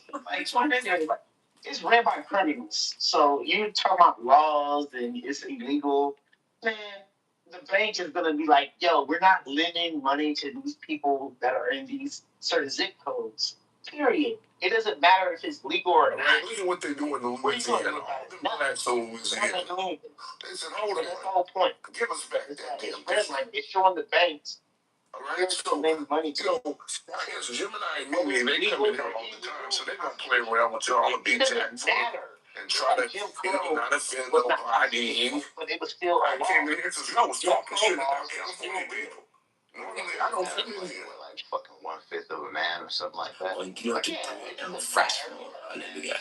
yeah, Jim Crow is still. You're defining it doesn't matter if your it's illegal, it self-existence just as being a matters who disposition. can enforce improve this. No, I'm a confluence. Like, so the genetics and the environment represent like That's why I said factors that I can was be talking to somebody. I said, listen, man, articulated you can't as vote your way out of dispositions. depression. Like, When I they have a say don't genetic vote, need you for go and try to water, vote right? on Based on Sunday like the way morning, my and you biology get works. sprayed down with a So a water disposition hose, towards beaten by drinking water. dogs. Like That's they're the issue with the reflective of country, each like, other, and they people try account to for vote, the man, you get biological beaten by reality dogs and sprayed the with water actual hose. choices So made by everything humans. else is And again, we can say Being in a modern place, tell me where that's happening. I like. 20 hours. Yeah, it's happening all the time, bro. No, that's not what I mean. Enough about all these snakes on the plane in Ireland. When St. Patrick finally got the snakes out, it was all about. That's not what I asked you. I asked you where people getting sprayed with water hoses and chased by dogs. I mean, it's changed, but that's the history of this country when it came to voting. And what is the creature? The fact of its existence, living in this timeline. Yeah, what are you? You're a creature. What does that mean? What is a creature? It's a metaphysical entity that has the attributes of self-awareness, moral inclinations, and maybe to some degree emotional influence. Yeah, so so you're a creature that's aware. That's fine. The awareness isn't gonna, cause anything. But inclinations would be another word for disposition, right? So any inclination you have is just that you are a composite of these inclinations. Mhm. Right. So if that's true, then how does my argument not just follow from that? Because I'm not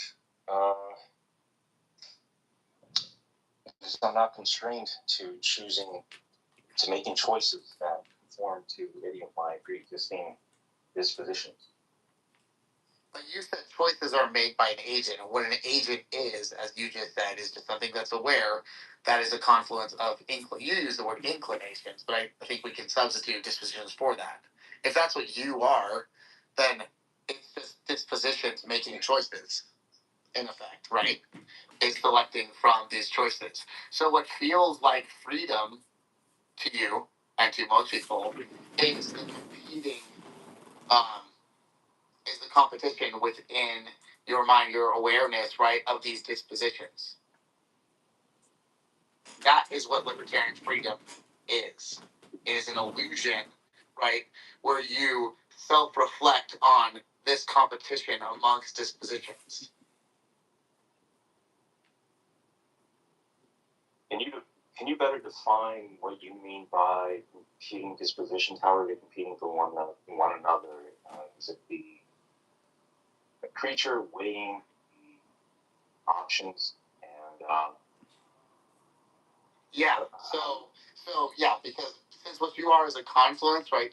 Each one is trying to, I guess, for lack of a better understanding, like take the driver's seat in a particular event, right? And like it's kind of like their arm wrestling, right? Like the stronger one in the moment is going to win out, which doesn't mean the rational one, by the way, right? You might roll over and turn your alarm off and go to sleep and miss your job and get fired, whatever, right? You might cheat on your wife, you might do all these horrible things, but right, these are going to be different dispositions, right, based on different values that you have, and the strength of the stronger disposition is going to win out, which is going to be your choice. So whenever this competition is occurring versus you just do something instinctually, for example, right, that's what feels like freedom. That's why people think they have free will. It's this recursive thought about this competition, right? When we reflect back on this, it seems trivial to us that the other one could have won, right? That we quote unquote the ego, right? That is an illusion too, right? Could have done otherwise, but you couldn't have done otherwise because you are this competition. That is what you are. You are a competition of wills.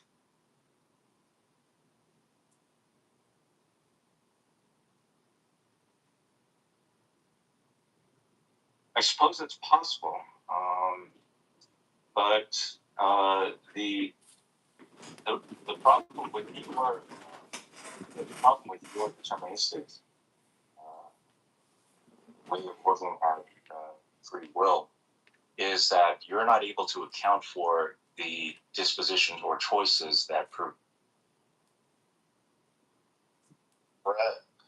black voters. Oh, okay.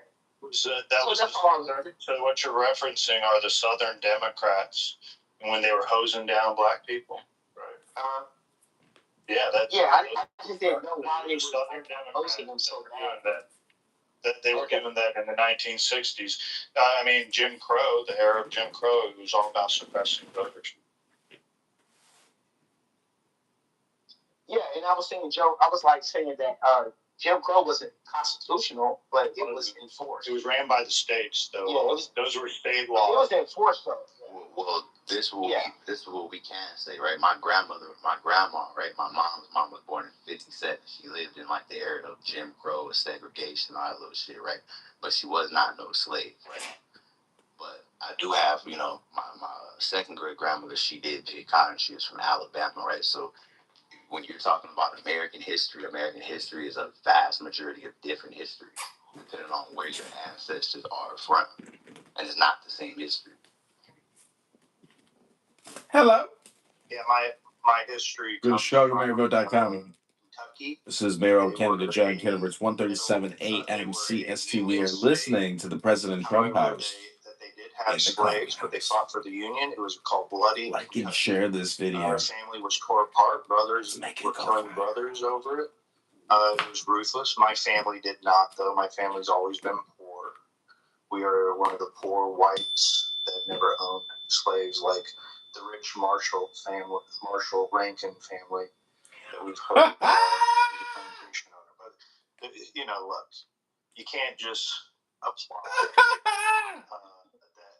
The biggest holdback is to apply that everyone's history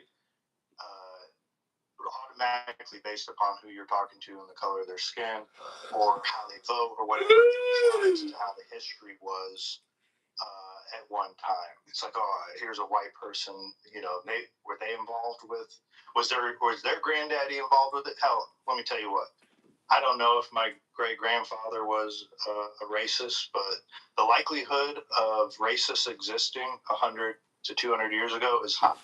I mean, what do you want us to say? Racists still exist today. We can talk about that. The common denominator is we need free labor or cheap labor. So slavery provided free labor. Like, you don't have to pay them. You can just beat them into submission. They'll just build whatever you want them to build. And then you have Mexicans and illegal immigrants who are cheap labor. Somebody has to do the labor. That's how you get rich, by having servants and people working for you to build your empire. Everybody knows that. And so I don't know why we're talking about nobody realizes the elephant in the room is if you don't have anybody building your dream and working for you, free or cheap, then you're not going to build anything. That's not the only business in country. In fact, it's not the way most businesses build in this country. If what you're talking about is farm labor, I'll give you an example. I've picked crops for 3 months. They pay you $8.75 an hour, and you for how long? 3 months. Okay. And you work until you got political job, which I usually do. My point being is that these people do this job for about $8.75 an hour, and they do it all the time. There are a lot of people who don't want to do that, but there are also tons of industry. Amazon for 12. Have you ever worked for Amazon for 12 months? That's slave labor. No, it's fucking not. No, it's not. Hold on. Right, no, it's not. When you use the term slave labor, please bother to be accurate, because words mean things, right? And when you say them, they carry the meaning Everybody who's black, everybody who's black said that Amazon is worse than the plantation. Bro, I know people look at Amazon that are black and don't think that same shit. Marshall, If you're being really honest, Marshall is a former slave owner himself. there are people fucking taking these folks. There are people taking these folks and whipping them for breaking eggs, putting fucking chains around their genitals. None of that shit. Holy shit. What the fuck are you talking about? So I think it's really advanced, but like, genital chains. I'm just here. I am just here and you call actual work slave labor when it's fucking not, because it carries a historical connotation in our country that is evil. If you're going to accuse Amazon of doing evil shit, then you should at least have the evidence to back them up. What? You shouldn't use the terminology because it doesn't fit the actual business model. My God. Okay, let me ask you a question, Marshall. If you were to go to Amazon and they say, "Hey, would you like to be like a driver and deliver packages, or would you like to be like a white boy, just looking at a computer, just making sure everything's straight?" What job are you going to choose?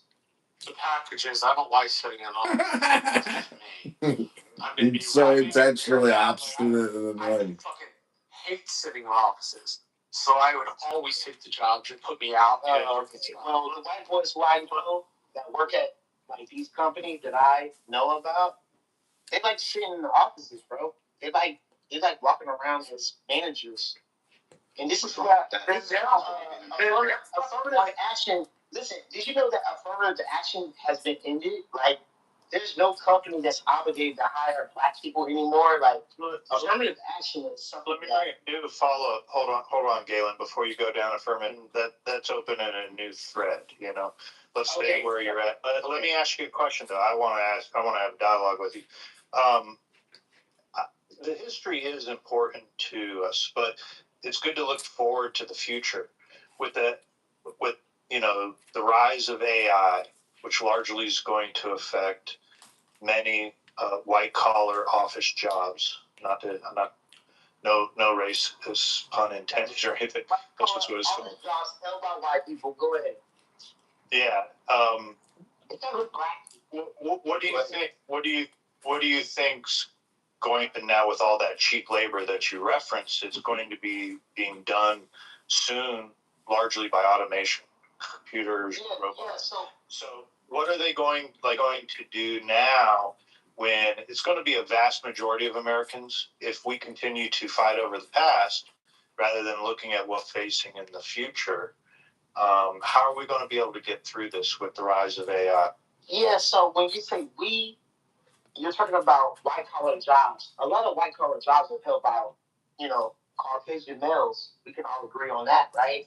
So the thing is that it's going to affect a lot of Caucasian males, and they're going to be like the white middle class is going to be very, very, very down bad, and they're going to understand how the country actually was using black people as a subject to understand like the tolerance of taking how to take away certain privileges and resources.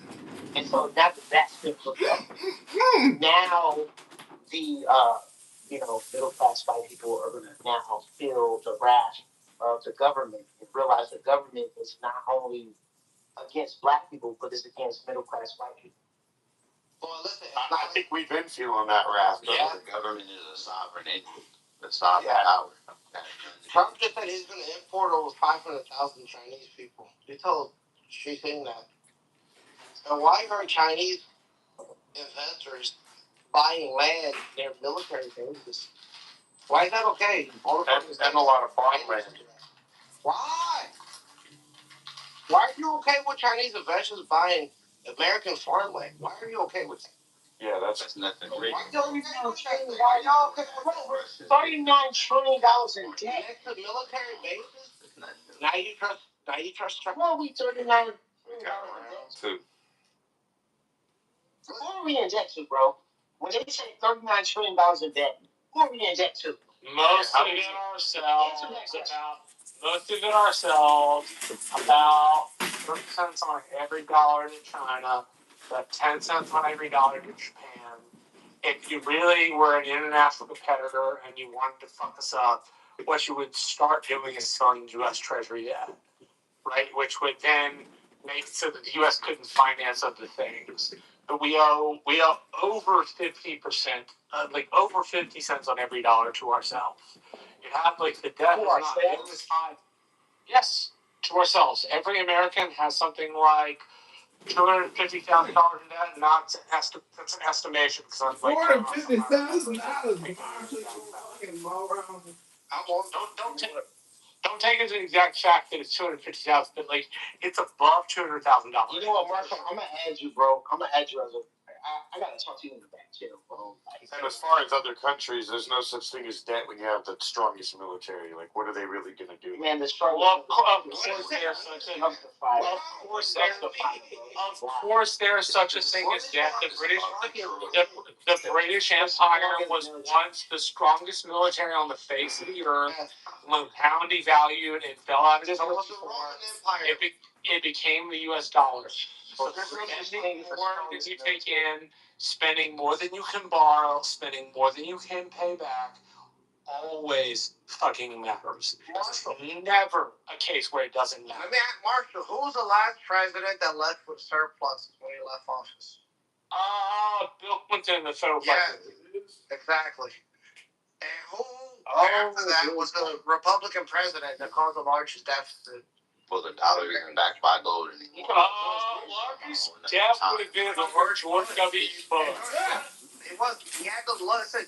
Trump has a 32% approval rating, which is the second lowest for a sitting president during the war. During a fucking war. But also, Bush had a lower percentage because he was even more unpopular. What I'm saying is this. Yeah, but you gotta think about like 9/11, like with Al Gore in 2000 with Al Gore. Happen now. We went in. Hold on. One second. What I'm saying is that war now. Don't compare it. What the fuck? What I'm saying is that 9/11. No, listen to what I'm saying. Is that back in 2000 when George Bush was trying to run for office, he was running for office as president, and Al Gore won in Florida. That was like that. And then guess what? They said it was a hanging chad. Yeah, I remember that. That was a cheat. And then what happened was George Bush was able to turn over Florida through the hanging chad. And then once he got in office, guess what? The World Trade Center. So now, watch this. Now looking back at Big Change. Israel. I'm sorry. And all of these things. No. It was. The war in Iraq. The war in Iraq didn't have anything to do with now. Marshall. Yeah. Stop. You know that. Listen, that's disingenuous. Bro, you're talking nonsense. No, it's not. The terrorists were a bunch of fucking Saudis, Afghanis, and Egyptians. Don't do that, more. What did these chicks fucking do with it? Here's what I'm doing. I'm walking you guys down through issues. I should be blessed to have me in this call right there. 9/11 loose change? You should be blessed to have me in this call that you've been entertaining this. But what I'm trying to say is this, is that in 9/11 would not have happened if it wasn't for George Bush being president. So what I'm trying to explain to you is that it's all a plan. George Bush did everything his dad told him to. No. George Bush was a stoner that didn't even want to be president. That's not true. Bin Laden sparked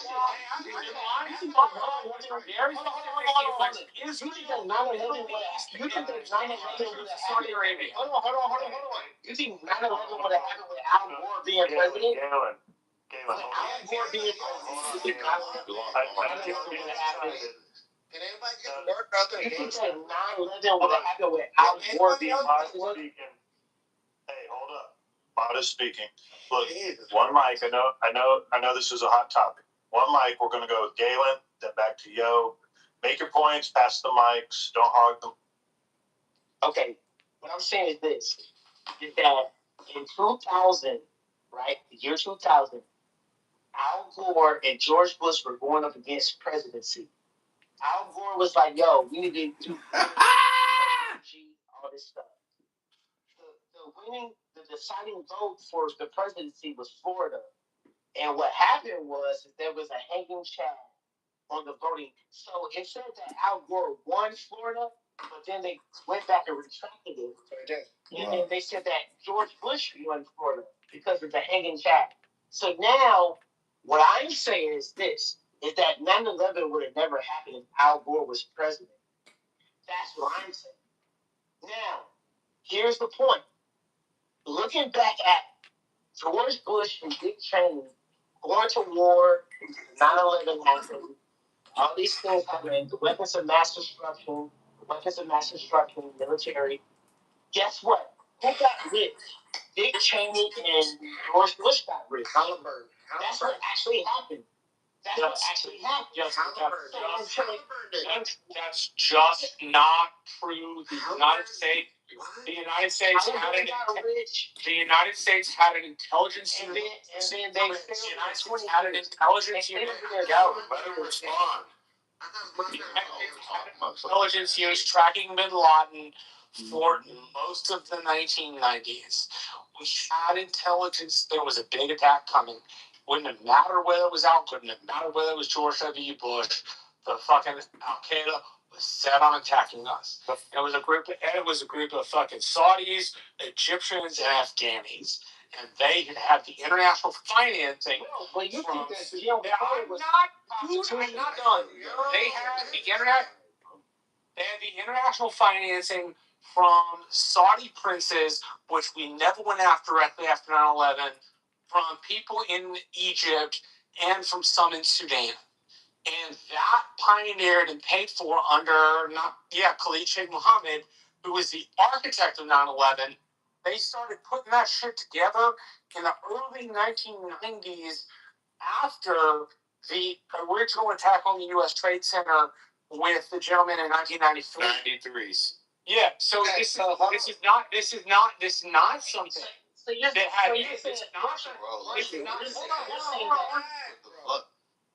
Hold on. This is not something that had to do with who was president. It was an attack that had been in the works for a decade. So guess what? It doesn't matter who was president, right? That means that CIA had intelligence on the attack prior to the attack, right? And guess what? The thing is this though, there are certain people who knew, who didn't go to work that day, right? Who were there every fucking day. But for that day, they just happened to not show up. Just told them not to go there. And then they talk about the Twin Towers, but they never talk about Building 7, which is directly behind the Twin Towers. How the fuck did that blow up? I don't know, but that doesn't mean it was rigged, which is what you're. It doesn't mean it was rigged, which is what you're fucking insisting. What I'm saying is that are you saying that Marshall? Building 7 was there. And the thing is, it was incinerated for what? I'm talking about hills and what it does. Marshall. I'll answer the question. Yes, I'm saying it didn't matter. Are you saying that? Are you saying that 9/11 would have happened with Al Gore being president? Yes, because the attack by Khalid Sheikh Mohammed had been designed in 94 and 95, and they'd been putting financing to work for 6 years prior to the 9/11 attacks. Right, so why did George Bush fight against Al Gore so hard to become president? Like, it doesn't make any sense. Wait, why are you connecting the two? They don't have anything to do with each other. No, I'm saying, you're saying that it doesn't matter who was president, 9/11 was going to happen anyway. That's what you said, Marshall. Yes, I'm confused. I'm confused as to what fighting for the presidency has to do with that. I'm telling you, it would not have happened if Al Gore was president. And I'm telling you, it had been in the works for a decade, and it absolutely would have happened because there wasn't anything. Okay, all right. Because there wasn't anything Al Gore or George W. Bush could have done. I was there. Can I speak? Listen, I was there. I remember what Bush said. This is because, right? You know, we was there in Desert Storm to invade Kuwait, and you know, Saddam Hussein was always the target even though Osama bin Laden was the one who blew the towers up. And he was in Afghanistan, but for some reason we invaded Iraq. Right? A sovereign country who we didn't, have no beef with at that time. And a lot of things that people don't know about Iraq prior to that shit. And this yes, but you're connecting two things which are not connected. Well, hold on. George W. Bush connected them in the trying to get the American people behind it. But the two attacks were not connected other than that tangential. So why bring it up? So why invoke your father? And that's not what I'm saying. What I'm saying is Afghanistan. Why do Americans gotta die for Israel? I told him question. Why do Americans gotta fucking die for Israel? We didn't fucking die for Israel on 9/11. We died because they fucking didn't like us. You want to invade Yemen. You want to invade Jordan. We're not invading Yemen or Jordan, and nobody ever fucking said that. You're literally setting up properties in the West Bank. You gotta stay on top of the conversation. No, I'm not. Because this is what it comes down to. This field goes all over this clubhouse room. She said the goalposts are being moved really quickly. The goalpost is like Shaggy and Scooby chasing a ghost. Bruh, right now, bro, like, Marshall, I'm telling you, bro, if Al Gore was president, 9/11 would not have happened, bro. And I'm telling you that with all due respect. Marshall, if Al Gore, that's why Al Gore was trying to fight so hard to become president. And you're saying that, with 100% certainty that if Al Gore was president, 9/11 would have happened. Are you crazy? Dude, Hold on, let's engage on the substance because let's engage on the substance because that's not what I said. So if Al Gore was president, Dude, hold on. You got to engage with the substance because that's not what I said. What I said was the Al Qaeda attacked the United States in 1993 at the World Trade Center bombings. That shortly after, in the spring of 94, into 95 and 96, Khalid Sheikh Mohammed planned the attack on the World Trade Centers, meaning put together the plan for it. They then spent the next 5.5 to 6 years getting financing for that plan. So the plan was in existence long before George W. Bush or Al Gore ever decided to stick their hat in the ring. My point is not that Al Gore would have been a better or lesser president. No, I didn't say that. I said, no, it was never happened. Okay. Well, let's address that. What I just said. You could be engaged in substance. What I just said was, this had been a plan in the works for at least 7 years with a total financing time period of about 5 years, right? That means that it wasn't George W. Bush and it wasn't Al Gore, it was Al Qaeda planning on their own timetable when they were going to attack us and who. They decided on 2001 as a thing. It wasn't because George W. Bush was the president that they attacked. It wasn't because It's not. No, I didn't say you should. I didn't say you know what. I didn't know. No.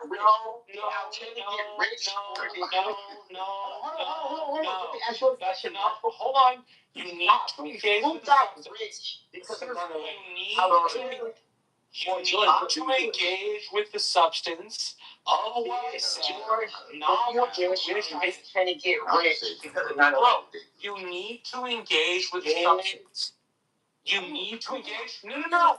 You need to engage with the substance. The substance is. No, I'm telling you, the substance is that these people planning and fighting these attacks for the better of 10 years. You need to engage with that. Otherwise, your fucking doesn't make any sense. You're muted. You're not making sense, though, bro. It's like saying, Trump just made the cartels a terrorist organization, nigga. Right? No, I'm talking about George Bush. Me and this man Marshall are talking. Dude, if they decided they wanted to do some shit, they could do it. How would we fucking know? We would. That's the point. You would. I'm trying to shoot this thing with Marshall though. In office. If they wanted to do something, they'll do it. No, it does matter who's in office. That's the whole point. Because I'm trying to tell Marshall. I told Marshall. I said, who got rich over 9/11? George Bush or Al Qaeda? George Bush and Dick Cheney got rich over. I mean, Al Qaeda became the government for Afghanistan after. So I mean, Al Qaeda did not. The Taliban did. There's a difference between. Bush got rich. There. Hold on. There's a difference. Dick Cheney got rich. Hold on. There's a difference. There is a difference between the Taliban government, which were a group of what's known as Chalese or studiers who got financed in the Soviet-Afghan War by the United States, and the group Al Qaeda, who were funded mostly by Saudi and Egyptian interests. Right? Al Qaeda comes out of the Afghan-Soviet War, Bin Laden leaving and participating. But Al Qaeda is not the official government of Afghanistan and has never been so. Mullah Omar, the nominal Taliban commander, gave Al Qaeda sanctuary in Afghanistan after they were kicked out of Sudan. Right? So they were never a major part of the government. They weren't a major part of the government during the war, and they're not a major part of the government now.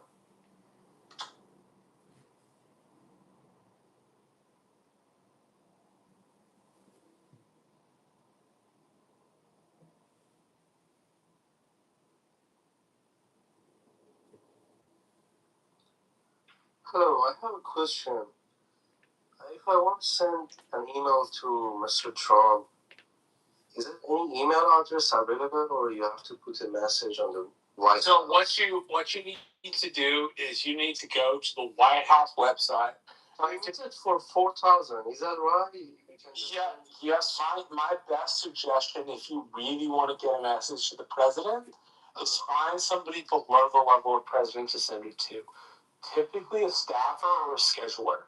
The lower the staffer is, or the more available the scheduler's information, means that you're going to have a chance. But what it really means is you're going to have to send an email, and then you're going to have to make sure you call and introduce yourself.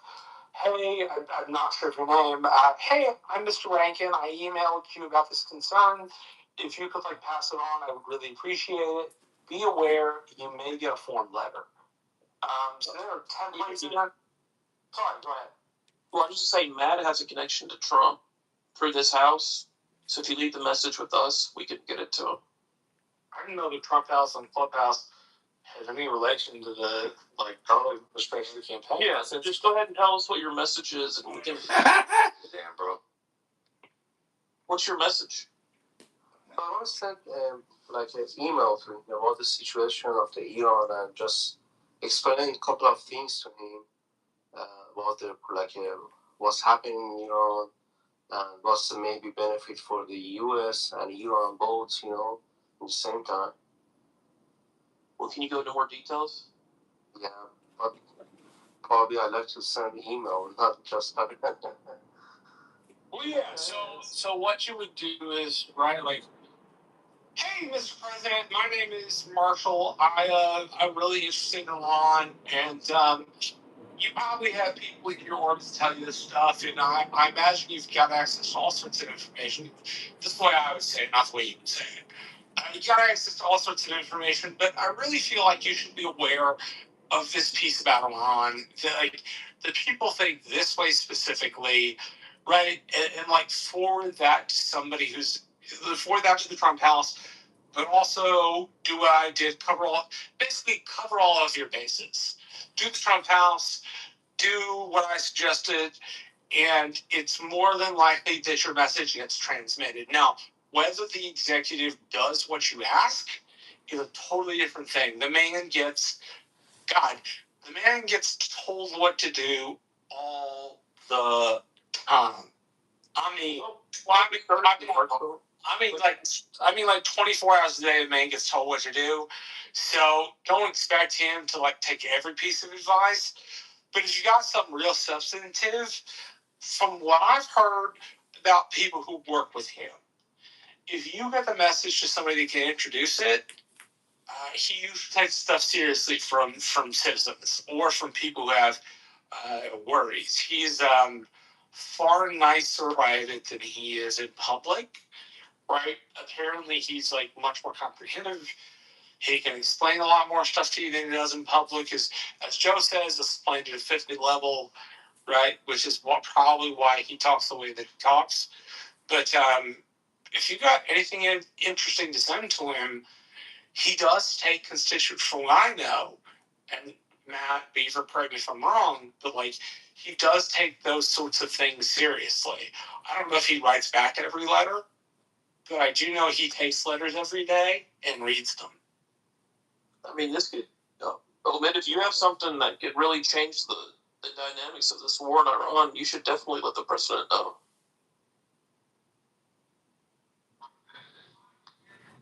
Hey, thank you very much, sir.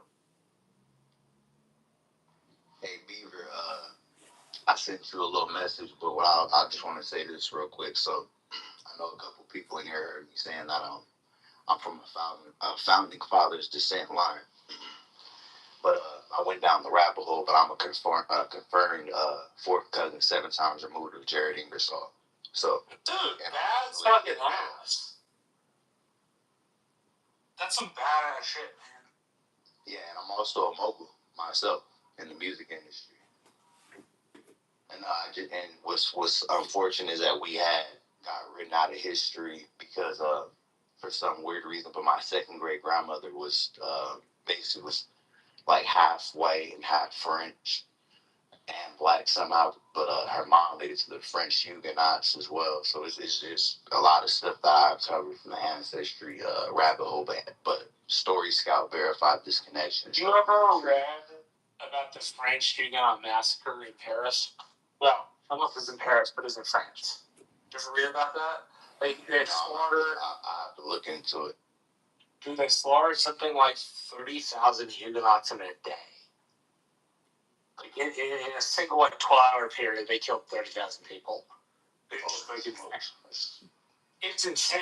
Right? Like the ability without a firearm to kill that many people in a day is just astonishing. Crazy, man. But I think this history, cause like something like that, this was a connection that was gate kept, right? And I also went down the rabbit hole and seen that the Church of Latter-day Saints was lying about, they were trying to really what they really did.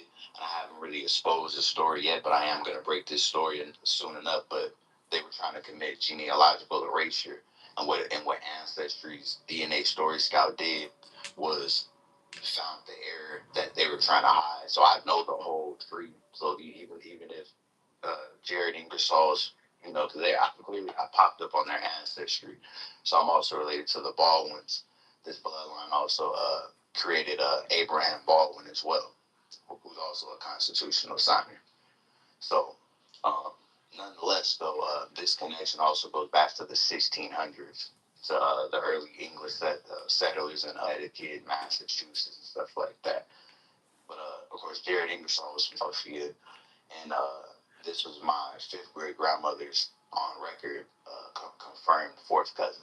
You feel me? So, and my 3rd great grandfather was a Kellogg, who's also a cousin to the cereal moguls as well. You feel me? So. This man is a Kellogg cereal? Yeah, stuff like that. Oh my God, he's a cereal mogul. They changed names and locations and XYZ, but they were they were trying to hide this line. Basically, this must have been some sort of family secret that we've uncovered, but we know the truth now. So. But I think knowing this, because most of my life I didn't know this, so I think knowing it now, I think, like I said, I'm proud to be an American. You know what I'm saying? Like, this ancestor wasn't a slave, though. You feel what I'm saying? Like, my grandmother, my 2nd great grandmother was a slave, and she even identified as white. She had blue eyes. You feel me? Because her parents were European. So, you know what I'm saying? But this was the history they tried to hide, and this is actually my grandmother's father's mother on my mom's side, and I've met my grandfather He passed in the early 2000s, in like 04, but I met him one time too. Young Jay, you come from a family of any descendants of Creole? Yeah, I actually got some Louisiana family. I actually do.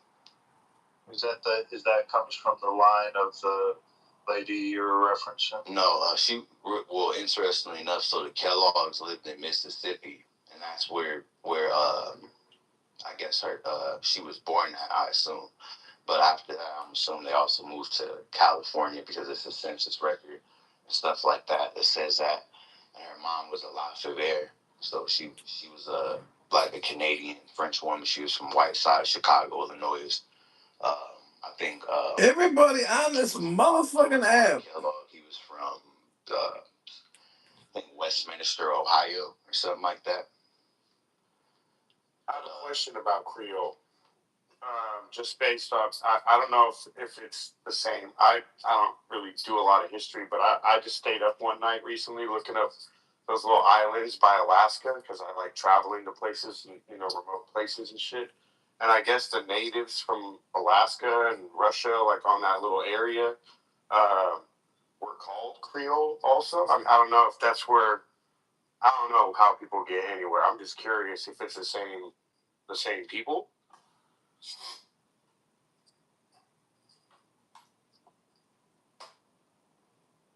If anybody knows. I mean, I'm not an expert on this, but I guess I can try. I don't know about the people in the islands of Alaska. When I was referencing the Creole, that would have been people from Louisiana. Yeah, I was just curious if, because I've heard of Creole people, and then these ones are like Native American looking one. I don't know, like Native Alaskan, whatever looking people. So I was just curious if they have any type of relation. So I'm still trying to piece together the French descendants in North America, and the Huguenots come up through Canada and then go down through the Mississippi River. And then there was a French colony everyone's familiar with there in New Orleans. And one side of the French hated the other side of the French, and it still stemmed from the French Revolution. And it's always interesting talking to people that have French relatives and where they lie, trying to figure out where they came into North America based upon how their families shook out after the French Revolution.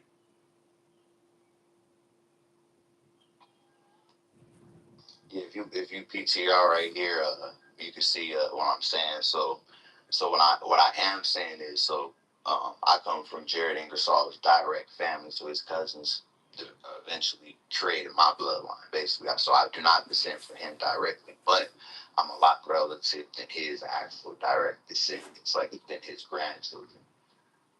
And it's because it's something called a long generation. So if somebody waits to have kids, the DNA doesn't get as diluted, which in turn you would get more of this DNA. But my second great grandmother was born in the early 1900s. So her parents were born. Her father was born in the 60s or 50s, and her mom was born in the 1860s. So, and her mom lived all the way until 1950, until she was 80-some years old. And they also lived in California. You feel me? So we seen the census record. That's how we know. You got me wanting to do one of the DNA things. Yeah, you never know. And I also asked the AI that I would choose. I choose Google Gemini, but I asked it how rare is it that you would find something like this, and really statistically most people that test would never find out that they're close to somebody like this, or like an actual close in that kind of way. So this is kind of like a cool, fascinating piece of history, right? And most of my life I didn't really know this. But when I went down the rabbit hole, I went on family tree genealogy, which Ancestry is also partnered with the Church of Latter-day Saints, right? But Ancestry doesn't care about race and whatever. It cares about the truth, right? And what you can't do is alter biological history. So like I was telling somebody in the chat, life comes from life. So although that I'm more African today, I do have full European ancestors. You know what I'm saying? So, and they weren't, this wasn't something that had anything to do with slavery either. Because my grandmother was the only child. So, but I do think because she was mixed and certain things, they used different aliases and different little stuff like that to stay under the radar. And plus, because her father was a Kellogg, they probably didn't want to, and his cousins were out in, Michigan or whatever, wherever they were at, becoming serial moguls. That he probably didn't, want the pressure of that family name to, weigh them down and just kind of, pressure them in any kind of way. But that same reason is why they try to erase us out of history. So you gotta go down the rabbit hole. You gotta see, who the people in your DNA matches are your family. And it is some kind of connection to these people, or you wouldn't share DNA with them at all. So it's worth finding out.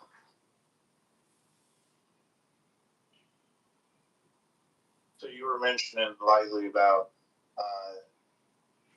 it changed your perception of, was it the country or the founding? Yeah, or like I think your patriotism. Tell us more about that. Even just what I've accomplished and what I've done in my own, like kind of how I look at being an independent, sovereign power in the music industry. Because my ancestor believed in sovereignty. You know what I'm saying? Jared Ingersoll fought the Chisholm versus whatever case or whatever. He was the judge over that case. You know what I'm saying? So he believed in independence and the government not having so much control over the people, and I could agree with that, and I see a lot of those similarities. And me and him actually kind of look a little similar too. I can tell that we're technology of a family. I could tell we're cousins for sure. Fascinating. Very interesting piece of history, but with something like that, the reason why that would be something that's hidden is because it would taint the purity of whatever the American story is, which they would love to say that the founding fathers or their descendants didn't intermix with black people. That's a damn lie, and it was nothing to do with slavery either. People willingly did this, and I want to say, I don't know who was more African, but somebody had to, earlier in that period, had to been half black, or just a white passing black person. Somebody had to been. I just don't know what ancestor, whether it was Harriet Lafayette or was it George Ward Kellogg.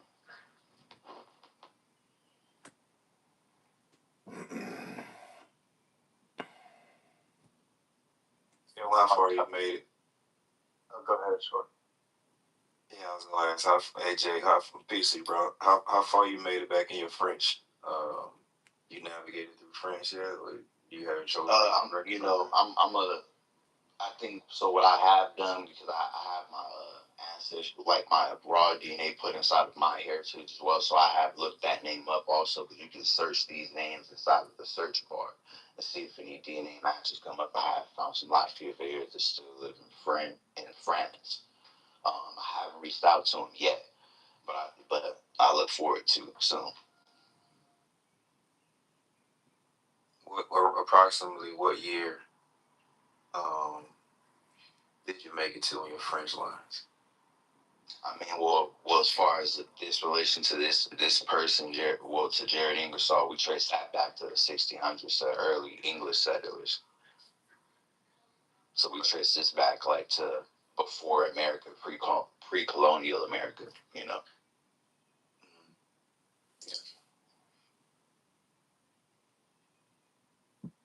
So when your reparations cut, shit. Hey, look, even if it did, I could get inside of the the descendants of signers, and then my fifth great grandmother, her father was a World War I veteran, so I can get into the Brothers of American Revolution. I have the paper trail to prove it, and the DNA verified facts to prove it.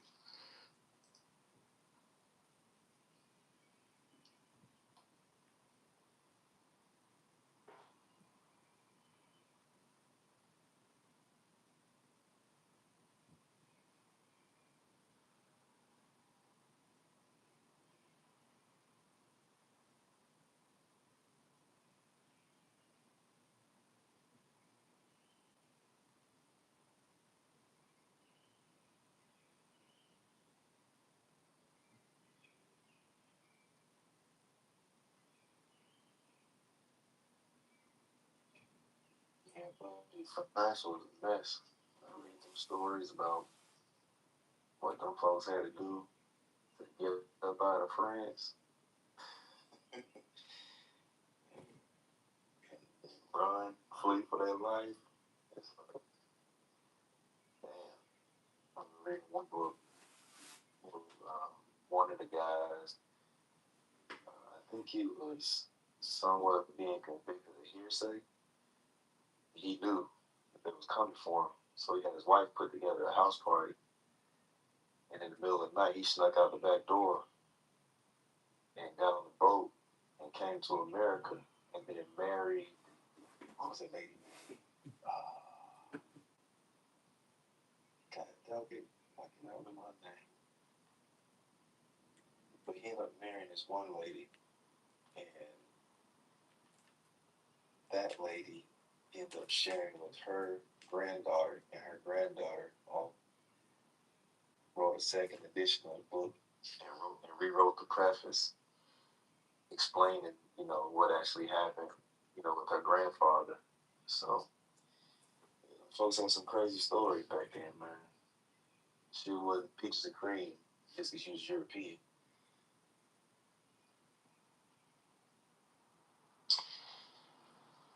All I'll say is, man, it's worth doing the history, man. Do your research, man.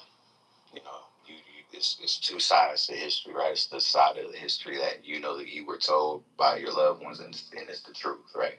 So, while doing these DNA tests, just understand it may be some things you find out, maybe some family that never knew you existed, and vice versa. So just be prepared for that. Be prepared for people not to really believe you're related to them for whatever reason, even if you do know.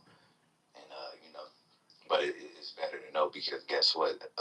You share genetic material with these people. You share a common ancestor with these people, right? And with a lot of these ancestry tests now, it can pre-screen you for health problems, right? So even if you didn't know where a certain sickness came from, you might be able to find out or prevent certain things from happening based on your genetic markers, because that plays a big role in a lot of things.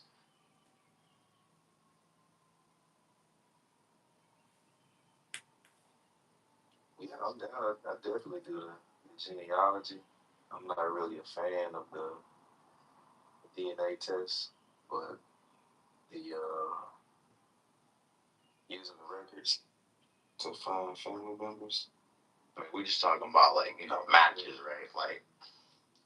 Like what I was bringing up with Ancestry Story Scout. That's basically an AI that if something within your biological story doesn't make sense, or if just something doesn't make sense, maybe a time frame with what Ancestry Story Scout's going to do is find the best biological solution that makes logical sense, right? Because So you took your DNA test results and threw it into AI, into that AI, no, and improved it? It does it by itself. Oh, okay. But see, like I said again, the program. most people that take these tests won't find out that they're a close relative of like a Constitution sign. Because like I said, I don't descend from Jared Ingersoll himself. I descend from his close family. So I have that same foundational DNA that he had, is what I'm saying. Yeah. But I'm also more of a closer relative than he, genetically also, than his actual direct descendants. Because the generations removed, is a difference between 50 to 100 years. So somebody that's like a fifth cousin, 4 times removed, they're like 200 to 300 generations removed from me, just for wherever my common ancestor is with this person. So their DNA is a lot less, original compared to the DNA that I have, if that makes sense. But the point of the matter is, no, man, it don't make no fucking sense. I don't know what you talking about, dog. His closest living relatives. And like I said, this is just something that got genealogically erased, but we corrected it, Right now, I'm just taking a little break because I know the Church of Latter-day Saints is kind of in the hot seat right now. So I'm taking a break before I break this story. But it's coming out, you know what I'm saying? And hopefully this ends racism, this story. who say it's cap, but you can't argue with biological history and genealogical history. Facts. So what do the Mormons have to do with it? I'm just curious. Because I work in solar, so I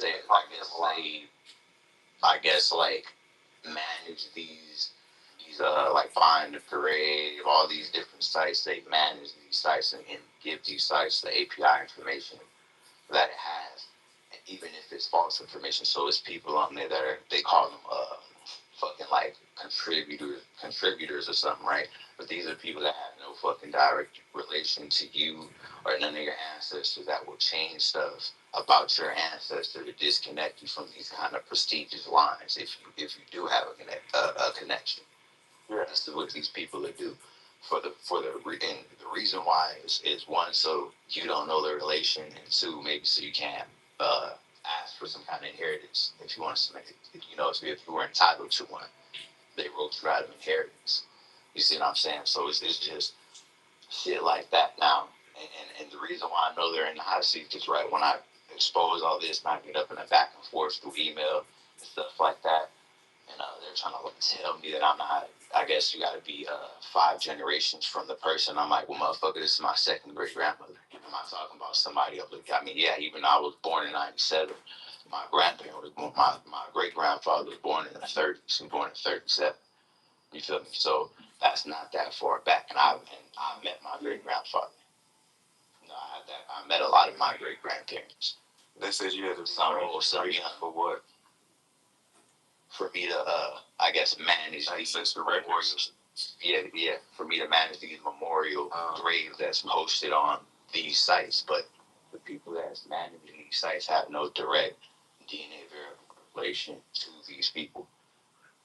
And see, these kind of prestigious families, they have money to do shit like that, to have researchers disconnecting, best believe when we took a test in 2020 or whatever, they see me pop up on their radar. And this family also has historical gravesite burial plots as well.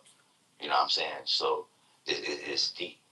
And I think it's in what I want to say, New Haven, Massachusetts, somewhere in Massachusetts, 40 miles outward. You know what I'm saying? Somewhere out of the way. But the point I'm making is, you ask why would they do it? Well, the question is, why wouldn't they? If this was always a family secret or something, maybe that even though they knew their ancestor did it willingly, they might not have been proud, right? So they're like, you know what? If they were just hoping that this line didn't thrive and survive, but we're here. That's all. Yeah, Mormons love that shit. Just as somebody who not only deals with them texting me all the time, trying to get me to come to church, but like they're just really on point and they're very persistent and they're all about what they're all about. Like I have some sales guys in the solar industry. I'm in the operations side. I was an installer, but once I got to management, I started meeting salespeople. Showed up to one of their parents' wife's dad's house or something to check it out, to do a ground mount system there. And they had 3 ADUs, and each ADU was just a room with like 12 bunks all on the wall, like military buildings. So they just like come out here from Utah to California, sell a bunch of solar, and then go back. So it's like they're just in there selling solar, collecting everybody's information. They want you to come to church and be your friend and shit. Like they're very on the rise. Yeah, this is no game. And see, when I break this story, I'm also going to bring up the fact that they tried to lie, right? The Church of Latter-day Saints, because they were behind hiding this information, right? And it's funny because they're on AI, because they're partnered with Ancestry to still discover this. So I'm sitting here arguing with somebody on fucking Family Search or whatever. And they're like, oh, you made a threat to somebody. No, I didn't. I told this motherfucker if they don't stop lying, I'm going to report it. I'm not making a threat. I'm making you a promise. You're disrespecting a founding father's descendant line. It's not going to end good for you. Period, point blank. Because guess what? My second great grandmother deserves her real story to be told. You know what I'm saying? Not a fabricated story. They're trying to connect her to some people from fucking Texas We don't have no connections to people over there. And the people there saying where her parents were born in the fucking later 1800s, like 88 or 18, whatever. They would have been kids themselves. There's no way biologically they could have had her. So that was the first lie that a DNA, one of these people that detaches people from these lines does. You know what I'm saying? And see, they probably already knew that someday we would find this out. And I think the Kellogg family as well, because we're connected to them. I think they recently sold the brand like 5 years ago, probably around the time where I took that test, when they sold the brand. So like I said, it's a lot bigger than what you think. Of course, it's historical erasure, and it's also genealogical erasure by record. So you gotta go down the rabbit hole, find the records, find the matches, see the names, all that, And if you don't see it on one platform, you can go to another one and take a test there, or put your raw DNA in the other one and search those names over there. If you see something, then that tells you what you need to know, right? And then see, it's a lot of family secrets. So that makes sense. Hey, I got a question for Pepe or Beaver or any of the mods. Are you guys there? I tell you not. Bro, comparing me to Hitler is weird. I'm full of the same views, not in the same party, don't think the same thing. Like, I don't understand. I asked you several times nicely. I don't understand why you have to compare me to these people.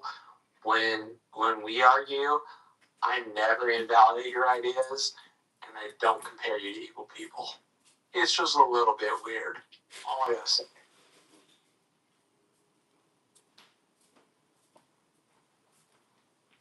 Hey Marshall, see the post that came up saying that